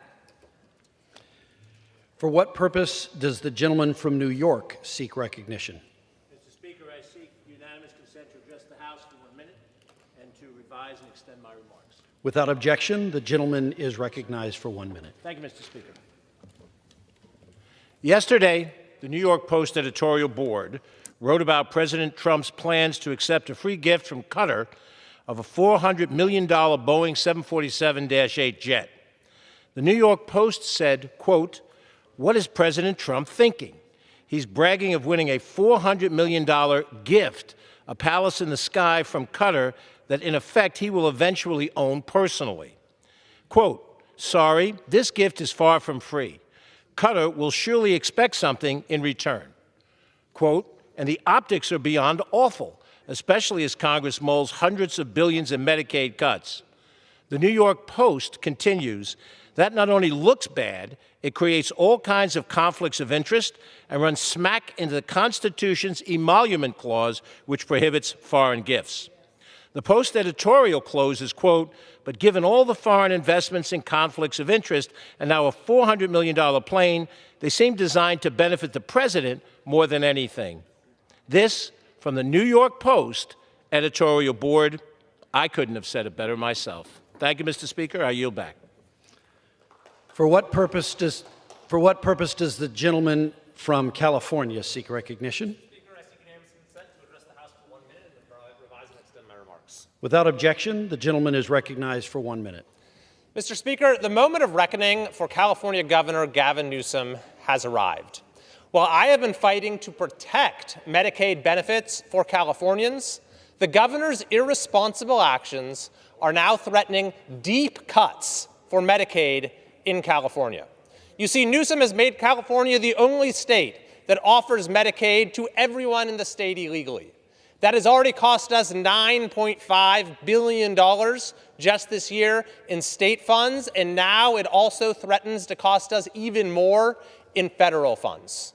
Governor Newsom faces a very clear choice. He can continue a policy that no other state has and cost us hundreds of billions of dollars in Medicaid benefits that could have gone to legal California residents over the next decade, or he can act now to reverse this irresponsible policy. I am strongly urging the governor and the legislature to do the latter immediately. I yield back. For what purpose does the gentlewoman from Vermont seek recognition? I ask consent to deliver remarks for 1 minute to rise and extend my remarks. Without objection, the gentlewoman is recognized for 1 minute. Mr. Speaker, I'm a history teacher, so I know that we have to do everything we can to document what's happening right now, because we are at a very dangerous moment and it requires courage from every single one of us. Here's the truth of it. This national nightmare started with a series of lies. The first one being that Barack Obama was not born in this country. Then the second one, the ridiculous, easily disproved claim that the 2017 inauguration broke records that no one had ever seen before. Then the lie about the weather map and the Sharpie, and then so many other lies building up to that one big lie that you all have heard about the 2020 election. It was an obvious lie, and yet he lost over and over and over in court and continued to lie. And there was no evidence, but it didn't matter. Why didn't it matter? Because it wasn't about the evidence. It was actually a test. It was a test to signal your willingness to be loyal. If you promise to spread our lies, you can be on the team. It was actually a qualification for being able to work on that team. And slowly, like the rot in the foundation of an old farmhouse, it continued. Time has expired. The decay set in, and now the gentlewoman's time. The House will be in order. Bravery is uncomfortable, but cowardice. The gentlewoman is no longer recognized. The gentlewoman is no longer recognized. For what purpose does the gentleman from New York seek recognition? I ask unanimous consent to address the House for 1 minute and to revise and extend my remarks. Without objection, the gentleman is recognized for 1 minute. Mr. Speaker, today I rise to honor the life and legacy of Vincent C. McMahon, a proud son of New City, a veteran of the United States Army, and a decorated lieutenant of the FDNY. Vincent lived his life of service to his country, to his community, to his city. He was a member of the elite 75th Ranger Regiment, a 25-year firefighter with the FDNY, and a first responder at Ground Zero after the attacks on September 11th. Vinny never turned away from a call to serve. He gave everything, including his health, for the safety and well-being of others. Beyond the uniform, Vincent was a brother, a husband, a neighbor, and a friend. He was a fixture at the Pearl River Elks, the American Legion, and the Knights of Columbus, and he never stopped giving back. To his wife Haley and his entire family, on behalf of a grateful community and nation, thank you for sharing Vinny with all of us. We will never forget his sacrifice, and we will carry forward his example of courage and commitment. May he rest in peace. For what purpose does the gentlewoman from Oregon seek recognition? Mr. Speaker, I ask unanimous consent to address the House for 1 minute and to revise and extend my remarks. Without objection, the gentlewoman is recognized for 1 minute. Mr. Speaker, Mr. Speaker, Mr. Speaker, I rise today because the President is out here in these streets cutting funding for programs that support a lot of things Americans care about. Survivors of sexual assault, programs that offer mental health care for police officers, hotlines to keep victims of crime whole, programs that assist law enforcement in rural communities, providing guidance on finding safe housing, and offering care and counseling for children facing abuse. Mr. Speaker, Mr. Speaker, Mr. Speaker, local organizations have been sounding the alarm of what these cuts would mean for our communities, and today I'm joining them. And in some situations, these services are make or break, and we just can't let our communities and our neighbors down. Mr. Speaker, this week is Police Week, and if the President is truly supportive of safer communities, he should quit cutting funding for programs that work to keep them that way. I yield back. For what purpose does the gentleman from California seek recognition? Without objection, the gentleman is recognized for 1 minute. Thank you, Mr. Speaker. There's a fund called the Secure Rural Schools. It was enacted by Congress decades ago to replace the timber receipts we used to have when we had a strong forest industry, especially in the West. It's been run out by a lot of environmental policy that turned out to be erroneous. See the spotted owl. So we've had to, in Congress, put forward this Secure Rural Schools funding in order to backfill, what local counties, local school districts used to have from timber receipts.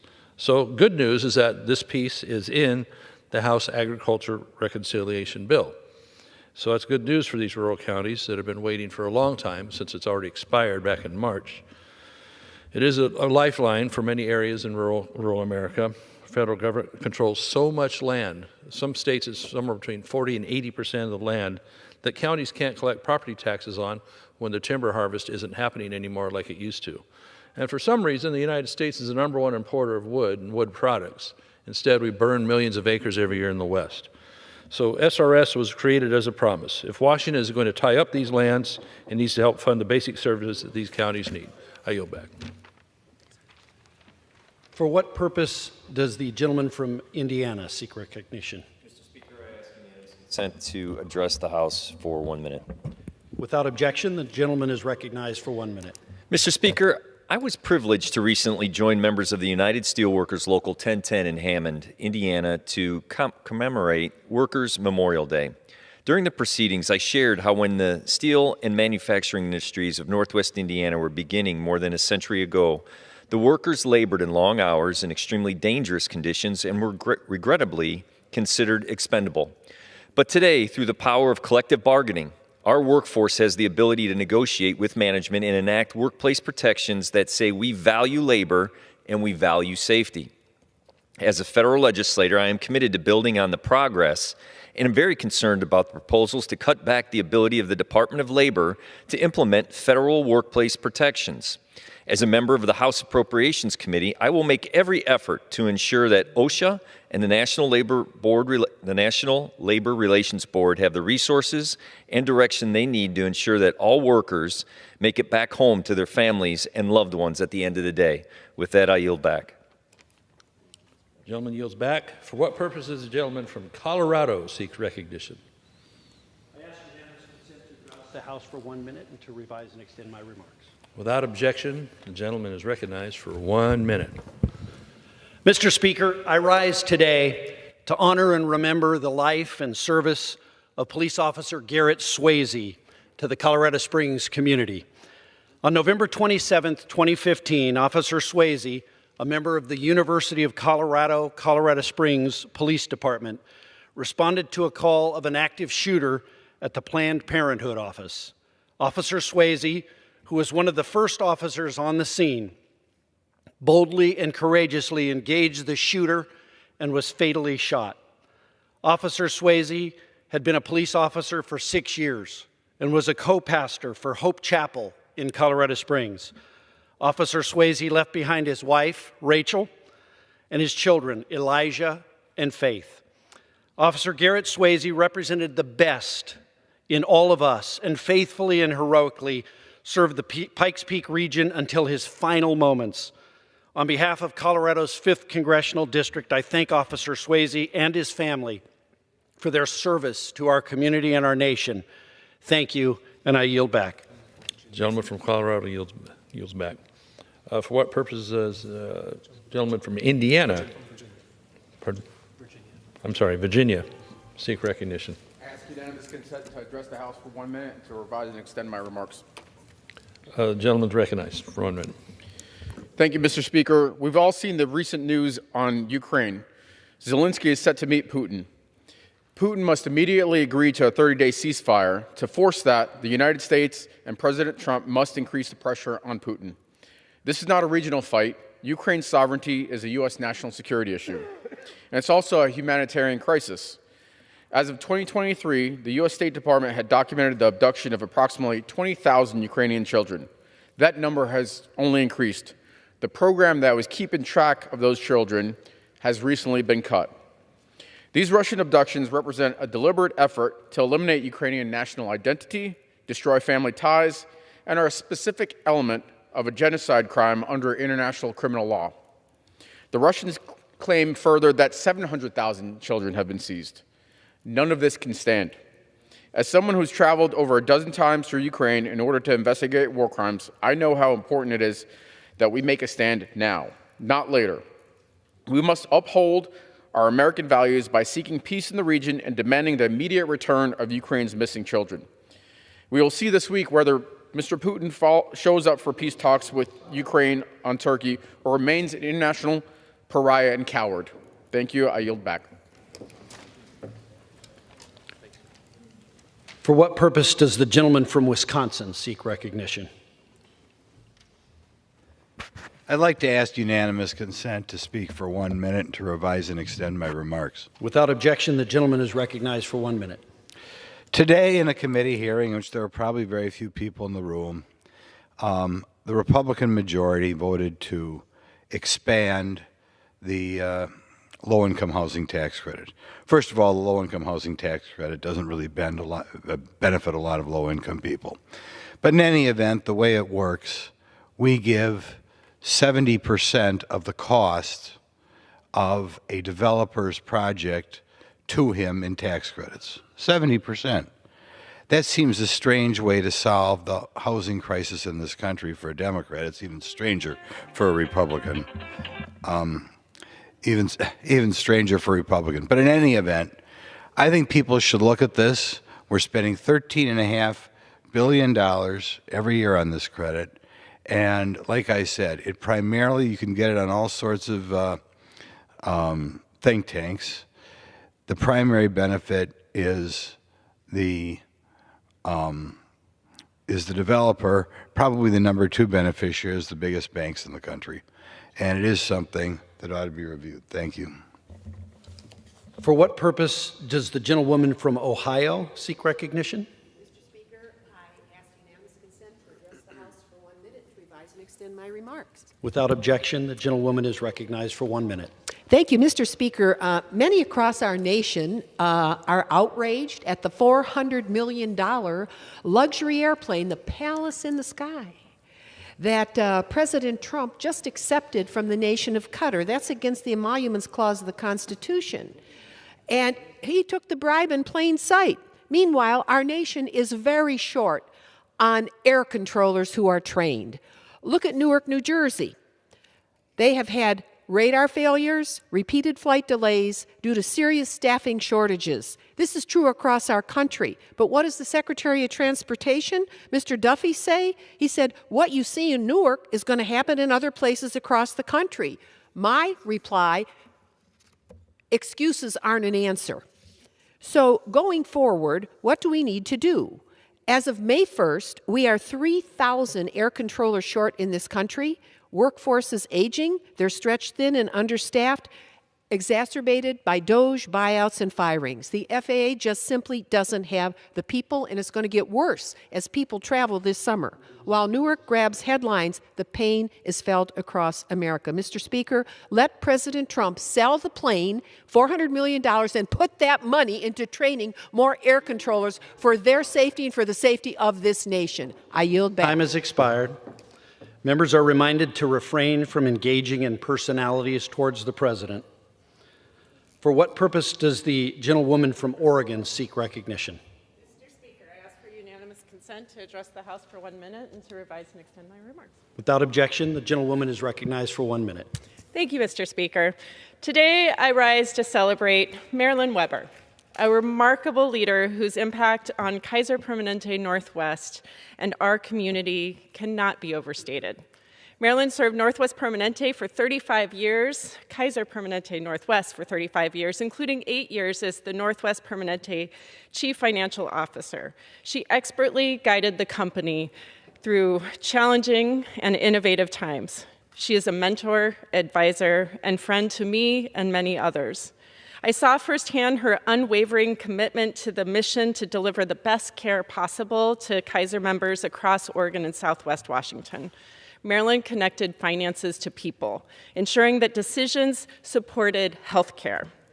Her ability to turn complex financial concepts into mission-driven outcomes has empowered countless care teams. But what truly set Marilyn apart, and still does, is her heart. Her deep belief that healthcare is a gift of service, compassion, and quality, and equity. Importantly, equity. Marilyn, thank you for your leadership, service, and integrity to the people of Oregon. Congratulations on your well-deserved retirement. Thank you, Mr. Speaker. I yield back. For what purpose does the gentlewoman from New York seek recognition? Mr. Speaker, I request unanimous consent to address the House for 1 minute to revise and extend my remarks. Without objection, the gentlewoman is recognized for 1 minute. Thank you, Mr. Speaker. I rise to demand that Congress restore the full state and local tax deduction, which would cut taxes for Nassau County residents. On Long Island, we pay some of the highest taxes in the country, and we send far more to Washington than we get back. For the past 8 years, this cap has hiked tax bills for hardworking families in my district and those in other high-tax states, even as the cost of living continues to rise. These families deserve real relief. It's what the president promised when he came to my district and he said he would get SALT back. Well, it's time to deliver, Mr. President. At this very moment, the majority is advancing a reconciliation bill that fails to meaningfully lower taxes for Long Island while we are already facing a cost of living crisis. Mr. Speaker, that's totally unacceptable. There's bipartisan agreement among my New York colleagues that the majority's offer is a slap in the face to New Yorkers. We need to hold the line and push for a full repeal that will bring tax bills down and give Long Islanders much-needed tax relief.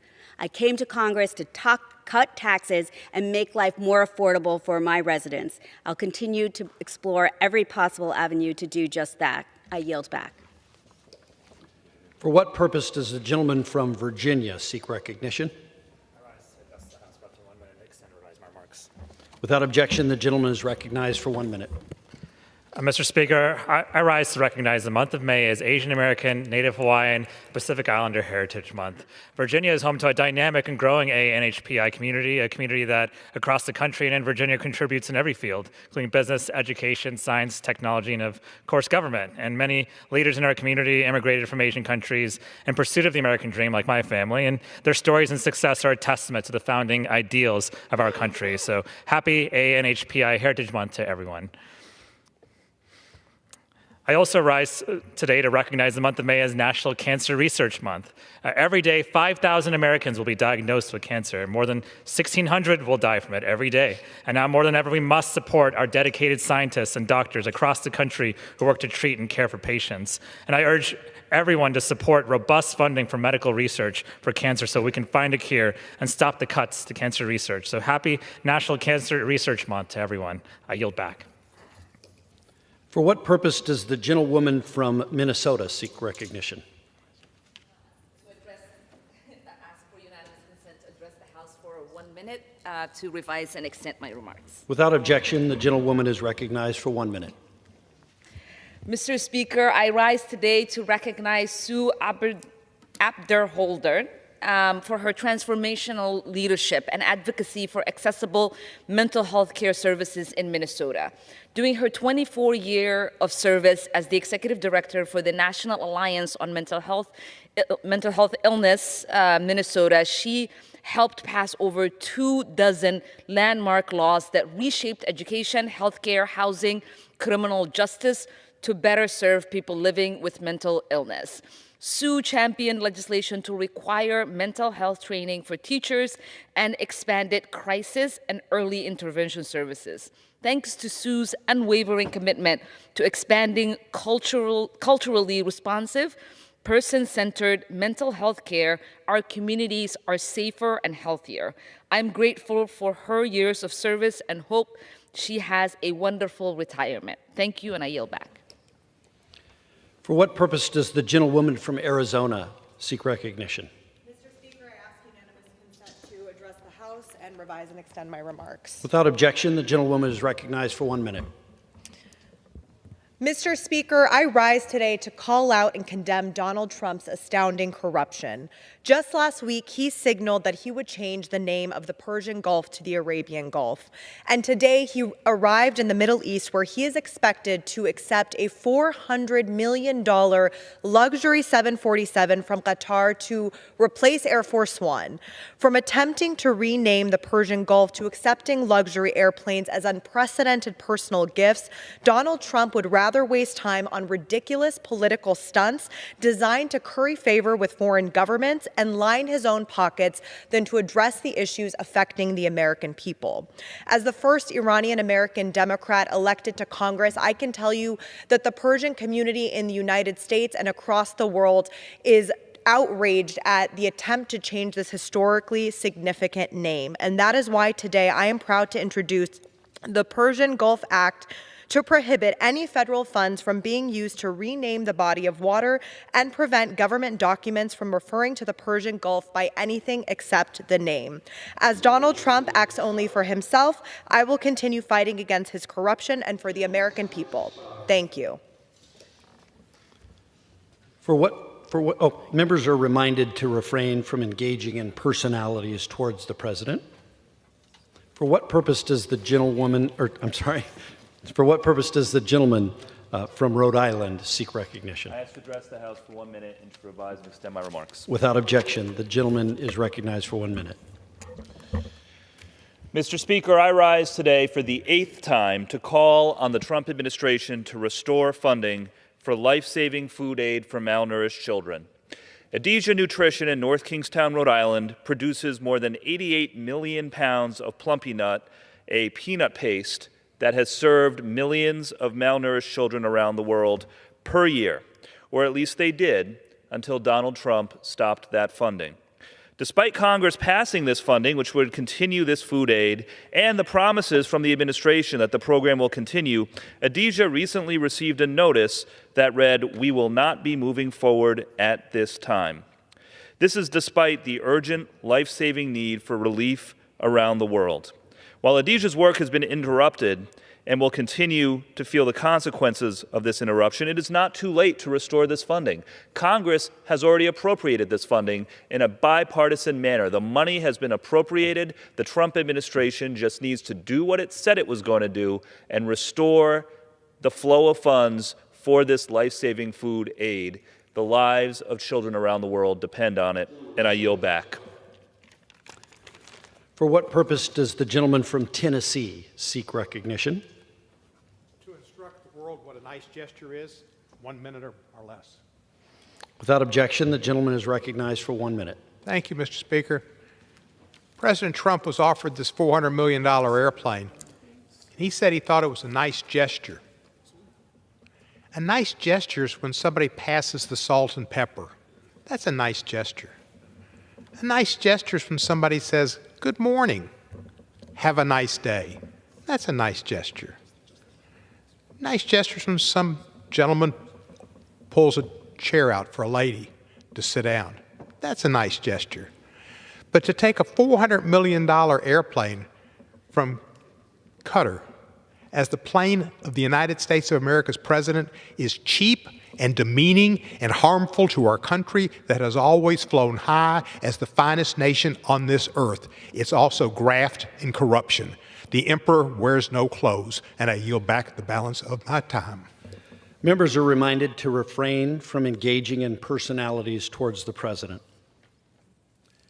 Under the Speaker's announced policy of January 3rd, 2025, the gentlewoman from California, Ms. Kamlager Dove, is recognized for 60 minutes as the designee of the minority leader. Thank you, Mr. Speaker. I ask unanimous consent that all members have 5 legislative days to revise and extend their remarks and include any extraneous material on the subject of this special order. Without objection. It is with great honor that I rise today to co-anchor this Congressional Black Caucus Special Order Hour along with my distinguished colleague from the great state of Ohio, Representative Shontel Brown, who hopefully will be joining us, but she is, along with so many of our other colleagues, in her committee hearing, trying to figure out if Republicans will stand up with the American people and vote down so many of the disastrous proposals that are being brought up in these various committees as it relates to the reconciliation bill. So, for the next 60 minutes, members of the CBC have an opportunity to speak directly to the American people, directly to you, on the Republicans' disastrous reconciliation package. This is an issue of great importance, of utmost importance, of perilous importance, not just to the Congressional Black Caucus, but to everyone, and hopefully not just members of the Congress who are Democrats, but hopefully Republican members will also stand up with and for the American people and vote down some of this nonsense that is going to be coming before all of us in our committees. But at the very least, let's not be silent. And that is why the Congressional Black Caucus is here tonight. Mr. Speaker, House Republicans on the Ways and Means Committee just released text. This is this one big, beautiful bill. This is this 386-page manifesto that killed trees and trees and trees. And I have to tell you, Mr. Speaker, there are only 2 words in that phrase that are accurate. This is a bill, and it is big, but it is not beautiful. It is a backstabbing bill because all of the items in this bill, in these 386 pages, are about how this administration is going to backstab the American people. And it's not going to feel good. Unlike the OJ song, The Backstabbers, okay? This doesn't have a good melody. This is about cutting Medicaid and Medicare and Social Security and benefits for veterans. This is about killing young people and seniors and those who are disabled. This is about cutting important critical services for the American people, to give tax credits to billionaires. A lot of B's in this statement that I said, none of them very good. And let me be very clear, Republicans have barely made any attempts to support working families. Instead, they have written an economic love letter to people like Elon Musk. This is a 386-page love letter to Elon Musk. Republicans have been running from the truth. All they want, okay, they have been silent, all they want, but the truth is in the eyes of this administration. Americans don't need health care, but this administration somehow needs a $400 million plane gifted to them from the Saudi government. Americans don't need SNAP assistance, but this administration and all of his billionaire buddies need millions in tax write-offs. Mr. Speaker, how are my constituents supposed to live? How are your constituents supposed to live? How are any of our constituents supposed to pull themselves up by those ridiculous bootstraps that people like to talk about when this administration and the House majority are actually not just taking away their boots, but taking away the leather and the rubber and the soles and the labor that would be used to even make these boots. And we are going to be spending the next hour talking about all of that. But right now, Mr. Speaker, I want to yield to my very good friend from the great state of Maryland, Representative Glenn Ivey.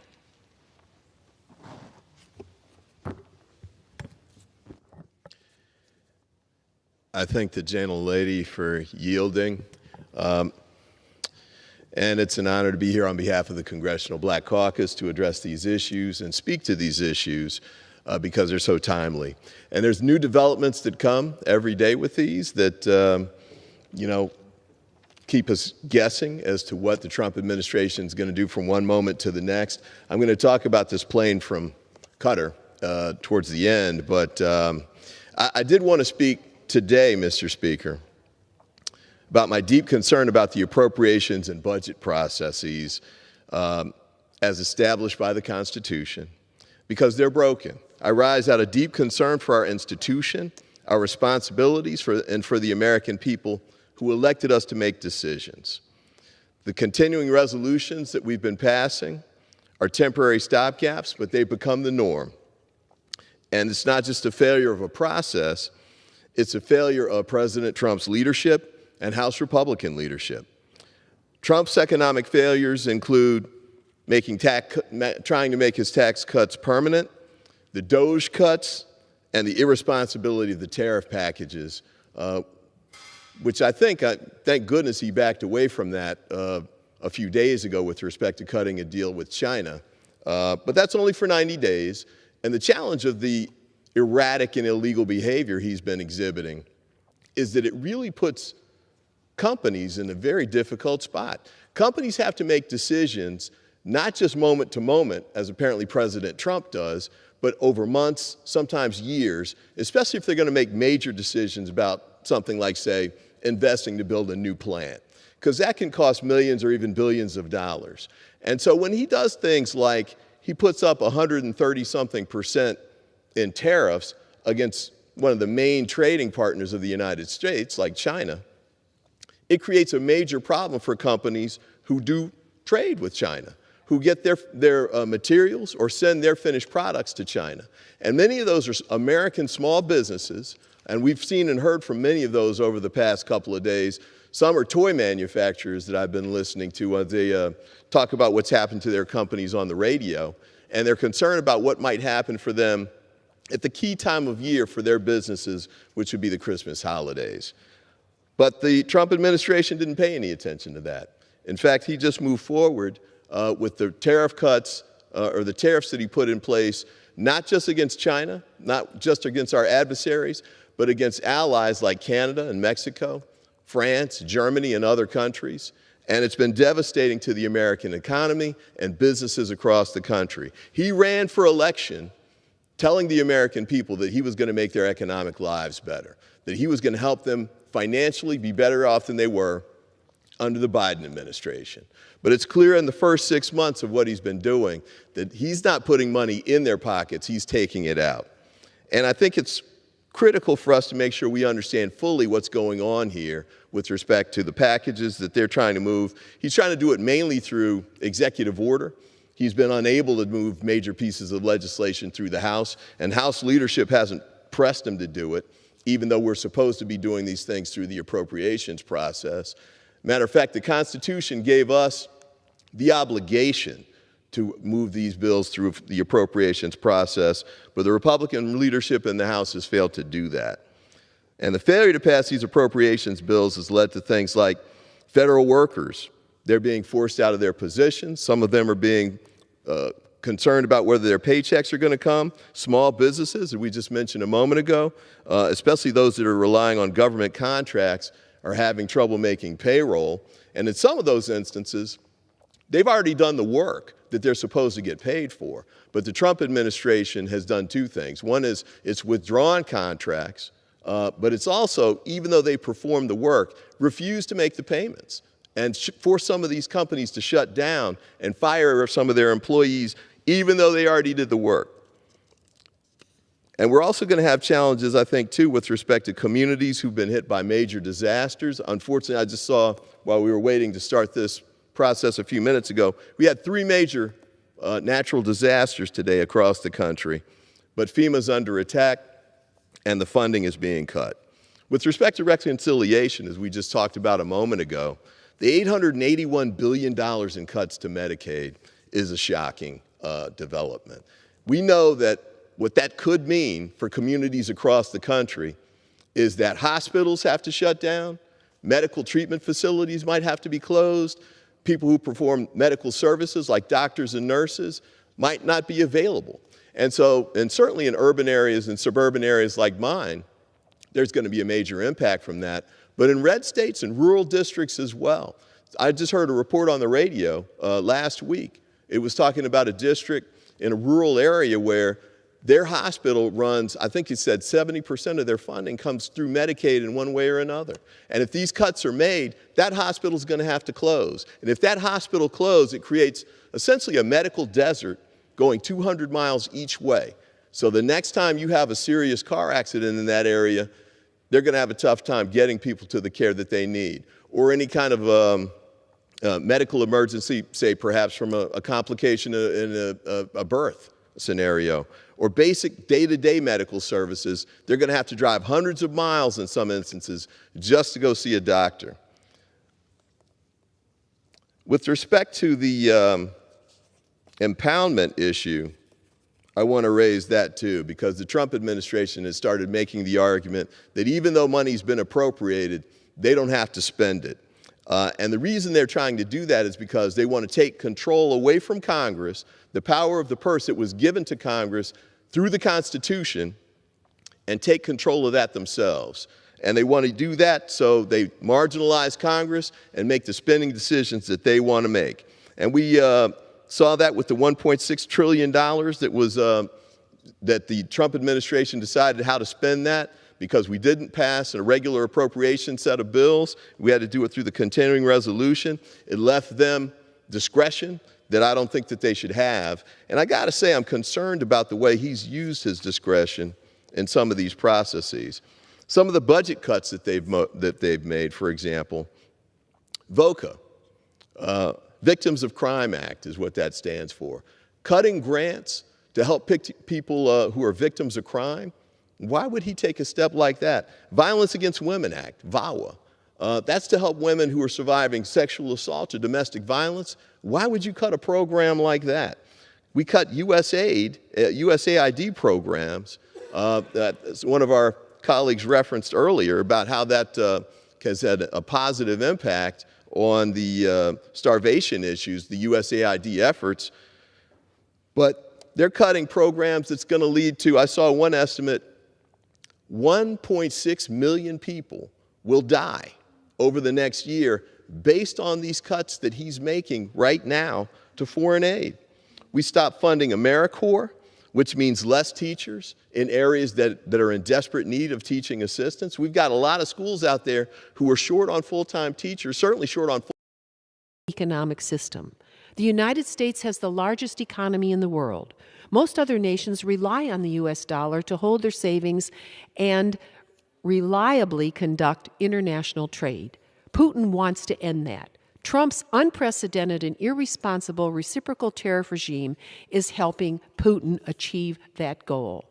Not only has Trump's costly universal tariffs endangered our good trade relations with our closest economic allies, moreover, they're also making others think twice about using and trusting the U.S. dollar. These costly economic taxes on U.S. consumers will be very difficult to reverse, even if Trump pulls back his tariffs. Supply chains are clogged already. Putin has long spoken about his interest in reducing the world's reliance on America's economic strength and the U.S. dollar. Such a world leaves each American poorer and with fewer economic opportunities. Just as Russia relies on oil exports to finance and undercut the financial sanctions that have been placed on that country due to its invasion of Ukraine, Putin has called for the world to adopt untraceable cryptocurrency to protect his assets. He prefers this unregulated alternative as he pushes the world to abandon the dollar. And now Trump is one of the world's biggest promoters of cryptocurrency and has even started his own cryptocurrency to avoid regulated financial markets to enrich himself and his family. Wow.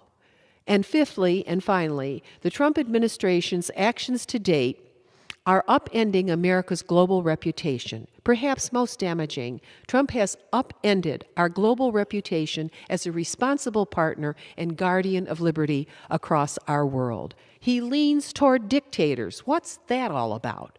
It took 80 years for America, with our leaders like Franklin Roosevelt, John F. Kennedy, Ronald Reagan, to meticulously secure our place as leader of the free world. We didn't seek it, but we did our job. America is the global beacon of liberty and justice for all. Our reputation has been earned at tremendous sacrifice and vision. Our commitment to liberty has been built on the sacred graves of over 500,000 Americans who sacrificed their lives for the first time in history and fought not for power or land, but for the liberation of others from tyranny during World War II. Over 2 million of our fellow citizens bore the injuries from that conflict. And in the decades that followed, our nation and our allies became prosperous, not by closing our doors to the world or hiding from the challenges of the communist bloc. Our forebears met tyranny head on. We met nations, the threats that we faced, and stood together to our founding commitments of life, liberty, and the pursuit of happiness year after year. In the face of constant threats, American liberty has been a multi-generational effort admired around the world, with each generation standing firm. But in just over 100 days, Donald Trump, whose family has no record anywhere of military service or sacrifice for this nation, is carelessly throwing liberty to the wolves. He seems to enjoy dictatorship, plutocracy, and wealth over principle. Russia celebrates as America retreats from the world. So does Iran. So does North Korea. Just look around. Trump has taken Putin at his word. Putin's word can never be trusted. As long as President Trump keeps trusting Putin over our allies, then he will continue to do Russia's bidding at the expense of the American people. If America doesn't lead, then Putin and Xi and all of their dictator buddies will rule the day. And in their world, liberty cannot survive. America, pay attention. Pay attention not just to what is happening inside our borders, but outside their borders. I can tell you there are enemies to liberty across this world. We have to hold our ground. We have to tell our own president, pay attention. Pay attention, learn from history, appreciate the relationships that have been won at such a high price. I want to yield back my time as I thank, again, Congressman Mike Quigley, Congressman Stephen Cohen, and Congressman Alexander Vindman, all of whom will contribute remarks to the record this evening. Thank you, and I yield back my time. Thank you. Does the gentlelady have a motion? Yes, Mr. Speaker, I move that the House do now adjourn. The question is on the motion to adjourn. Those in favor say aye. Those opposed, no. The ayes have it. The motion is adopted. Accordingly, the House stands adjourned until 10 a.m. tomorrow for morning hour debate.